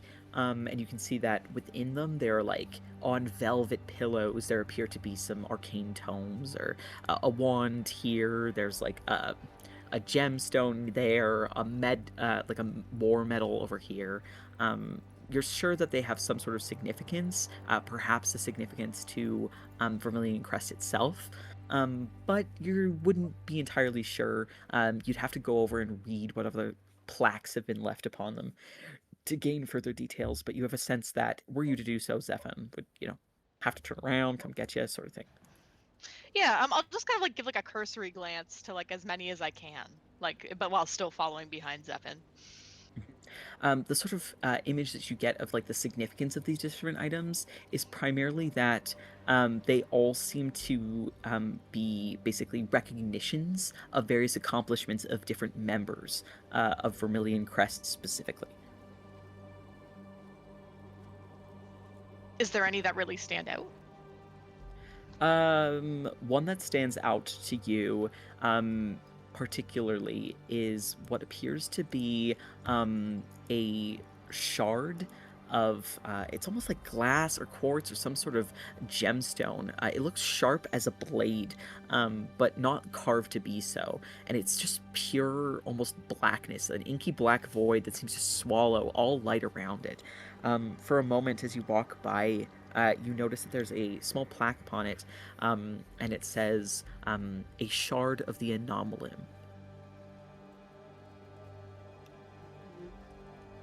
Oh, okay. Do I get the impression that this might be a shard of like the Sequence Collider? You aren't sure. You would have to spend more time observing it to get a true image. Okay.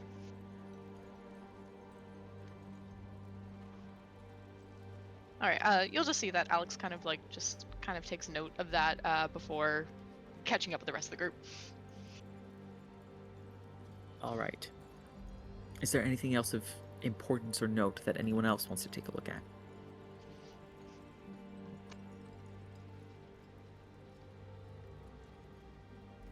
No, I think Beacon's good. He'll try to stay on task. All right. Following after Zephan, he sort of leads you all off very randomly to a sharp left and then a sharp right down a series of tunnels that seem to twist and recombine upon themselves. You can see that the hallways seem to make this they seem to move and shift, and you can all hear this almost clicking, like a ticking clock as you move through various hallways. Zephan reaches into the pouch at his side and seems to drag something over his eyes, and then does a gesture with his hands. Seems to stare down a fork in a passageway before he nods to himself and leads you again down a very convoluted series of tunnels. Can everybody roll an intelligence check? Just general intelligence, please. Alrighty. I'm still stuck on the For statues. Rykard, he got a 19. Boone got a 4. Thank you. All right. Oh, you're welcome. I don't know if you're back. So, as you pass along, those of you who rolled above a 12, you get the sense that the hallways are literally reorganizing themselves, and that Zephon is doing something to be able to recognize the actual way to get to the Aerojon archives. You have a sense that, at the very least, Vermilion Crest seems far more keen on keeping people out of their spaces than at least was visibly apparent with the Deadwood Order. As he leads you along, he randomly places his hand on a long sort of fresco that is painted on one of the walls. As he does, he sort of touches hands with what appears to be a quite old painting that depicts a series of philosophers walking down some steps. And as he does, he spins his hand in a circle. And you see that the whole length of this like rectangular wall suddenly turns into like mosaic tiles that like crack and crinkle and move like gears until it reveals an opening. Zephon sort of stops and gestures for all of you to walk through. Walk on through. Yeah, walking. All right. As you step through, can everybody go ahead and roll perception checks for me? Mm-hmm.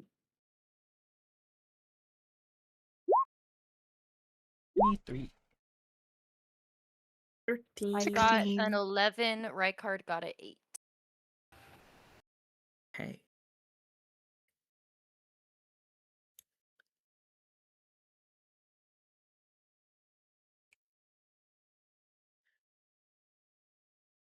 Sorry, Roll20 just crashed for me. Give me 1 second, Oh, guys. no Oh my god. worries. This is it. They're taking the pact. Go, go, go, go, go, go.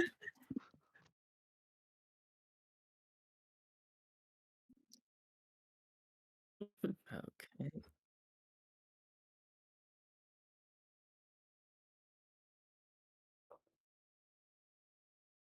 Okay. It really just doesn't want to let me play any of the music I want to play. That's what I'm No. noticing. So just play No. this. Hopefully that works. All right. So as you cross through the threshold, you are met with another massive, but a little bit smaller than the previous one, space.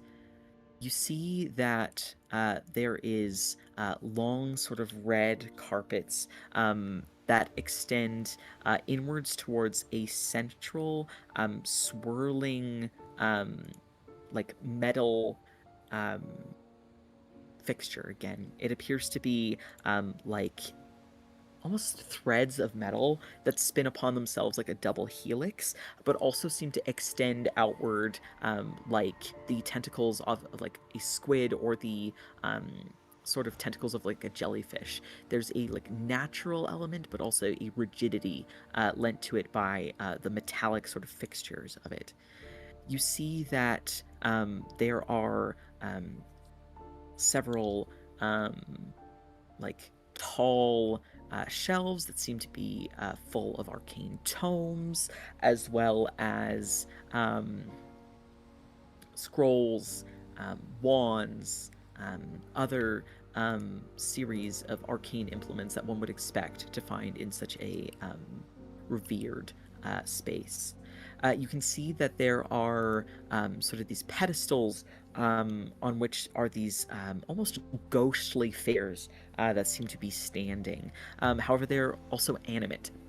You see that there are a number of actual members of the Vermilion Crest who seem to be speaking to these almost spirits that are set on these pedestals, asking them questions, deep in conversation.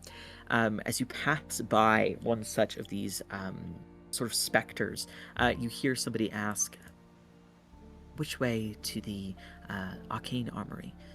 And the specter replies in kind, "Head this many degrees in this direction, take this many steps going this way." It's a bit of a passing conversation that doesn't really draw your note, but you can hear the conversation with these specters.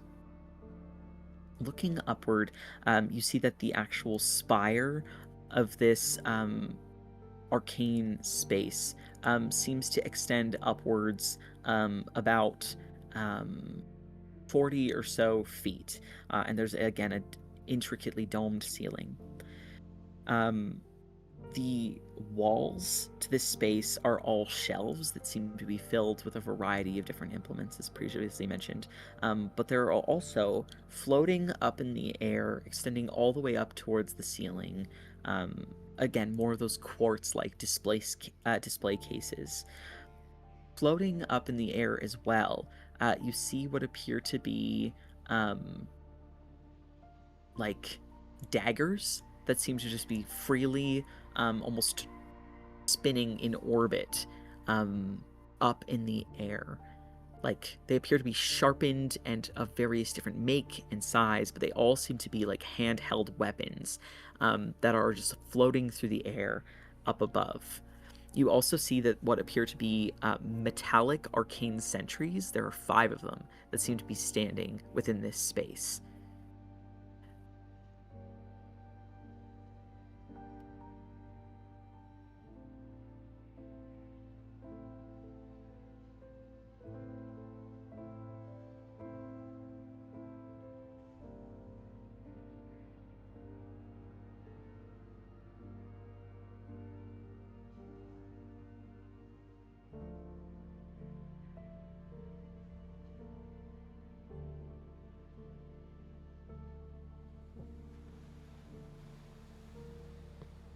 Does Zephon leading us anywhere else?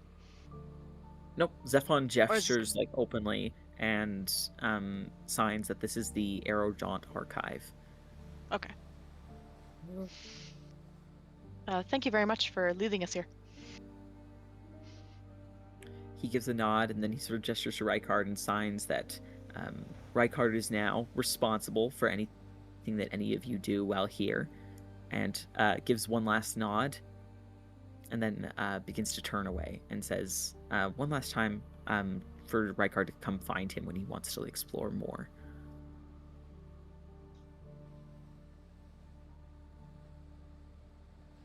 He also notes as he walks away that getting out of here is a lot easier than getting here.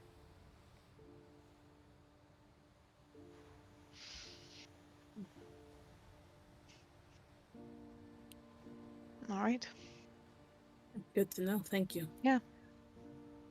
I'll just start, I guess, taking a look around here. But does it seem like the spirits that people are talking to, are they kind of like a help desk? They seem like between a help desk and perhaps actual spirits that have been summoned here. They do each seem to, as you sort of pass by, just very cursorily, you do notice they all seem to have their own personality.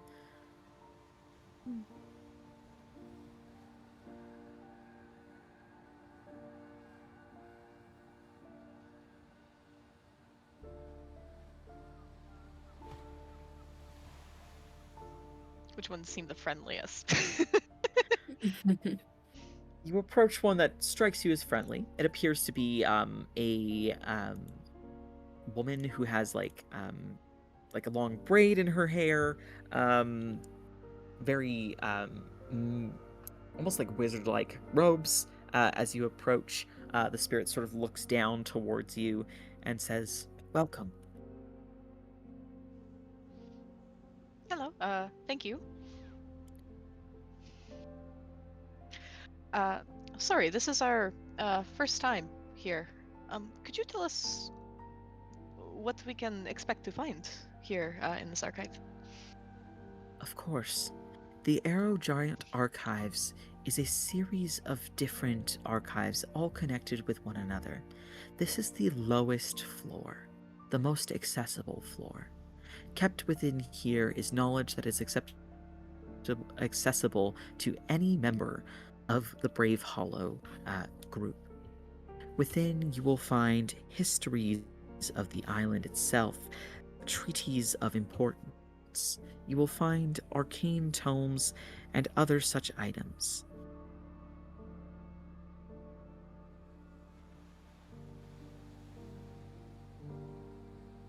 How many floors are there to this archive? The Aerojaunt Archive features 7 such floors. The second floor onward are reserved solely for members of the Vermilion Crest. Held at its deepest part are things that not even members of the Vermilion Crest can access, but only the chapter captains. Floors 2 all the way through 6 are accessible by all members of the Vermilion Crest.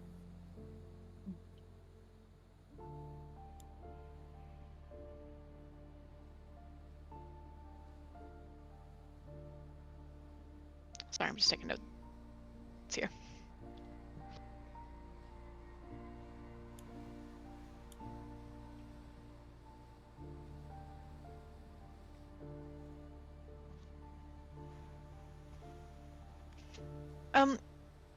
Do you usually track the people that come through this space? Is there places where people need to check in to make sure that it is only Vermilion Crest coming through here to the higher levels? There are arcane methods through which the identity of various members are in fact kept track of within the halls of the Vermilion Crest. Those who have been accepted into Vermilion Crest have received the personal sigil of one of the 2 chapter captains, allowing them access beyond certain restricted floors.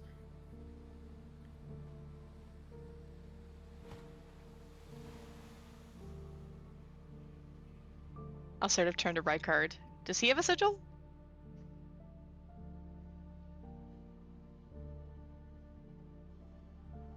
Sorry, yeah, I believe he does.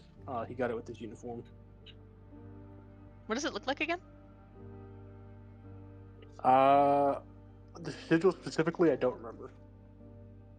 It looks like, if you were to look at like the sigil of Brave Hollow, it's just the section that represents the Vermilion Crest. That's right. The one that has like color, yeah.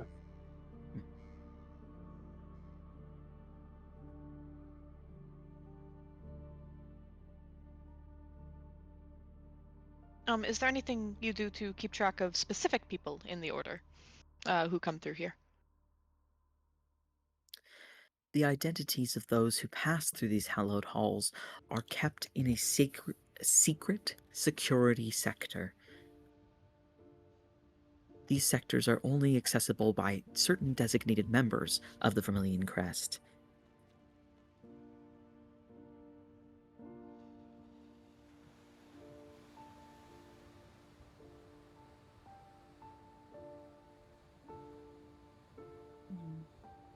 Are those quills? The Spectre sort of doesn't really answer that question. Just sort of stares at you with this sort of knowing look. Okay.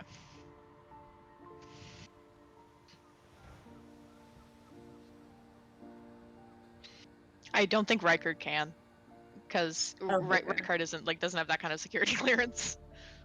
Oh, okay. I am understanding.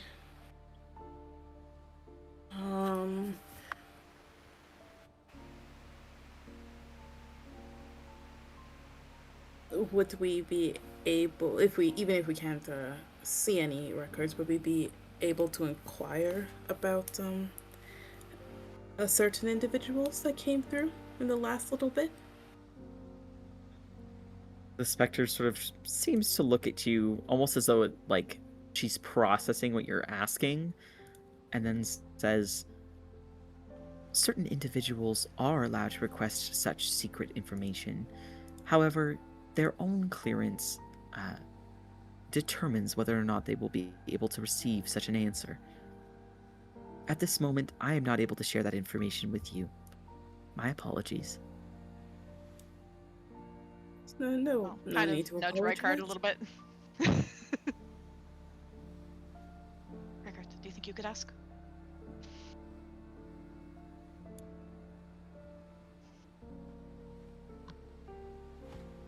He's lost in the colors. Colors. Oh no, we forgot Rykard.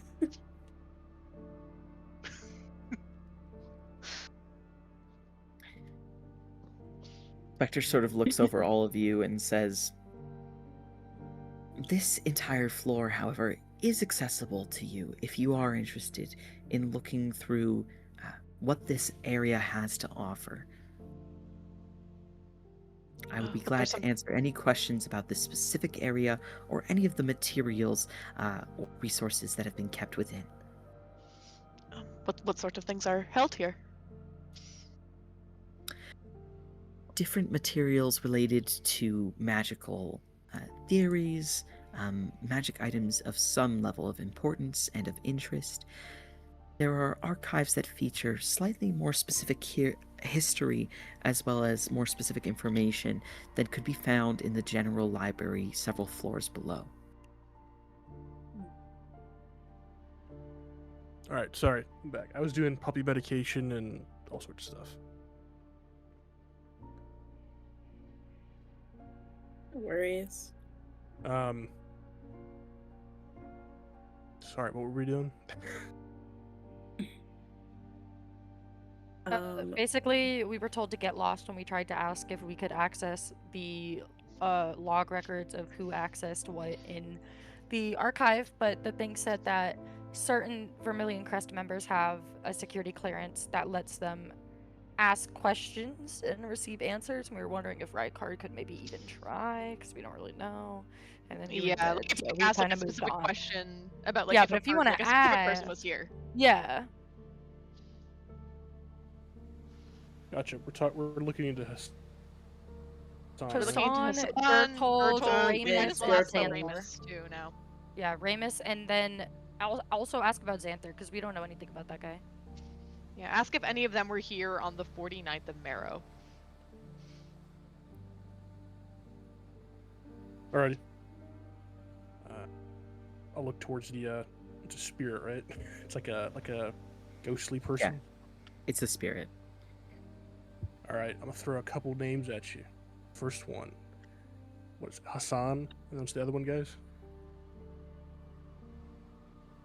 Okay. Let's use full Hassan names. Breer, yeah, full Hassan names. Breer, Gertold, Leith, Vom, Raydilin, Raydil, yeah. Ramus Sarth, and Xanther of House Bowen.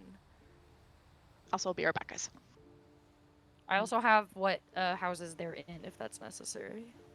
I'll repeat all of those. I got like 20 names thrown at me. It was 4. And then what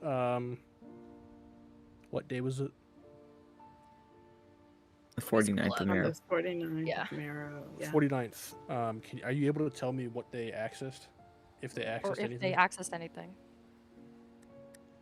The specter sort of pauses for a moment and says, specific information about what certain individuals accessed is reserved for the specific security clearance that I just informed your friends of. However, I would be happy to share that Hassan Breer, Gertold Leith, and Remus Sarth all accessed the Aerojon Archive's second floor and beyond on that day. I see. Okay.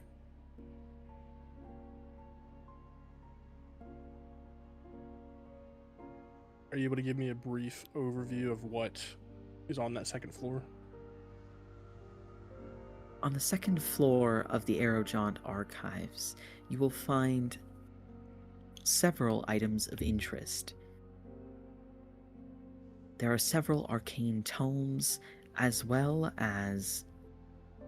And it seems to pause for a moment, and it's almost like the whole specter like glitches for a second, and then says, several arcane tomes, and then pauses again and does the same thing, and then smiles as though it had answered your question.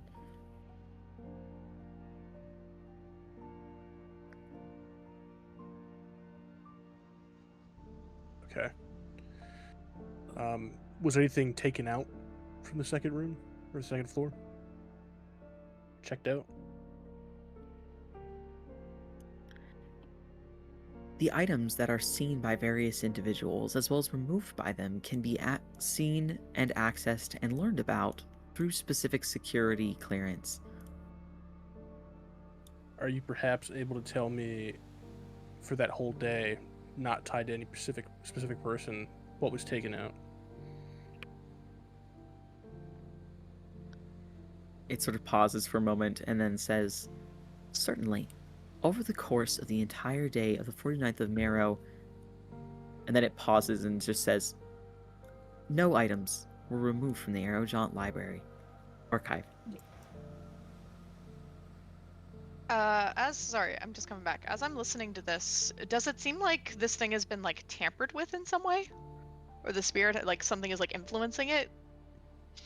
Yeah, it's like stuttering and not Yeah. giving us information. Yeah. You have a sense Yeah, that does- something's wrong. It's on Windows Oh. 10 still. It's on Windows 10. Yeah. This thing, you said it's coming out of a pedestal. Yes, it's like set on like what appears to be almost a marble pedestal. Can I take a look around that pedestal to see if there's anything that's been altered or changed? Sure. As you walk all the way around it, you can see that there's like several arcane sigils that sort of like swirl all the way around the square base. They seem to be etched in, and they're giving off a pale blue glow.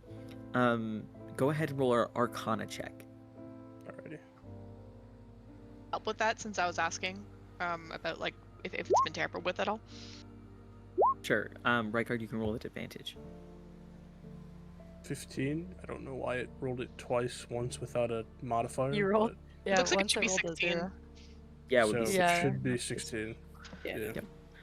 As you walk around the base, looking at the various etchings, you do notice that there's a point when you walk all the way around.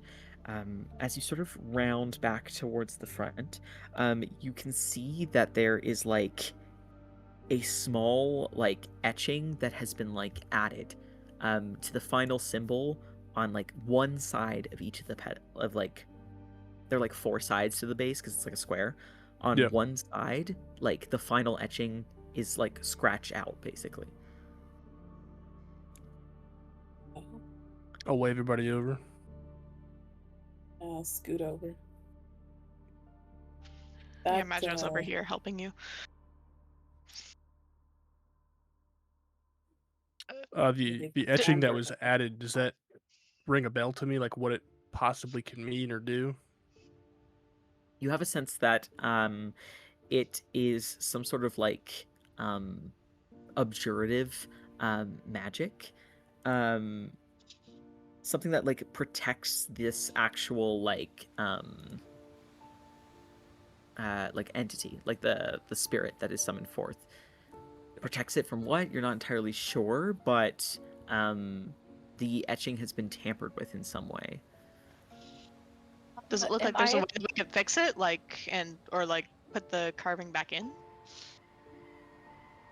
It's like scratched all the way through. Like the actual etching that's on there has been like, if you picture like an etching, if you like add something that crosses through it, you can't like fix that super easily. You have a feeling that maybe with time and intense magic, or if you knew what exactly had been initially cast, that perhaps that would be the case, but you're not entirely sure. What does it look scratched through with? Like a nail, a knife, like what kind of Like engraving tools, most likely. It seems to be like Oh. a clean scratch. Interesting. Am I able to look at the other busts around and see if they have a similar defacement? Sure. As you walk throughout the space and take a look at the base of each of the specters, of which there appear to be about 15, each of them have the scratch in the exact same spot.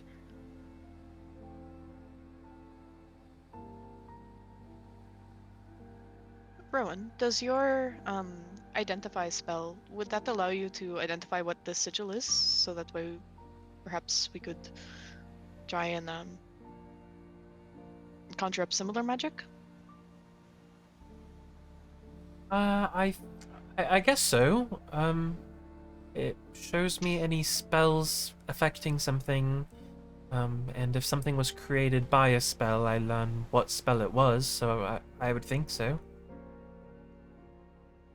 Do you think it's worth Basically giving it what a shot? thought. I guess so. It's not something we'll get in trouble for, right?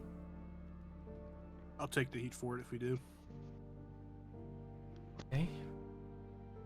I guess then, yeah, I'll go to the the main pedestal that we were initially interacting with. And I don't know if there's any space to like just stand by it or sit behind it. I'm not sure really what the layout is, but I'll stand close enough and I'll begin ritual casting Identify.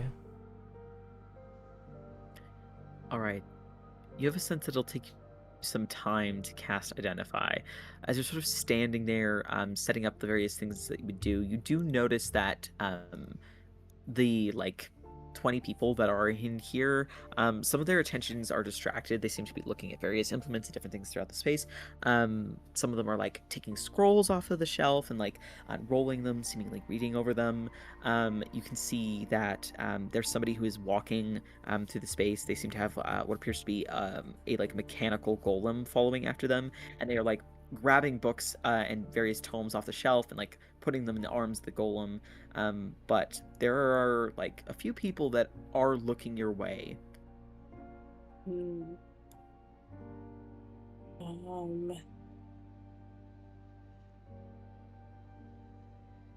worry about it. Keep doing what you're doing. Okay.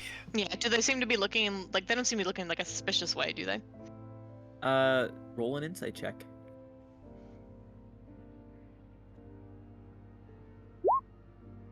Ooh, natural 20, 26. Oh, tell us if we got Nice. off, baby boo. Two of the people do seem to be looking in a rather suspicious way. One of them appears to be a tiefling who has greenish skin. They're watching, and it seems like they're just trying to see like what Rowan is casting. Like casting a spell is not like against the rules, but depending on what it is, it could be bad for the space. And Rowan is clearly in the colors of Deadwood Order. The other person who's watching seems just more curious about this strange group of people. I'll just kind of like nudge Rykard a little bit, make it look like you're helping. I'll go next to Rowan and make it seem like I'm helping. How do you want to do so? He's got things set up around him, right? Let's say he has like a bunch of materials. I mean, a little bit. I don't know how much space we have, so he probably wouldn't go too crazy. I really only need a pearl for this, so he kind of has his book maybe set out somewhere, and then kind of above one hand there's a white pearl. It's just kind of floating, a tendril of magic fed into that, and then kind of a bright blue tendril of magic coming out as he touches the pedestal and is casting. Okay. I mean, Rykard will summon Rufus back from the place that he dropped him off at. And he'll just sit him down in front of him, kind of flanking Rowan. So Rowan's got his book, and then Rufus is just above it. And he puts Rufus down and just kind of waves his hands over Rufus like he's casting a spell. Be nice if you actually could help. We should cast spells together sometime. Concentrate, Rowan. Right, sorry.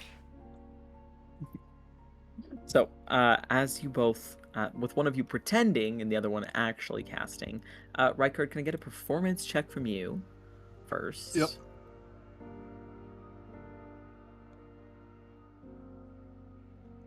Oh, do you want me to roll it? Oh, you got it. Why is it double rolling? 9.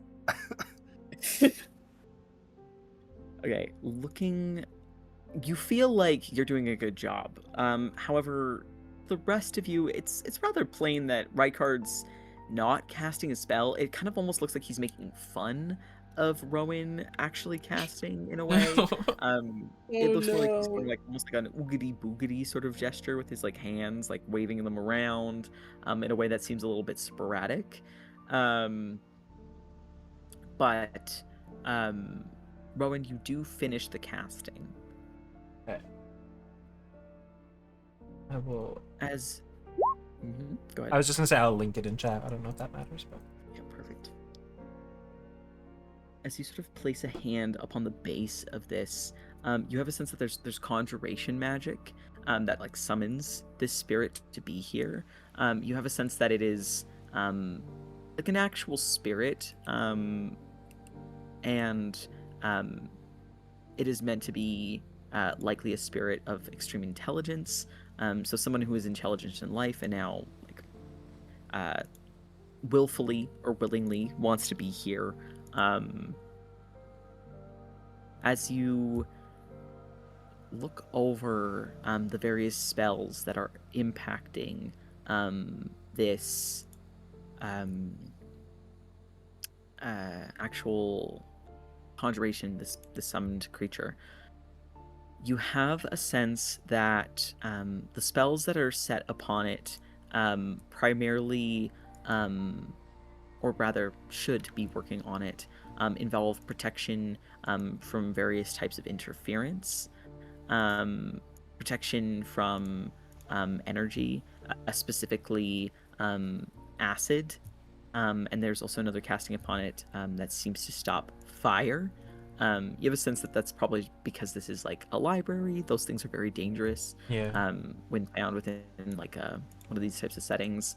You can tell that there are supposed to be like arcane protections on this that are supposed to stop its like integrity, as in like its memory, from being damaged.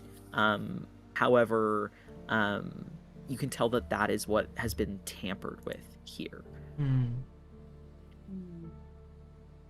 Yeah. As he finishes and lets out a little exhale, the pearl falls into his hand. You were right. There's something messing with the magic on it. I mean, there's loads of enchantments and abjuration magic all over it. There's supposed to be something preventing its memory from being tampered with, and I can tell that that's been disrupted. I can't be good. And if it's done to all of them, I would imagine it's the same thing. Something was erased from the memory, maybe, or hidden. Harry, below the defacements, is there any like marble powder? Is there any kind of residue left behind, or is it all completely clean? It has been a while, like several days since this happened, or since somebody accessed this. You have a sense that it's likely been cleaned at least a little bit, but go ahead and roll an investigation check to see what does remain.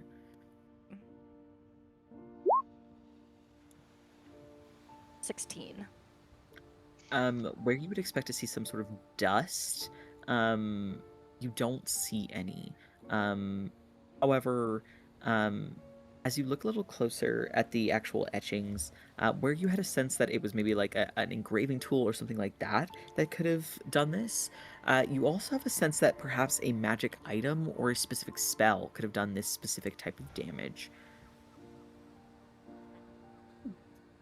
I have a question too. Given that like I don't really fully know like the nature of like how these were maybe originally made, and how this other spell would interact with that, do I think if I were to try to cast a mending on it, I could just like get rid of the defacement, or would it like also do anything to like the initial casting of the spell? Like, Could how- I combine my brain with yours with mold earth, if that might help with your mending?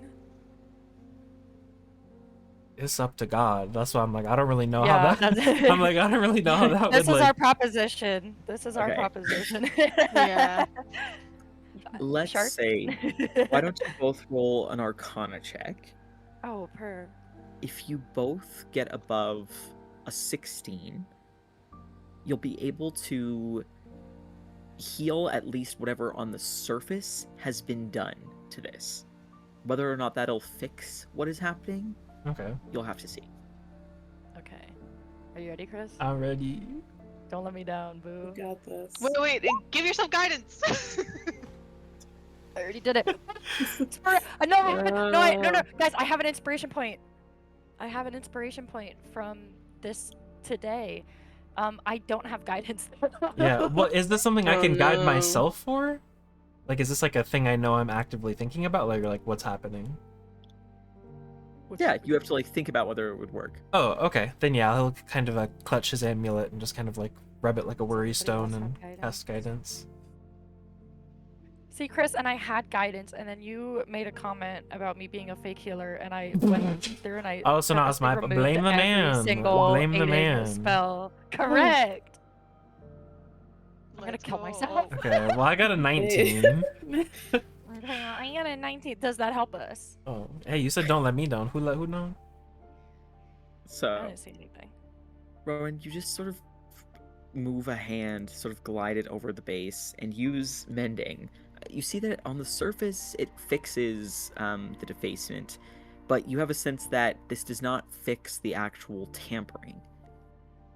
Can I have done that in my head? Because I have to use my wand to do it, so I'd have to like attempt. I was just trying to figure out Oh, like I if see. that would work. You theorize Okay. about whether or not it would work, and you have a feeling that it would just Okay. fix Take your the cantrip defacement. slot back. Well, I'm like, as he's kind of like tried. rubbing his hand over the defacement. I know a spell that could probably mend it, but I don't think that it would really fix the magical damage. I'm not really sure how he would undo what's been done to this. It's like an additional symbol, right? That's been added in, not just like No, it's modified been lines. crossed out. Yeah, it's been Oh. like It's X'd a out. modified line. Okay. Like basically the last letter in the spell, they put a huge like cross through. They X'd it out so it doesn't count. Can I take like an etching of it? Can I get like a piece of paper and run some charcoal over it and just Charcoal red. Sure. keep that? As you do, you see somebody walk over. They appear to be that green tiefling that Alex had noticed, and they stand behind you and they clear their throat rather loudly in a way that sort of draws some of the attention of the other people in the archive. While getting the charcoal rubbing, without turning his head or anything, can I help you? I think I could ask you the same question. What are you doing to the spirit of knowledge? Trying to figure out what's wrong with it. Something seemed to be the matter with it. Well, it's a spirit of knowledge, but it can't answer all my questions. Perhaps you simply don't have access to all of its myriad knowledge. Well, Maybe it starts could be able trying to to, instead. but then it stutters. So I don't know. What is it that you're trying to find out?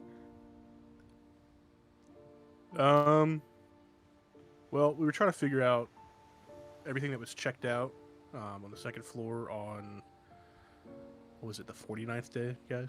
Yeah, the 49th of Merrow. At 49th of I don't think they were Merrow. on the second floor. I think they were either like above, like second Second floor or above, second plus. second Yeah. and above. Second above. We're just trying to figure out in general what was taken out that day, checked out.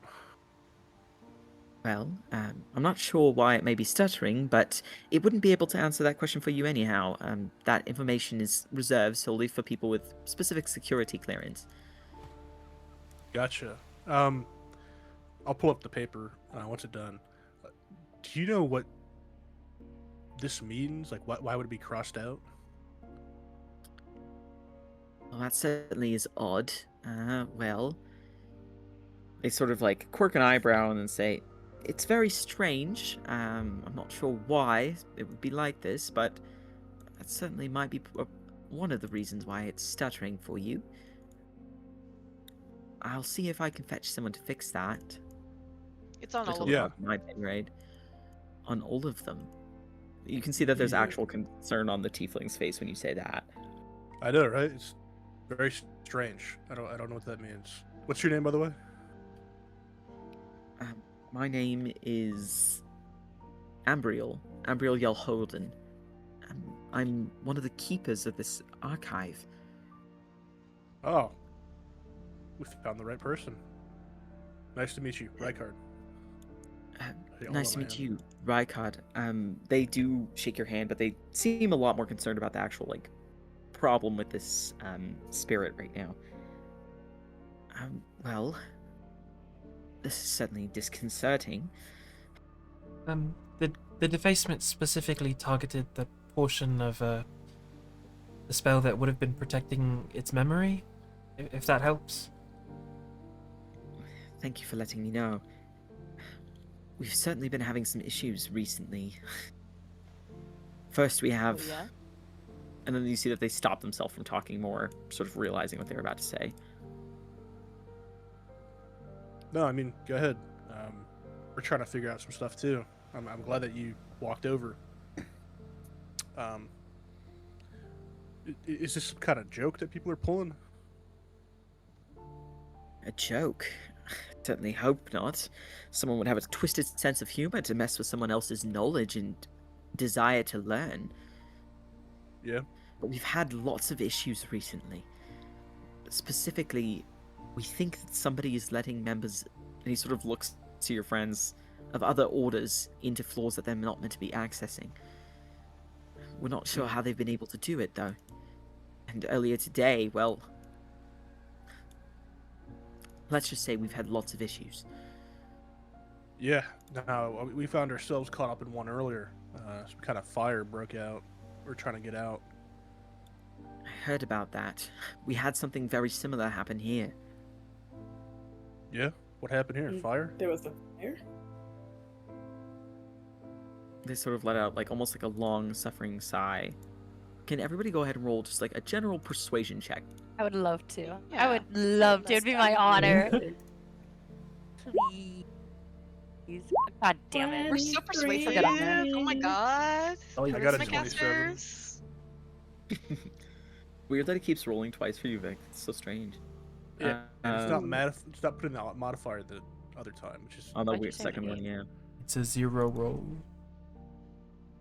Ambriel sort of, again, lets out that long-suffering sigh and then sort of looks at all of you with their sort of, like, fiery-looking eyes, and they give a solid nod and say, not just fire, massive explosion. Was it green? How... And they sort of, like, he sort of nods himself. Of course, you already know about the other fire. It makes sense that you would understand exactly what we were dealing with. Victory fire set off in several areas on our, and sort of gestures vaguely, in our section. None of them were over here, and, well, and he sort of gestures to the various golems throughout the room. I did have my sentries to make sure that, well, if anything untoward would have happened here, that all of the archival materials would be kept safe. Yeah, some pretty serious stuff. Sounds like they're targeting more than just Vermilion Crest. Indeed. But something more worrying happened. What was that? What's that? Several days ago, several items from the Hall of Armaments went missing. That can't But be good. This happened to be on the 49th. you can tell that Ambriel's realizing that Damn you have it. a clearer picture than they thought, and sort of gives another solid We're on the same nod. scent, baby boy. On the 49th of Mero, yes. The third floor of the Aerojaunt archives was accessed by somebody in the dead of night. Now, the Aerojaunt archive is shut down. Only those with higher levels of security clearance should be able to get further on. People such as myself. However, it wasn't me, and it certainly wasn't anyone that I know has access there. Beyond the third floor, which is the Hall of Armaments, is the Hall of Memories. I have a suspicion that somebody was trying to get there, or had one. Earlier today, several items within the Hall of Memories were destroyed and damaged. This occurred in tandem, I believe at the very least, with the time that these explosions were set off. Although the sentries were left here and we locked down the archive, when I returned, I went to the Hall of Memories, seeking an item of my own, to find that several of the crystal balls were destroyed.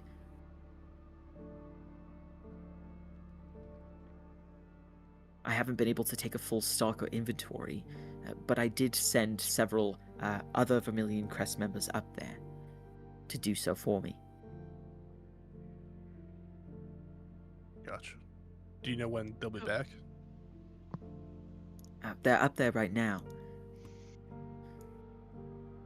Do you know why someone would want to destroy these crystal balls specifically? You see that they sort of put their hand on between their, like on the bridge of their nose, and then sigh. And Yeah, if it under relates at their all with breath- tampering with the memories. Under their breath, you hear them say, "Oh, I'm so getting tired."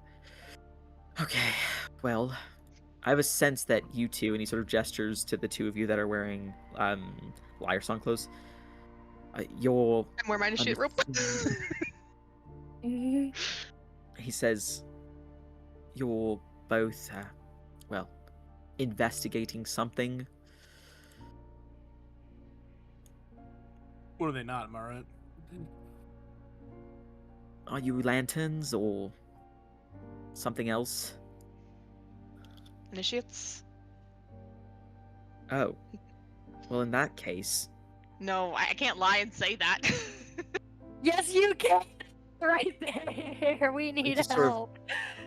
looks over you and then shakes his head and just says, "Listen, the Hall of Memories contains memories that are willingly or otherwise surrendered, captured within crystal balls so they can be accessed at other points in time. If someone were to go through and destroy them, or do something else to them, I'm not sure why they would be doing it.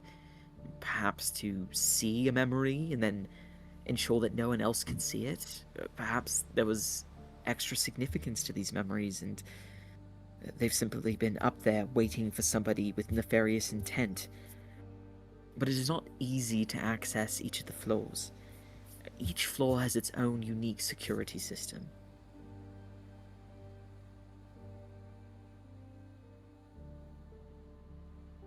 What level of security would one need, or what level of clearance would someone need to be able to access the memories?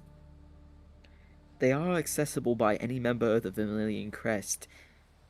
However, if any were to be accessed, well, or seemingly damaged, there should have been multiple security systems that were alerted. But none of them were. They didn't seem to be.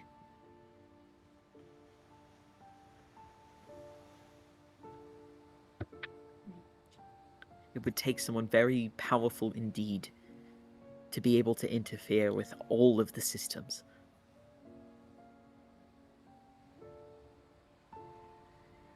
Is there a big team already investigating this or looking into this? As I said, I have two members of the Vermilion Crest who are looking into it. They're up there right now. How about a third? And some friends. With respect, and he sort of gestures to your friends, they are not lanterns, as I originally thought. I'm not sending people who aren't supposed to be investigating up there. I mean, how much confidence do you have in the two that are already up there? Good deal. Good enough to solve this on their own? I wouldn't underestimate the minds of people in Vermilion Crest. They Not wouldn't saying have I been would, happened to but- be inducted last year, right? Like at the same time as each other? Last month. Last month, I mean, sorry, at the same time as each other? I wouldn't send someone who was inducted last month up there. Just curious.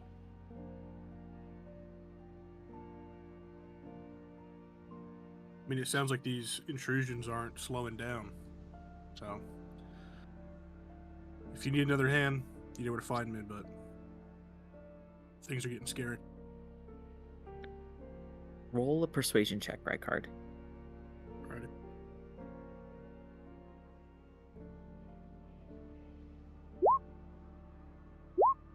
$17.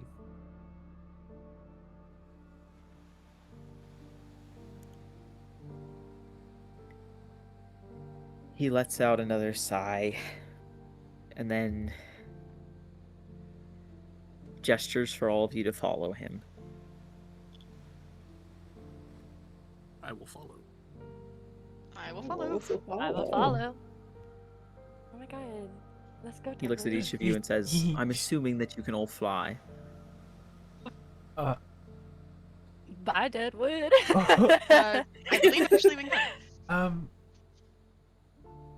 We Bye, We Beacon. can. Beacon, your boots of levitation. Does that count? Okay. That's I levitating. That I- is a means of flight. I could hitch a ride. You can see some pretty plain distaste on Ambriel's face when you say that.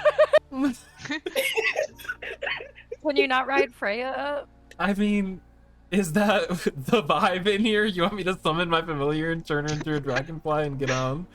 Maybe if the door is 20 feet up, how are you gonna get there? I was just gonna wild shape and just like just climb on someone's shoulders. Or can you wild shape into something that can climb? Yeah. Oh, I can. I was just gonna be Wait, I can. little. I didn't want to be big and weird.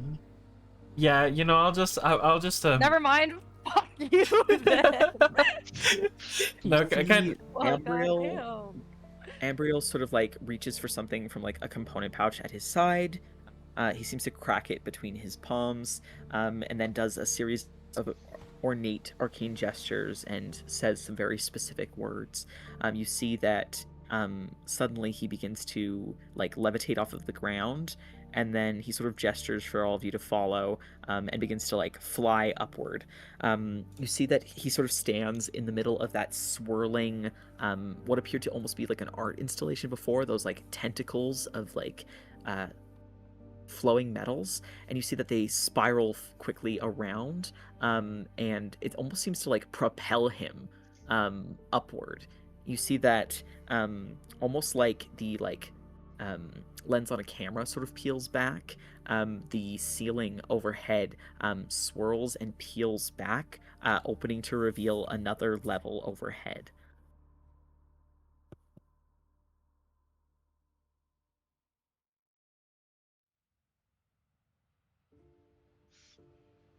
Okay.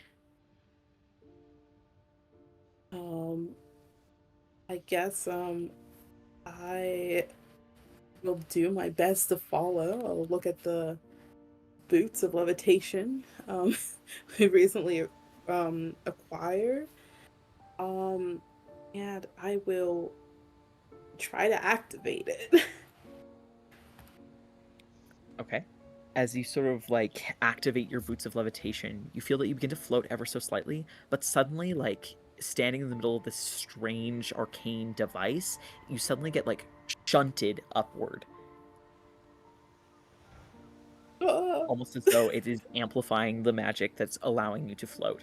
You get forced through the air at like almost a shocking speed.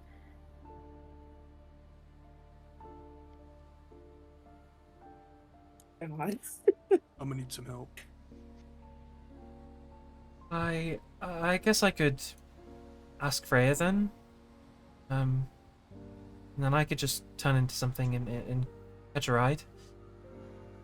He'll snap his fingers and summon little owl Freya on the ground. Would you mind giving Rykard a lift? She sort of blinks and nods towards you. Alright, sorry. Then I'll expend a first level spell slot to change her shape for the day, and I will turn her into a giant dragonfly. Alright, as she transforms into a giant dragonfly, are you having Rykard ride on her? Yes, I'll kind of gesture for Rykard, and then kind of just before he does, I will expend a wild shape, and I will turn into a little purple ferret, and before Boone can grab me, I jump on Freya. I skid away from her. Yeah, and then once everyone seems that they're able to fly up, I'll also activate my Celestial Revelation and fly up. Alright. as you all begin to fly upwards at this like quite insane pace, you can feel that there's almost like a tube of air that seems to surround all of you, like you're caught in like a vortex, as Ambriel leads you upward, and one level of ceiling peels back, another level of the ceiling sort of peels back, and then a third one. The speed with which you are being forced to move does not allow you to take in your surroundings. But you can see that as Ambriel sort of flies ahead of all of you, there's like a slight moment at each floor where it feels like you're being forced to slow down. But Ambriel does a series of arcane gestures, and then that resistance peels away.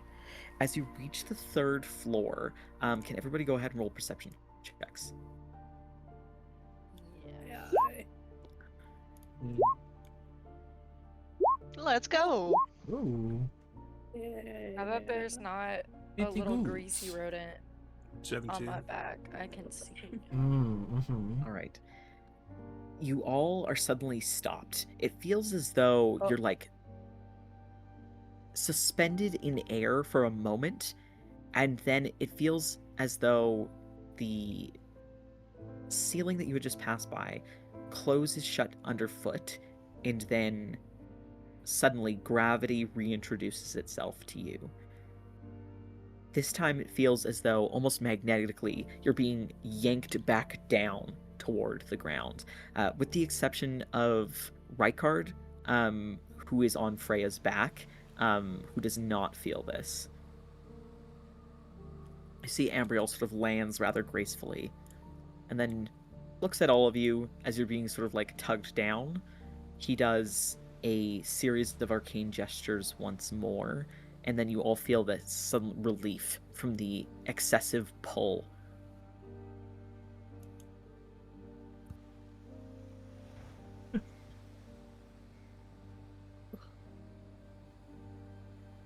That was crazy.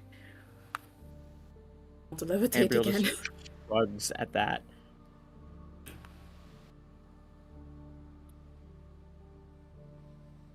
The room that you find yourself in is, again, sort of circular in shape. It has what appears to be like stained glass all the way around it. It has like a very green, almost like sickly hue to it, and you can see that it's quite a bit smaller than the initial room that you had been in. There are despite the fact that it's small, there are hundreds upon hundreds of like little cushions that are red color, set upon these like elegant metal filigree podiums. They each have what appears to be a sort of blackened crystal ball on each of them. But you can see that there are two figures dressed in vermilion crest clothing that seem to be standing and looking over pedestals that seem to have nothing on them.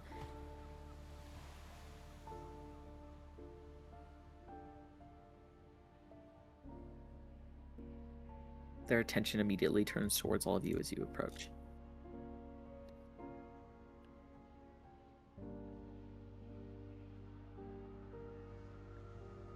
How's it going? You two find anything?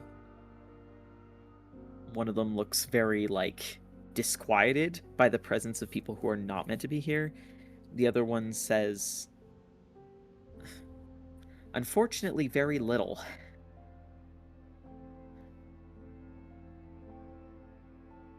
Gotcha. Well, what have you found? The one who, speaking up, as you see, has, like, sort of darkened purplish skin, whitish hair, sort of gestures for you to come over, and then gestures at the crystal balls that it seemed to be missing.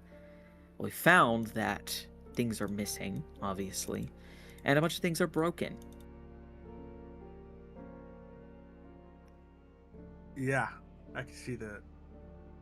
That is not great. Is there anybody in our order that's capable of this? That would do something like this? Ambriel pretty sort of speaks advanced up this stuff. time and says, "Unfortunately, there's quite a few people in our order that it could be, but I don't really want to go pointing fingers. Yeah, Many it's of our always more the hard part. powerful, many of our more powerful spellcasters are usually engaged with, well, addressing the magical protections of this island, as well as our actual domicile here. But many of them were actually called towards, well, those myriad explosions. Yeah.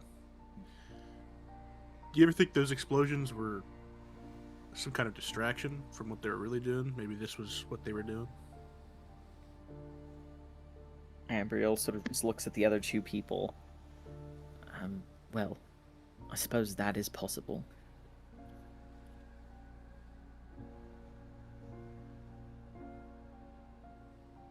Forgot to introduce myself. I'm Reichard.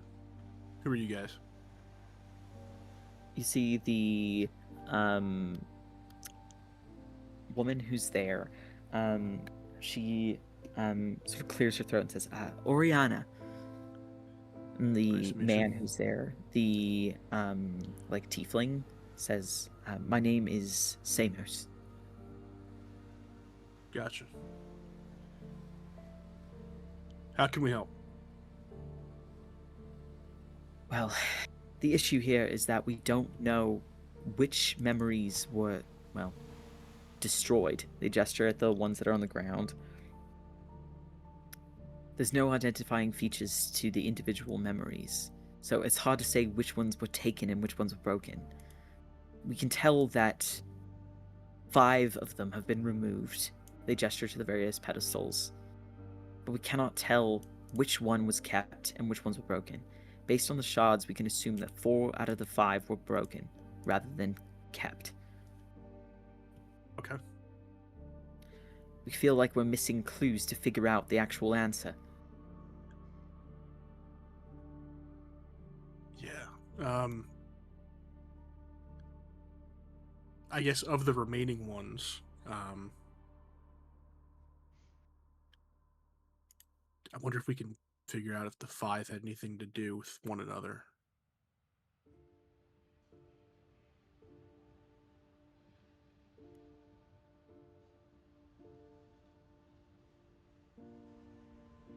Would an identify spell help at all in this situation?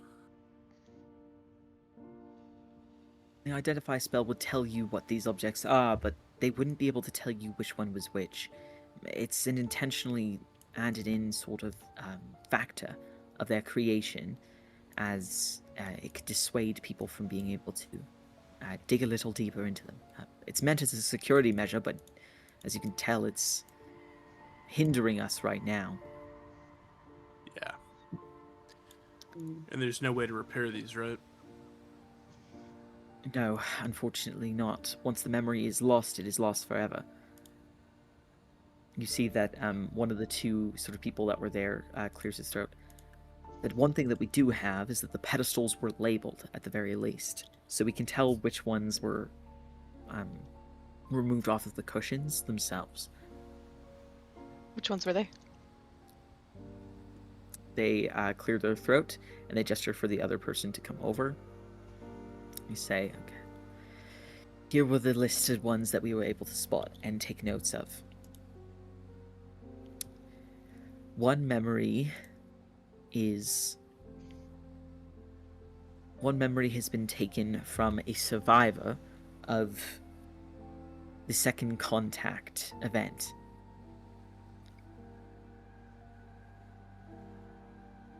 One is taken from a general that participated in the Winter War. One is a memory from Lord Firebrand at the creation of the Pact of Caesarion. One is a memory from Verilith. They sort of seem to hesitate as if they shouldn't be saying her first name, but Ambriel just sort of waves for them to keep talking. Verilith at the founding of Brave Hollow. The organization was first formed. And one is from a dying person, a nameless fallen soldier, at the start of the Anomalum.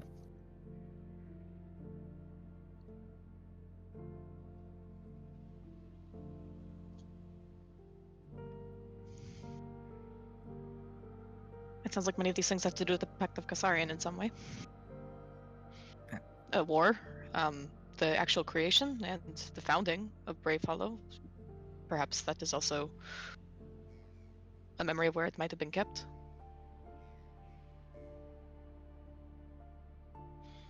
Is the second contact also what I'm trying to remember what the second contact is. That was when Arianthea and Continentia kind of got together, right? When the shroud came down? I think so. Mm-hmm. Yes.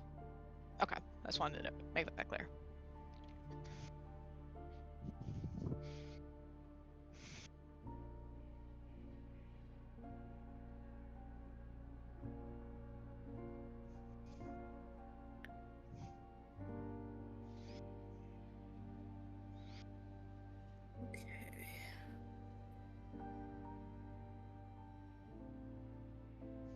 And 4 out of 5 were broken, and then 1 was kept. One was kept. Yeah. You see,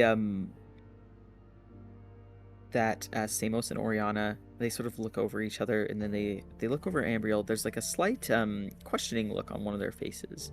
You see Oriana goes back to sort of like looking over the things that have all been like knocked over or destroyed in different ways. Samos sort of continues to stand there.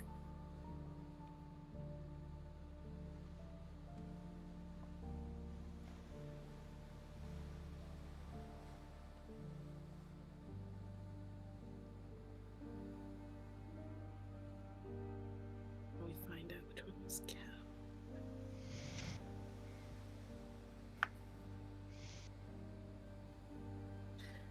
It's like Alright. Kezia here. It's just I'm thinking like it. I guess we don't really have a way to know how, but or which one. Like, this might be the like the either Lord Firebrand or Vera's memory. Would have been the one that was stolen. Yeah, probably the one that tells them either where the pact is or how to get it, I would imagine. Yeah. See, the only one that's really why is there a random one of a nameless fallen soldier at the start of the Anomalum? That's weird compared to the other ones. That's the only one that's Yeah, really out of that's- place. Because all of the other ones have some connection to the pact. Mhm. Yeah, what does the anomaly have to do with it? You're right, that is really weird.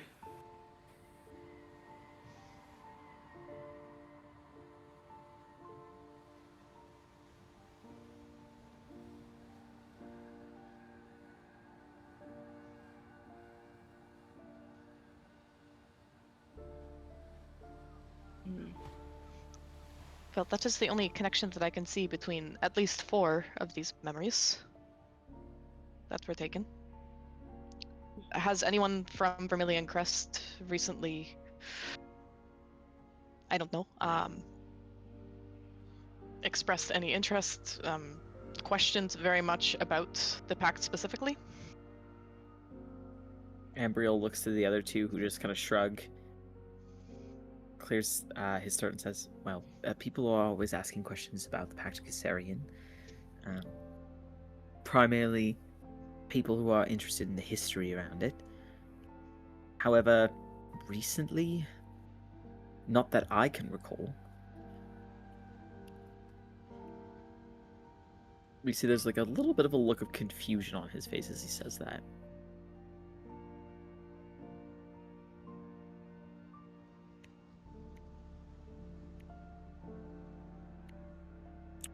What? Why is this confusing to you? No, it's just something. Never mind. Do you think something is impacting your memory? He just sort of looks confused when you say that. Feels like an odd question to ask. Well, I mean, they are stealing memories here.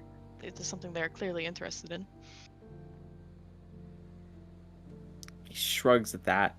I just feel like I've had a conversation about something like this before, but he just sort of furrows his brow. One of the two, Oriana, she sort of stands up and brushes off her pants and says, "Well, you could ask your assistants." To which Ambriel looks even more confused. What? Assistants? I don't have assistants. I'll look over towards the other two. Who are his assistants?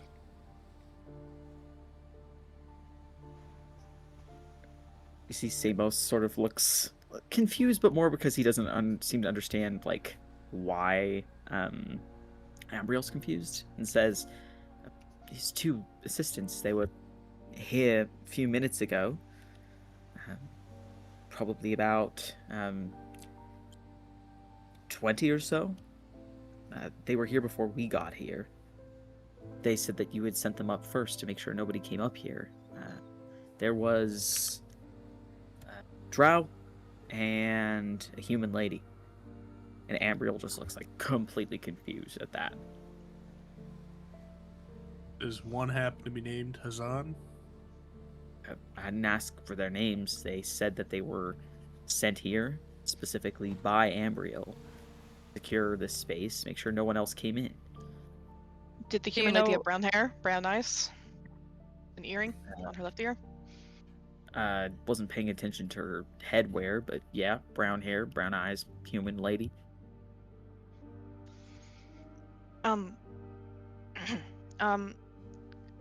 Ambriel, unless perhaps you have something. And I'll kind of like say this like a little bit lower to Ambriel. I do have some magic available if I could try to dispel whatever seems to be clearly ailing their memories of this. Ambriel nods and says, "Yes, please do." Which one first? Ambriel sort of... are you asking if you should be, like, messing with the memories of, like, Oriana and Samos, or Ambriel's? The other two. Seeing if I'm basically asking for permission to cast Dispel Magic on at least one of them for now. Okay.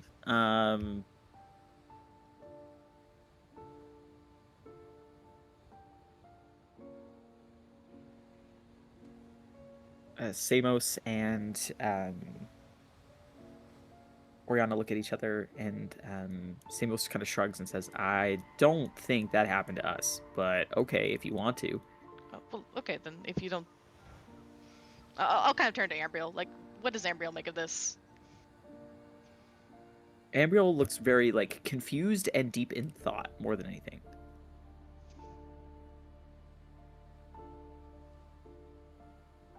Who? Yeah, that's what I'm thinking too. I'm not sure if it's a spell or not. I mean, who's not remembering their assistants? I thought it was Ambriel that was not remembering his assistants. Ambriel is saying he doesn't Correct. have assistants. Who So are Yeah, I cast think it he just on- But lied. they probably just lied. They just lied and said they were his. Yeah, I don't think it's a spell. Oh, that makes sense. Or they, but the thing is, like, he just acted so confused when we were saying, like, about like the pact and stuff, and that, like, he felt like he had a conversation with someone before, So, but right? didn't But he can't remember remember it. it.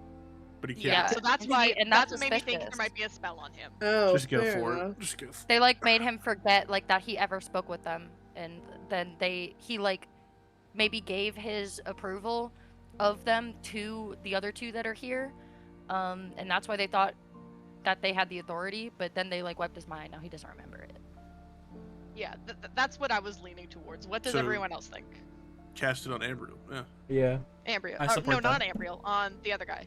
He's the one that forgot, though. Ambriel's the one that forgot, right? Yeah, Ambriel's the one no. who forgot, Sam. So you need to Oh, cast it on Ambriel's the one who Ambriel. forgot? Yeah, I am yeah. so Yes. I'm going back to struggling. My brain hurts. wait. Get over here. Sorry, I am genuinely messed up. I thought it was like the other one, Samers. Okay. No, Samos and Oriana were saying that Ambriel had sent up assistance, and Ambriel's the one who said, I don't have assistance. Yes. Yeah, so Sam, what we're thinking is that they like mind warped him so that he thought that they were his assistants or no, they like mind warped him to get like his approval or something. And then made him forget it. And so then they had his approval to tell the other two that they were allowed to be there. And they were like, okay, if Ambriel sent you, but then Ambriel doesn't remember it because they like had a power over him, you know? You feel? You Just did. cast it on Ambriel. Yeah. Okay. Ambriel? Okay. Correct. All right. Sorry. That's then the I right would've- word, actually. What? No, just go. Just go. All right. Yeah. Then I will cast spell magic. Then trying to focus on like any spells that might be affecting Ambriel's memory. What does your dispel magic look like? Oh god. That was beautiful. Thank you. Good question. What does it look like, Sam? Oh, sorry. Genuine question. Yeah. Oh yeah, this is my first time I'm casting it. Alex will just kind of hold his hand out for a moment, and you'll see this kind of like shimmer of energy kind of wrap around and kind of glitter on Ambriel. And then slowly, if there is any type of spell that I am dispelling, you'll see these like tendrils of like almost like inky shadow begin to like try and like pull it away from his mind. All right, as you attempt to sort of pull back the veil of shadow over the mind, go ahead and roll. It is an ability check using your spellcasting ability. Okay. Ooh. 19! All right. You feel as you sort of pull back the veil of shadow over Ambriel's mind that your spell finds purchase in his brain. And as you peel it back, he sort of blinks his eyes very slowly, as though like a fog has lifted, and he lets out like another like long-suffering sigh, but this one sounds almost like disappointed in himself. The tiefling shakes his head and says, I didn't have assistance, but I think I know exactly who may have done this. Again, would it happen to be Hazambrier and Gertold Radolin?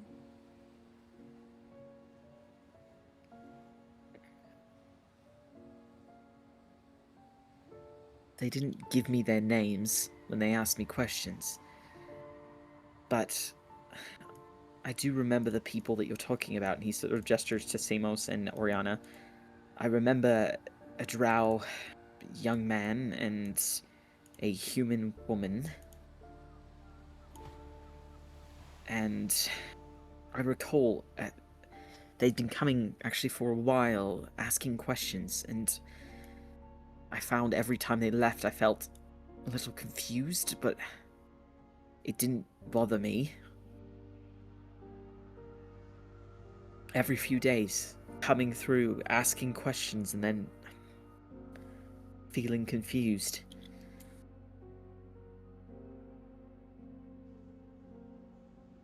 He has like a very deep-set frown and shakes his head. I don't know. I remember, and he sort of looks at his waist. I don't remember all of it, but it was definitely those two. And he sort of looks to the Samos and Oriana. That could be their names, I'm not sure. They never identified themselves as such, but I remember the woman, certainly, asking lots of questions. The drow man seemed to more be a tag-along.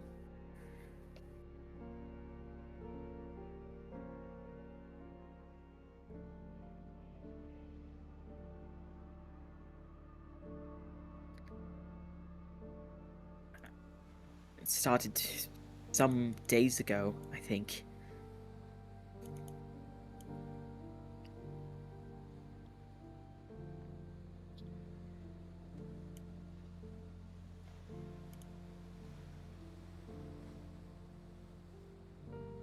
Do you know how long they've been coming here? I know that they're newer to the order, but the specifics I don't know. How could I have been such a fool? You see, he sort of just rubs his head. I mean, I guess that's Wasn't all your we need to fault. know is we gotta find them now, right?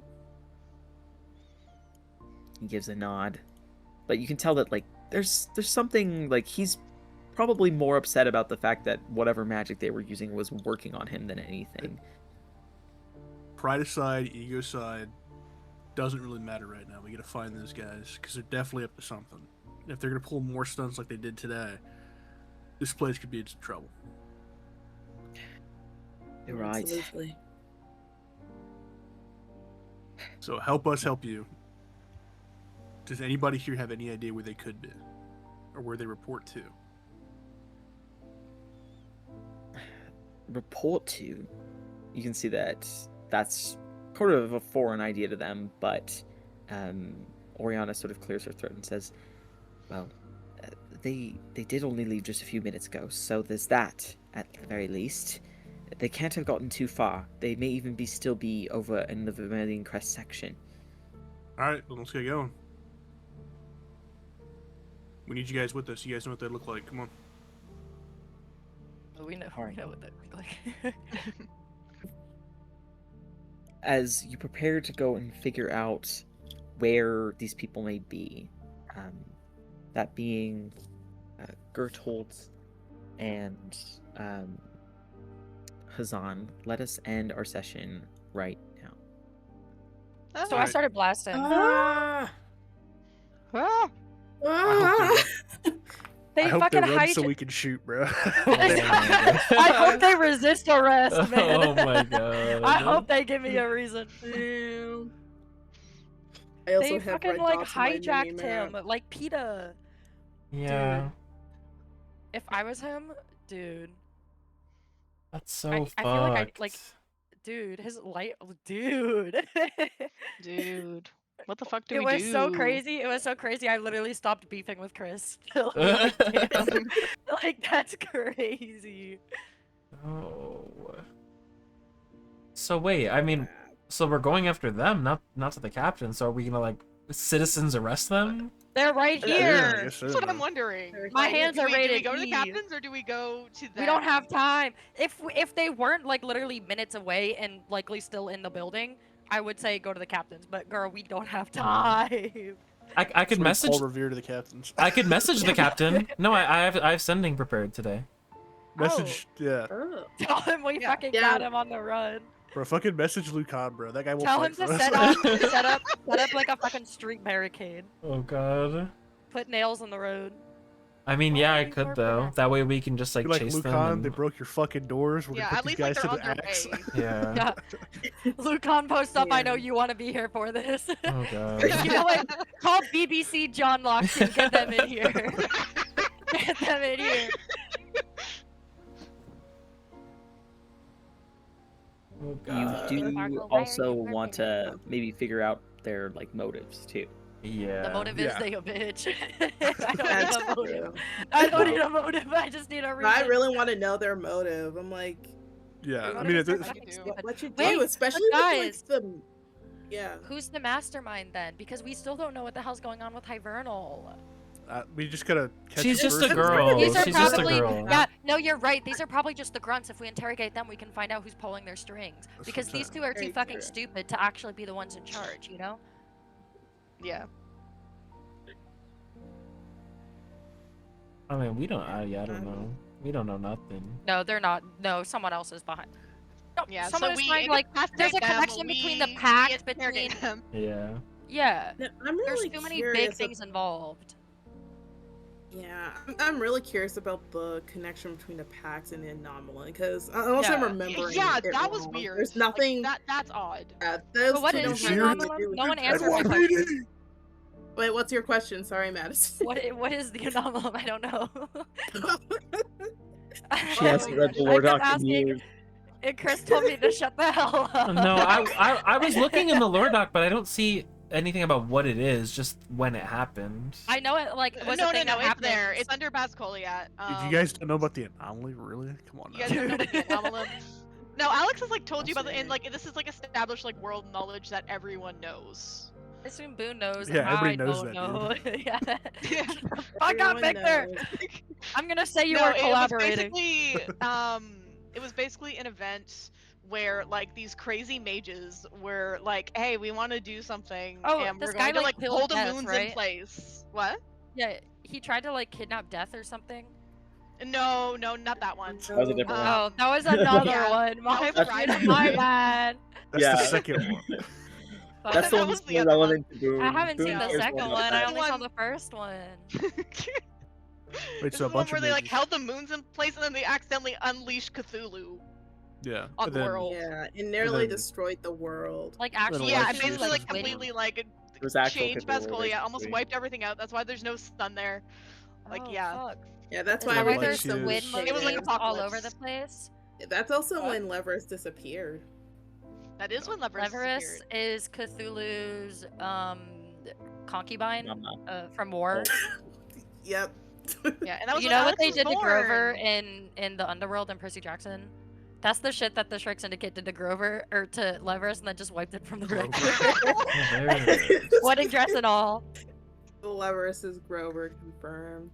Oh, exactly like I ain't reading all that. TLDR. I finally found it. Yeah, Girl. just That was TLDR basically real it, now. Girl, it's 2 paragraphs. I'm like, I I just know, got flashbanged like- by white text on my screen. mind you, it's like 6 sentences. Okay. So Anti-intellectualism at its ChatGPT summarized this for me. besides Rykard, was anybody else alive for that? Rykard was alive. for that? everyone. Oh yeah, 'cause Alex- he's Literally older. everyone. Everyone was. Alex Yeah. Boone Yeah. is like in her Like, 30s. He was Yeah, a baby. Boone's in her 30s. Damn, you old yeah, as she's a hell. fae. How am I called the old one then? What the fuck? Well, Because for you're- Faye, 30 is you're- not that You're You the look one like that that. plays it out.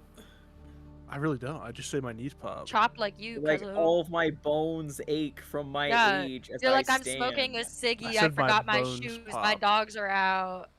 well, wait, do fairies live for a long time My or a dog short being that's time? an old thing? Huh? The ones and from like Carolyn and stuff, they live for a long time. Oh, It like okay. kind of Yeah. depends on the type that you are, but like the type that Boone is lives a long time. So not you've been getting alive money. for 30 something like regular years? Yeah. That's you're old as hell, bro. Oh my god. Yeah, girl. I'm a fucking boomer. Hi, grandma. Yeah, 30 is definitely so old and not at all close to any of our Yeah. ages. Definitely not. Like, Chris, you should kill yourself for what you just said. Oh, somebody clip that. Hey, the recording's still going. The recording is still No, going. hey, Yeah. In Minecraft. We got In it. Minecraft. Chat, we fucking got Wait, it. wait. Did you get the part where she said the F slur? Oh yeah, it's all in there. Girl, we can get that part again right now. I swear to God. You know what? On that note, my recording. My recording, yeah. I can't believe what you called Chris earlier, man. The double whammy, dude. That's crazy.